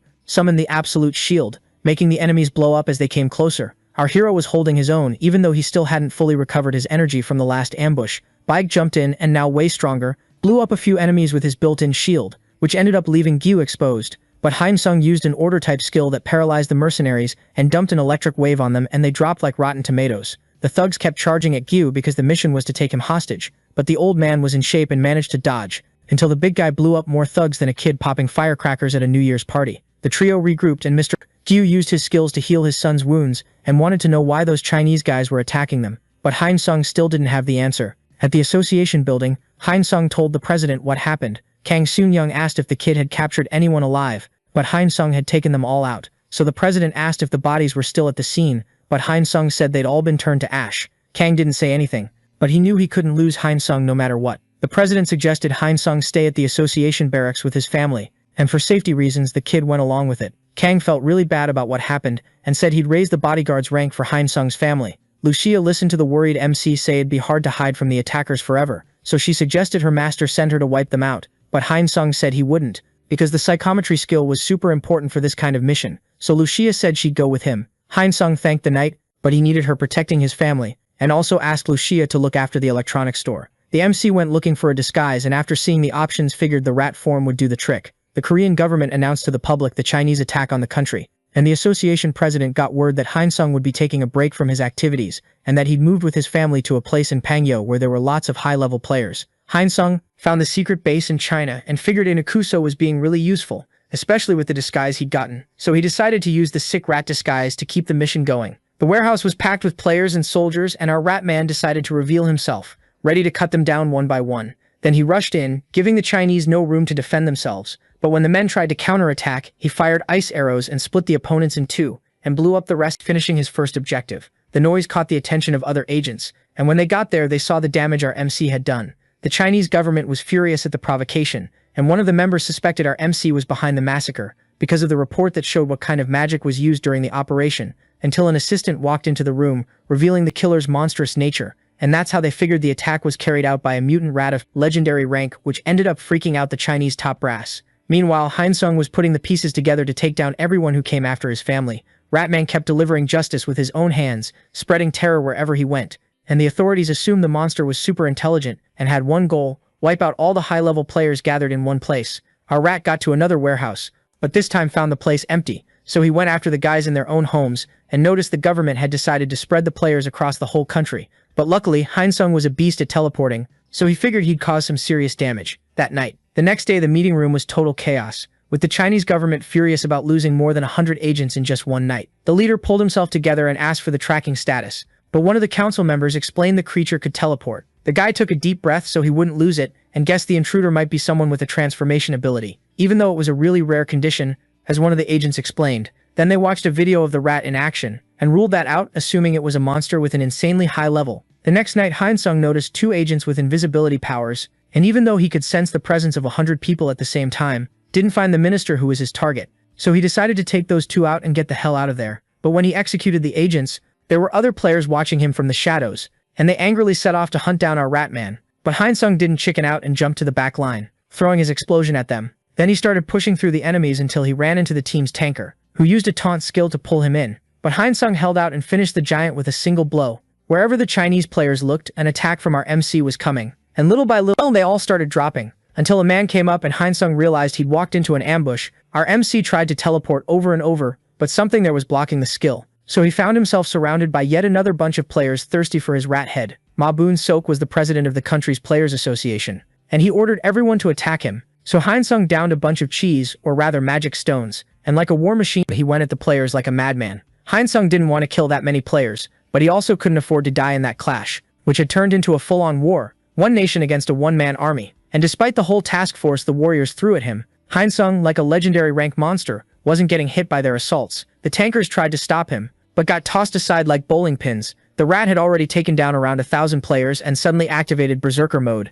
The rat let out a battle cry and kept on slaughtering. But when he finally found a way out, he got hit dead on from the flank, causing a massive explosion. Ma Boon-sok, satisfied, ordered everyone to pull back, and when the monster he'd become was almost defeated, Hyun-sok gathered all his skill books as a last-ditch move and got back up with renewed energy. Then he landed another thunderous blow that left a line of bodies through the players, turning into a real hurricane of power. The president now ordered the men not to retreat, while the monster kept cutting down the number of players protecting that country. The president, for his part, retreated, leaving the job to his protectors. Suddenly the rat found himself in the sewer, and when Hyun-sung returned to his normal form, he opened the status window showing HP and MP almost at 0, until a new max legendary title, Ultimate Player Killer, was assigned to him. The next day the MC saw on the news the chaos he'd caused, and realized he'd underestimated China. But his main target, the minister, was isolated, and he needed to finish this as fast as possible so he could go back. The minister felt abandoned as he took a few swigs in his hideout, until he was grabbed by two silent men, who put him in a noose. The man struggled while begging for help, but little by little the oxygen left his lungs, until suddenly the men who'd tied him up were taken out, and the minister was saved by the most unlikely creature, the rat man. And seeing the minister passed out, he slapped him to wake him up. When the man woke up, Hyeonsung handed him a document he'd taken from one of the assassins, and used a rage enchantment that caused a wave of outrage in the man. As he read, the rat planted a suggestion of revenge in the minister's mind, and he immediately accepted the feeling as the truth, and he was hit with the urge to expose the corruption schemes of the people who'd tried to kill him. So Hyeonsung suggested the man call in reporters for a press conference. The next day the newspapers were ready to get the explosive news firsthand. The minister blew the whistle, and the hyped-up reporters broadcast everything live, until the man was silenced. Hyeonsung watched the show from the best seat in the house, and to finish his mission, only the association president was left, who was desperately trying to prove his innocence on the phone. But even though the authority on the other end promised him support, Ma Boon-sok wasn't fully convinced, so he decided to take a sip to relax. But his world was crashing down around him, until a voice whispered behind him, and when the man turned to defend himself, he saw Ratman, ready to propose a deal. Ma Boon was intrigued that the monster could talk like a human, and figured he must be a player, so he asked what the conditions were, and Hyeonsung said he'd give him the power he wanted, by eliminating the boss he was talking to on the phone. But for that, the association president would have to sign a sole contract with the MC for 10 years. Ma Boom thought it over, but figured the chances of becoming that powerful guy were still small. Haesung blurted out that the guy would still end up getting the hero title for managing to defeat Ratman. So the president hesitated, but he accepted the contract, becoming yet another subordinate to our hero, and he felt stronger with the sign-up bonus every member got. Haesung watched him ready to squeeze everything he could out of the man while his slavery lasted. Later on, there was a conference where the entire top brass of China would be present, and Haesung went in disguise to pull off the plan that would give all the credit to the association president. And as a bonus, he'd also get to wipe out a few more enemies. Then the rat sprang into action, bringing chaos and fear to the agents. The players tried to defend themselves even without armor, but with the brutal attack coming from Ratman, a lot of them decided to try to save their own lives until the president started the well-rehearsed little act with our MC. The two of them started fighting, but when the agents noticed the monster looked slow, they assumed he hadn't fully recovered from the last battle, so they decided to team up with the president to take down the beast, but Haesung blew them up easily, and when there was nobody left, the two of them wrecked the conference room, making themselves visible to the citizens, and they staged the big victory of the newest hero of the Chinese people, making the civilians celebrate like it was a World Cup final. Haesung noticed the association president's rise was faster than he expected, and on the phone they talked about the influence the man would have from now on. Haesung then suggested his new subordinate should reach the top of politics, and Ma Boom mentioned that success would take him all the way to the country's vice presidency, leaving our hero very satisfied. Back in Korea, Haesung went back to hunting stone giants with Lucia, but he figured that to reach the mythical level he should start hunting stronger monsters, and he thought about traveling to Fukuoka, because he was eager to unlock the higher level books. Lucia said it was time to head out, but Haesung felt fine to hunt just a little longer, and Lucia, being our hero's good manager, said he needed to rest. Haesung said it was soap opera day, and Lucia blushed because the guy cared about her little quirks, but she turned to leave, and the MC, working up the courage, said the night was really cute. Haesung decided to call his friend Yoon and invite him for a drink, and he realized he had 3 missed calls from Shin Yoon, a die, and a message asking about the dinner they'd planned, so he called the girl, and while they talked, Lucia just stood there watching the two of them chat. Shin showed up at the meeting spot, looking radiant in a simple little black dress. It even made our protagonist scratch his head. They sat down for dinner and casually swapped stories about work and family until the girl said the 6th legendary monster had appeared in the United States, and the Americans requested Haesung for the mission. The table went quiet, and our guy wanted to know more about this weird request. The girl said it was a special request from the UN leader, and it'd be hard to refuse because of the defense treaty between the two countries. But Haesung remembered he wasn't a soldier, and Shin Yoon said she'd been tasked with convincing him, but asked him not to give in to the Americans' persuasion. Haesung admitted the association must be working hard to block that request, and with his ironic way he figured he wasn't obligated to accept such a dangerous invitation. Shin agreed with him, but said that's why they adjusted the reward so all the magic stones from the battle would be his, on top of getting the exemption benefit. But Haesung said he already got the exemption, but the girl explained it was only while he was a member of the association, and since the current situation involved the government, President Kang asked them for help, so they decided to use the dungeon ownership card, but Haesung didn't understand a single word Shin explained. The government owned all the dungeons, and if Haesung accepted the proposal, he'd get a dungeon just for him, where he could hunt alone or charge an entry fee. But our hero, not dumb at all, said he'd only take the deal if it was at least 3 dungeons. Shin said that would be really hard since a heroic-level dungeon brought in enough revenue to beat mid-sized companies, so Haesung bargained for 2 rare-ranked dungeons and 1 heroic level 1. But Shin Yoon didn't look willing to budge this time. So our guy ended up accepting, and as a last request he suggested that in the proposal the girl could break her lifetime contract. Shin Yoon hesitated, but pulled herself together and said the Americans wanted Haesung, not her. Haesung accepted the offer, and Shin Yoon repeated that he shouldn't give in to Western temptations. But Haesung joked that now that he had his own dungeon, there was no reason to stay in America. And he heard from Shin Yoon that the monster they'd be facing on American soil was a hydra, with 9 heads. Haesung was welcomed in the United States by David, who would manage his stay there. They greeted each other and headed to headquarters. Haesung looked at the huge number of players and hoped they wouldn't go easy on him. Then he was introduced to William, the director of Operation Hydra, who was happy to see our hero since the country had no experience with legendary monsters, and Haesung said he'd do his best. The men tried every way they could to please our MC, and said the raid would start the next day. Haesung went along with William, who explained the operation strategies and said the MC would be part of the first extermination team, where America's bravest players were gathered. Then he suggested the kid get some rest, but Haesung asked if they didn't need to talk about the operations orders. Still, the director said the MC was the number 10, so he had freedom to attack from any position during the game. In his room, Haesung was doing that basic shopping for D-Day, and behind the scenes, one of the agents thought the director was sucking up way too much to our hero, but William explained it was part of the procedure with the team's stars, and when the subordinate talked back again, the director just ordered the man to wait and see Haesung in action. Joseph, the captain of the first extermination team, came over and wanted to know about the newbie, but William brushed it off and said he only did his part, and the blonde guy said he was eager to see Hyun-sung in action. William then teased the captain, saying our MC was stronger than him, but the guy didn't like it and said that if the Korean orcs had shown up there, he'd have handled it on the first push. But the director was firm and ordered Joseph to treat Hyun-sung well. Suddenly an alert went off. 5 minutes later, Hyun-sung was studying the Hydra's attack, and after using the doppelganger skill, he left another Hyun-sung sleeping in the barracks, while he turned into a goblin to fight the big ugly thing. Hyun-sung drove his blade into the Hydra's hide and got stronger by draining its energy. Then he absolutely worked the monster over, and it had no idea how to withstand so many attacks. Suddenly the beast let out a breath of fire, but Hyun-sung had consumed a lot of magic stones and was ready to face it, so he jumped onto the Hydra and unleashed a max combo of powers, and the thing went down thrashing around like a giant centipede. Hyun-sung returned to the barracks and his double was chilling there waiting. So when he saw all the players moving around, he figured he'd hit the jackpot with the rewards he got. Hyun-sung went to see the director to find out what was going on, and William said a powerful monster had hunted the Hydra, so our hero said that was a good sign. But the bald guy revealed that according to local intel, there was a chance that monster was stronger than legendary level, and Hyun-sung was surprised to learn his goblin form had been analyzed as mythic rank. William said he found it impressive that a legendary level Hydra got taken out in just 10 minutes, but said the monster hid right after, and America was worried in case it came back. Hyun-sung was stuck in a dilemma because all he wanted was to be able to go home in peace, so the government triggered an emergency protocol and requested the hero stay in the country. A month later, with no sign of the monster, the emergency protocol was revoked, and the government decided to release the players. William invited Hyun-sung to go out, but the MC said he needed to go back to Korea and keep hunting. The director assured him the kid could hunt as much as he wanted in the United States, because there were way more dungeons than in his country, and as a final card he offered him the same perks as in Korea if he stayed in America. Hyun-sung tried to push the responsibility onto the Korean government, but William said he'd handle that, saying there was no proof about the monster's real destruction. Hyun-sung agreed as long as he could bring a friend to the country, and William didn't object,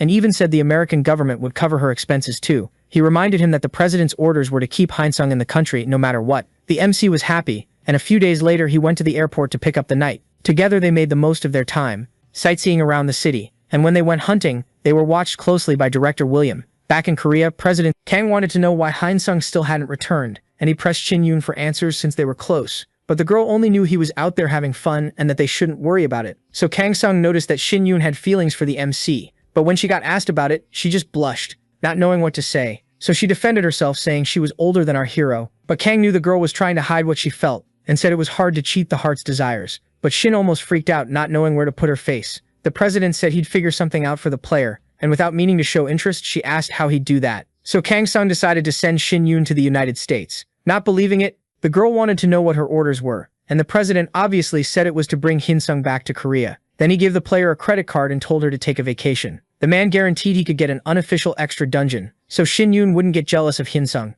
But the girl couldn't control herself, and threw a punch at the president, saying she could never trust someone like him. Hyun-sung got the message saying Shin-yoon was heading to the States, and Lucia figured the association was already uncomfortable with the master being gone. But Hyun-sung thought it was fine, because that way he could go back to Korea. When Shin-yoon landed, she got startled but didn't say anything about Lucia being there. While the two of them welcomed her excitedly, the player asked when Hyun-sung was going back. But the guy lied and said he wanted to stay a bit longer, enjoying America, and Shin-yoon said he could stay as long as he wanted because she'd only go back when he did, which caught both Lucia and Hyun-sung off guard. Shin-yoon asked if that was a problem for our hero, but Hyun-sung immediately said no. The girl said she was on vacation, so she wanted to really enjoy her stay. The MC took the chance to ask where she'd be staying, and with zero surprise, Shin-yoon was going to the same hotel as Hyun-sung. So things got awkward between the two girls, and Hyun-sung gave that forced smile to calm the lionesses down. At the hotel, Lucia said she was going to her room, and Shin-yoon was surprised they were in separate rooms, but Hyun-sung explained the American government was paying for everything. Shin-yoon liked that and said later she'd come pay the MC a little visit, but Hyun-sung preferred to invite her to dinner at a fancy restaurant. Director William didn't like hearing Shin-yoon was in the United States, so the assistant suggested they recruit her too.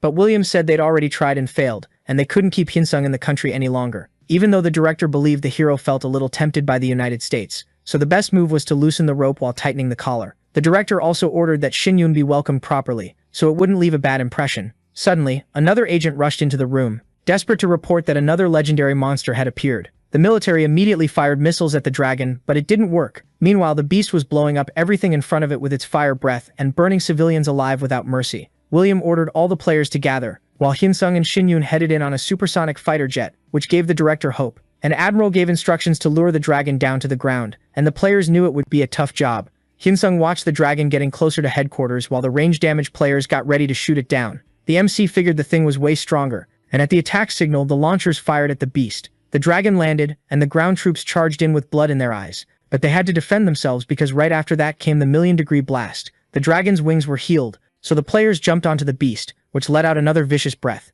The director ordered full force, and the players went all in. Hyunsung and Shin Yoon jumped in too, until the dragon took off again, and weirdly to the intel team, all the players were unharmed. The beast landed again, and William ordered another wave of attacks, but the dragon's scales were impenetrable, so Shin Yoon pushed forward with her spear and Hyunsung activated his power. But nothing they did had any effect. After 9 hours of battle, the dragon was still going strong. The director got word that the civilian evacuation was complete, so he ordered the players to pull back too. There was a briefing for the team where a specialist explained the dragon's special defensive conditions, and that even though its flames could reach long distances, they didn't have much destructive power against high-ranked players, concluding that the beast's main weapon was its regeneration. With that much info, people were already getting sleepy. But Hyunsung, who was paying attention, figured it was a job for a tanker, and the director concluded that close-range attacks would do more damage. Hyunsung suggested that the long-range players be carried on the backs of the close-range ones, and when mana was drained, the close-range players would jump into action. The director liked the plan, but the question hung in the air whether the strategy could break through the dragon's defenses, because even Shin Yoon, with all his experience, had never seen a defense like that, and Hyunsung suggested the best move would be to attack when its red aura wasn't active. Back at the hotel, Shin Yoon suggested to the MC that they return to Korea because they couldn't really contribute much now. Against the red dragon, Hyunsung said he wanted to try, but if it was impossible, he'd go back. Shin Yoon then said he'd send a message to the association letting them know he was returning, and the MC didn't object even though he got tense. Leaving the dragon behind was keeping Hyunsung up at night, until something in the status window caught his attention. A dragon-exclusive snack. Hyunsung made the purchase, and the item was almost the size of the room, so he decided to run a test. The army kept up their assaults against the monster, and Hyunsung went to help them. The dragon smelled the snack and charged in, starving, while Hyunsung drove the blade of his sword into the snack, which turned it into a huge piece of chewing gum. Then he rolled the treat closer to the dragon, which ate it without a second thought. But soon it started feeling the side effects, and the extermination team moved in to attack following the tactical instructions suggested by our hero, who watched his sword drain the dragon's force field, stuck in the little snack from the inside out. The monster started turning darker, and Williams told the team not to stop attacking for even a minute. The fight had already dragged on for 10 days, and the thing wouldn't give an inch until the draining effect of Hyunsung's sword started to kick in, and the players managed to deal damage to the dragon. Then James charged in like a meteor into the monster's head. The dragon fell and the team attacked with everything they had, defeating it once and for all, and Hyunsung summoned his sword while watching from afar. William headed toward the book the monster had unlocked, and the other players ran to grab their rewards, but the director got furious and threw the book far away. The players were stunned by the man's attitude, and when they checked the book they realized it was a lower rank item, because Hyunsung's blade had absorbed everything into itself, and the MC thanked the Red Dragon. The Korean duo received medals for distinguished service and were applauded by the Americans. Back in Korea, Hyunsung had dinner with the family on a really nice night, but both he and Lucia were tearing up the doppelganger papers inside a hotel room, where Hyunsung commented that flights take a lot of time, and Lucia corrected him that it takes time and points. Hyunsung agreed, because with just one move there goes 20 billion. But the MC didn't regret it and told the girl that now it was time to enjoy their hard-earned cash to the fullest. Meanwhile, some stuck-up guy in the association building wanted to know where Hyunsung was, and President Kang replied that maybe he was resting from the trip. But the man didn't accept the excuse because Shin Yoon was already getting to work. The president was outraged because the guy hadn't even been appointed yet and was already trying to call the shots. But he explained politely that even as president he couldn't control the players' lives, and the guy who was running for minister already said Kang owed him answers. Kang Sang-young couldn't believe a caveman like Lee Jong-man was being nominated for the minister position, but still keeping his cool he explained that the players weren't his employees. Then Lee Jong-man wanted to know why those people got a ton of government money, and the association president, taking a deep breath, explained that only players could stop monsters in any emergency. Then the would-be minister accused the association of misusing public money, and Kang, with no filter left, told the politician to go pound sand, leaving him furious. Kang then said that if the man wanted they could do an audit when he became minister. Lee Jong-man calmed down and said the president should stop rich players from sitting around doing nothing, and he ordered that all the players who took part in the legendary raid be under his control, including Choi Hyun-kang replied flatly that he would do his best. Then as he left, the man judged Kang to be a total useless idiot who should do anything to meet the minister's demands. Kang was this close to throwing a flying kick, but he let it go. Relax. A few days later, Kang was arguing on the phone because the government had cut the budget meant for the Players Association, and when he hung up, his assistant came in with a bombshell, pointing to corruption cases inside the Players Association. Meanwhile, Unsung and Lucia were exploring the western dungeons, fighting different kinds of monsters, and racking up a lot of new achievements. But Hyunsung got messages from the players in his extermination squad, wanting to cancel their contracts with the association. He thought it was weird because everyone was leveling up just fine on their own, so figuring something was fishy, he decided to go back to Korea, and he confirmed with his mom that the association hadn't made payments for months. Shin Yoon got a call from Han Sung asking about the delayed salaries, and the girl explained they'd had a small issue, and she'd rather talk to the MC in person. The two met at the cafe, and Shin Yoon said the new administration wanted to cut down the number of players in the association. At first they thought it was just the new minister, but actually the government itself was coming at the association from every side. Han Sung was furious,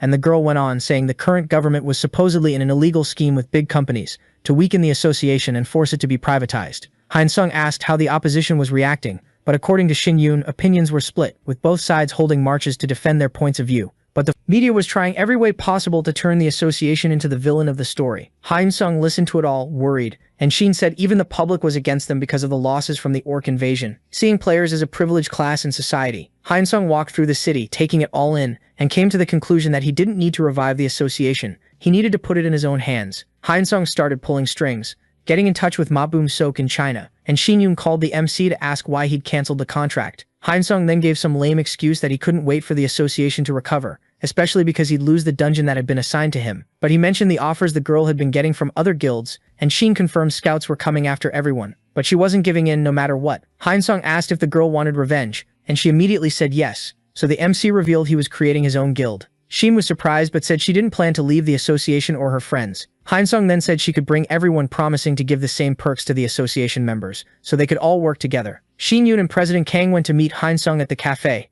but instead of the MC presenting the proposal, President Kang was the one who laid the cards on the table, asking Han Sung to use his fame to bring the people back to the association's side, and he bowed humbly in front of the young man, begging for his help for the good of society. But Han Sung wanted to present his proposal, and after a lot of back and forth about who was right or wrong in this whole story, the MC invited President Kang, where the man would be the guild master, while Shin Yoon would be his vice master. Kang Sung wavered at the proposal, but pointed out the resources would have to be huge. But Han Sung said a lot of people in the United States wanted to invest in him, so he could get at least 30 trillion to set up the guild. Kang thought it was a good number, but warned that just the high-level players alone added up to 15 trillion won in salaries. So Han Sung explained the 30 trillion was in stone dollars, a currency created by the United States for players worth more than the greenback, and that if they converted it to Korean currency, the total would be around 300 trillion. Realizing the two of them needed solid proof, our MC made a call and asked for the cash up front. Shin and Kang just listened to the MC's crazy conversation, and then, all of a sudden, boom, 300 trillion in the account, which left the president shaky on his feet. The president was worried about the American government being involved in the deal, but he didn't want to lose Han Sung to the United States, so he guaranteed he'd convince as many players as possible to get on board with them. The minister received the termination letters from Kang, Shin Yoon, and Han Sung and looked pleased with the documents, but he called to inform President Lee from Osung, who even promised to give the politician a gift as thanks. The news spread among the big business owners as a sign of good things to come, and while the minister celebrated in advance the money he'd be getting, the Oshung guy called again and wanted to know what was going on. Because Han Sung and Shin Yoon had joined a guild, the minister replied that it had nothing to do with the situation, and the old guy from the company said the guild master they'd signed a contract with was none other than Kang Sun-young. The minister was basically speechless, but the news didn't stop there, because according to the Oshung guy, all the high-level people from the association had joined Kang in this new guild, so the minister almost had a heart attack, and Chairman Lee threatened he'd tell everything to the boss of all bosses, and he left the mission for the minister to find a way to shut this guild down. Otherwise, everything he'd built up until then would go down the drain. The minister got the paperwork for the new immortal guild, but the assistant said Kang Sun-yoon wasn't the one calling the shots in the guild, it was Han Sung himself. The immortal guild had 1,500 high-level players brought in by Kang Sun-yoon, but our MC wanted more, and President Kang thought that would mean picking a fight with the big guilds. But for Han Sung, hiring the association's players was already the start of the war. Kang wanted to know what the limit was for new recruits, and Han Sung said there was no limit, leaving the president with his mouth hanging open, but the MC calmed the redhead down, saying that if the 300 trillion ran out, they'd get more investment, and Kang couldn't believe there was way more money coming in. They both knew the domestic player market was undervalued, and Han Sung was willing to give the guys a boost, because the plan was to shock the big companies, and Kang was all in. The Oshung president went off on his employees because the Immortal Guild was hiring everyone, so he decided to call the bootlicker minister and ordered him to fix the situation. But Lee Jong-man said the new guild had everything in order, and he couldn't do anything. So the tycoon told the minister to use illegal methods, not realizing Han Sung was hearing everything. The MC grabbed the phone and said big companies played dirty. Then he revealed himself and said he was recording that call, leaving the Oshung old man furious and panicking, to the point he just hung up on our MC. Han Sung handed the phone back to the minister and laughed. "You're screwed, man." But the guy didn't even flinch, especially when Han Sung started throwing all his corruption dirt in his face. Han Sung asked if there was any huge scandal about the president of Korea that could get him removed from office, and after some serious psychological pressure, the minister said the president once ran over a woman and blamed his driver. Hyun-sung asked what happened to the driver, and the minister said he disappeared after being sent to the Philippines. The minister also showed photos and videos of the accident and suggested they leak it online. The minister had a meeting with the furious president of Korea, Park Jae-man, and said Hyun-sung had found the accident recordings. The president was outraged and wanted to know how the hero got access to the file. The minister lied that the driver had managed to get a copy, and the president almost smashed a chair with his fist. Lee Jong-man showed the video to the president, saying he was being threatened, and that Hyun-sung wanted to see the man in person. Hyun-sung arrived at the president's house and got thoroughly searched, and noticed the thugs were up to no good. The minister was in the room too, so he sat quietly in front of the president, who demanded good manners. But Hyun-sung immediately said the guy had no power there, and told the politician to stop sticking his nose where it didn't belong and leave his guild alone. But President Park threatened that the kid better not cross the line. But Hyun-sung suggested the man hand over to the Immortal Guild the contracts he'd given to private guilds. The president refused, but Hyun-sung kept going, saying he'd pay the government better than the businessmen. So the politician even softened up a bit. Hyun-sung revealed he had a lot of money overseas and he'd give the president $1 trillion as compensation. The only thing missing was dollar signs in the guy's eyes. While Hyun-sung said he'd spent $10 trillion just hiring players, the minister confirmed it, and Hyun-sung handed the president a savings passbook for his Swiss account, saying that if the deal was closed, Waller he'd hand over the password. The politician said he'd call the MC in a few days. As he left the room, Hyun-sung also offered $10 billion to the minister, who got all giddy. The next day, Hyun-sung already had the president's answer and went to his office, where this time he was welcomed really well. But President Park asked for an advance as a sample for the lawmakers, but Hyun-sung didn't fall for the bloodsuckers' talk. He just wanted all the money for himself. So the president said he'd work something out while he waited for the password to get access to the cash. When it was time to say goodbye, the MC used psychometry and saw the old guy splurging with his cousins while the money was sitting in his personal safe. Meanwhile, the Hyun-sung big shot got pissed when he found out the Immortal Guild had gotten the full government contract, and he had his assistants contact the press. Hyun-sung read the accusations about the guild on the news and decided to hit back, but he got a notification that monsters were attacking the city, so he ran over there. While Shin-yoon did the same with other members, Hyun-sung made it to the dragons, but that area was Hyun-sung Guild's responsibility, and he saw the company's players acting like a bunch of clowns, so he decided to step in and take out the flying beasts. As the beast dropped, some guy was filming Hyun-sung in action to show Hyun-nem from the Jihan Guild, and social media started blowing up with the MC's performance. After beating the last dragon, Hyun-sung looted a flame book, and the Hyun-sung Guild members bowed to him in thanks. Then he gathered the people around him and healed them completely. While the camera guy kept recording everything, President Kang reported that Hyun-sung was getting exposed over the corruption cases, and with the videos going around of Hyun-sung taking down the dragons alone, public opinion about the guild started improving, bringing in tons of requests from players wanting to join the guild.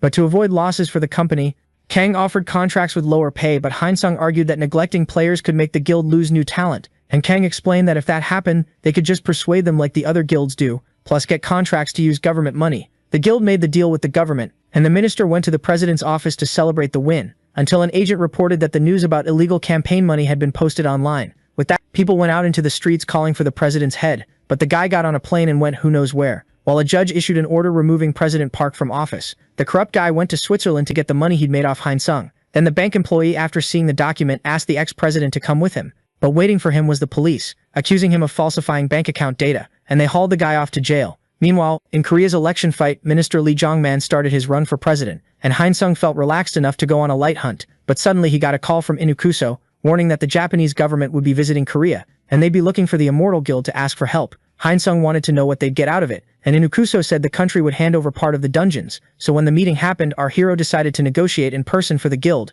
Hyun-sung introduced himself to the Japanese, and the guys immediately started begging our hero for help. MC didn't expect the emotional blackmail but said he'd help, but he'd only be able to go to Japan in 3 months. The Japanese tried to bargain in the name of the people of Kyushu, and Hyun-sung was furious at the nerve of the country after trying to kill him multiple times. But the Japanese said money wasn't the problem, so Hyun-sung demanded that all the city's dungeons be handed over to him. But the guy replied that the government could only release 3. Hyun-sung got pissed and showed the report of all the times the Japanese tried to take his life. So he decided that besides Kyushu's dungeons, he also wanted Shikoku's, which was under attack. The guy hesitated but ended up giving in. Hyun-sung arrived in Japan and met Inoue, the president of the local association, who asked the MC to wait at the base for the American support that would arrive in 3 days. While the Chosos kept getting stronger and stronger, the alarm went off while Hyun-sung was resting at the base, and Inoue's report was that the monster's boss was heading out with his gang to Hiroshima. Hyun-sung wanted to know if the people had already been pulled out, but the president said the orders were to evacuate. Since they didn't have the ability to deal with monsters that sinister, Inukuso came up to Hyun-sung to say everyone was already evacuating the area.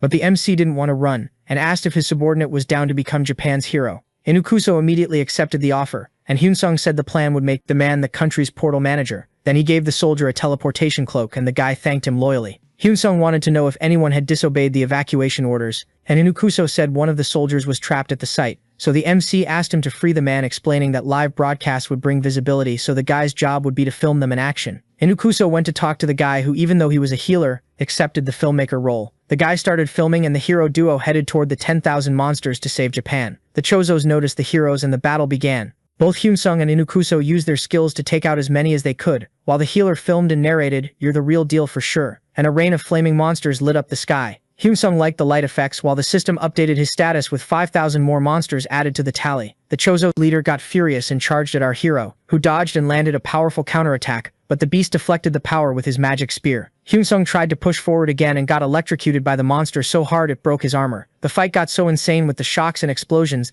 that the live viewers could barely see the challengers moving. Suddenly the Chozo soldiers went after the healer filmmaker, but Inukuso showed up so the show wouldn't die. The guy kept filming and people wanted to know who that was. The one quickly wiping out enemies, and even under pressure the healer said it was the team leader, Inukuso, who didn't follow the orders to abandon the population, being the only Japanese on the battlefield, to the nation's pride. But the monsters kept attacking and Inukuso didn't back down. Meanwhile, Hyunsung tried in several ways to hit the golden flyer. The Prime Minister watched the live stream, stunned, until he found out Inukuso was the leader of the intel group, so he said that at the end of the battle he would appoint him president of the association. One of the agents commented that Inukuso was going to become Japan's hero, and not to lose the spotlight. The Prime Minister ordered them to announce the government's support for the players from the start. After some time fighting, Hyunsung had already defeated 10,000 flyers, and with that he got a bunch of rewards, boosting his stats. The boss also gathered his power and went in for the attack. Hyunsung counterattacked, but the beast, feeling the hero's power, decided to retreat, showing the MC he was smart. But Hyunsung used all his speed to chase the monster, and using teleportation, he stabbed the boss, who didn't even see where the hit came from. His blade started absorbing the golden Chozo's power,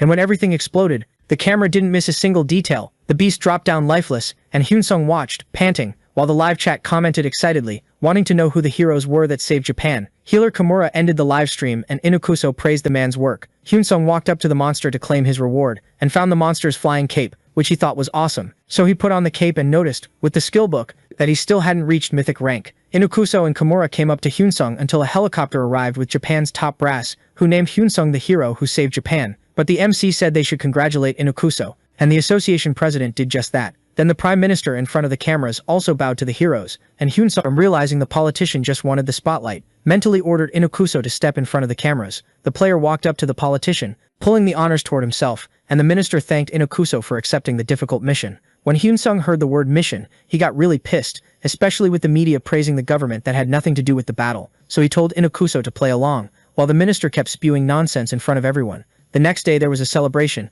with a parade and everything, and Hyunsung met with the Prime Minister in his office, who asked the MC to confirm he fought for the government, and also to leave out the country's plans to abandon the city of Hiroshima to the monsters. Hyunsung agreed to keep it secret, but wanted to know what he'd get out of it. The minister said he had nothing else to offer besides the dungeons, so our hero threatened to go to the press and drop a few messages with no way out. The mustache guy asked what the demands were. Hyunsung joked that he didn't want much, just a tax exemption on the dungeons that would be granted to him with no tricks in the contract, and the whole island of Kyushu for himself. Places with dimensional portals are always really valuable, and Hyunsung, knowing that, said he also wanted all the rewards obtained for himself. The minister reminded him that Inukuso also had his share in destroying the monsters, and our MC took the chance to ask what Japan would do for the country's hero. The minister said he would make him president of the association, but Hyunsung said he wanted his subordinate in the position of Minister of Dimensional Portals. The minister trembled and replied that he couldn't decide that kind of situation on his own, but our hero knew the man would find a way to make it happen. When Hyunsung returned to Korea, he wasn't expecting a bunch of reporters waiting for him, so he put on a disguise, but it looked like it wasn't working until he noticed two presidential candidates coming up and congratulating him on his success in Japan. So, not wanting to give politicians any spotlight, he left without ceremony, and he thanked Shin Yun for helping him escape those hyenas on the way. Hyunsung talked about the fight against Chozo, and the pistol girl wanted to know why the guy was always looking for trouble. Hyunsung saw Shin Yun have the same reaction as his family, and he liked knowing his partner worried about him too. Back at the guild, Master Kang said they'd received lots of offers from investors, but Hyunsung told him to reject them all. Kang went on to say they'd also gotten requests from players all over the world, and in that case Hyunsung said to accept them all, because the plan was to open branches overseas. US politicians couldn't understand how China was investing so much money in the Immortal Guild, and they talked about Ma Bun-sok, the country's #1, who, when he came to power, made an official apology for the attempted assassination of player Hyun-sung and his family, on top of making an investment of 30 trillion stone dollars in the Players Guild. So the US president ordered them to release 100 trillion to our hero. The ambassador met our MC, who was shocked by the amount being offered, but he knew Americans didn't do anything for nothing, so he wanted to know what the terms were, and the ambassador said the player should stay in the United States as long as possible. Hyun-sung replied that he wasn't willing to move, so the big shot said they were ready for that, because there was a player named Sarah with the ability to travel huge distances, who could bridge Hyun-sung between the two countries in the blink of an eye. The MC was tempted because it was a skill that cost around 10 billion points, and so he accepted the offer, but with one condition: Hyun-sung asked to be paid in skill books, and for the United States to never ask for the investment back. The ambassador, who just laughed and agreed with everything, shook our hero's hand and the deal was sealed. 3 months later, Hyun-sung was hunting with Lucia in a dungeon full of minotaurs. Later, our MC started learning skill books, and he was intrigued because even with so much progress, he couldn't reach mythic rank. American politicians kept talking and decided to find someone who could get strong like Hyun-sung in the country, but the president insisted again that he wanted the Korean all to himself. Meanwhile, Hyun-sung traveled through the status window watching his sales and decided to put some instant noodles up for sale, but Lucia suggested they also sell microwaves. So in the compulsive little devil's dimension, the food the MC sold was a hit, but when the woman went to eat it, she realized she needed to heat it up first. So she bought the microwave and enjoyed some chicken along with the juice of evil. Quickly, Hyun-sung's stock hit 0, and while checking the sales report, Hyun-sung saw his mercenary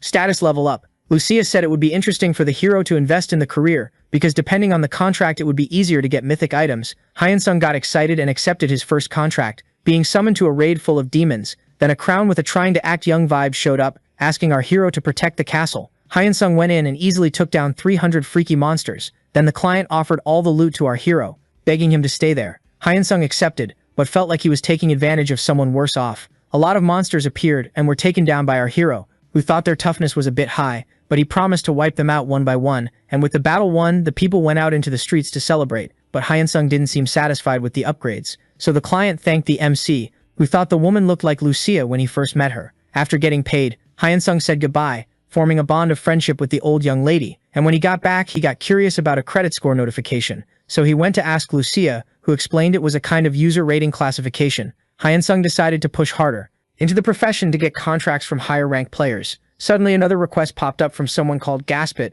and Hyun-sung recognized the name, so when he took a look at the client's profile, he realized it was a buyer of his items who always complained and asked for refunds, but he figured the guy might be legendary rank or higher, and Lucia, noticing her master's hesitation, remembered that no contractor can hurt the contracted. Hyun-sung accepted the contract and was summoned to a castle, which didn't seem like it needed help in a fight, until a demon girl showed up to greet him and said she had a few little things to ask. So the video ends here. If you don't want to miss the next part, activate the notification bell, and see you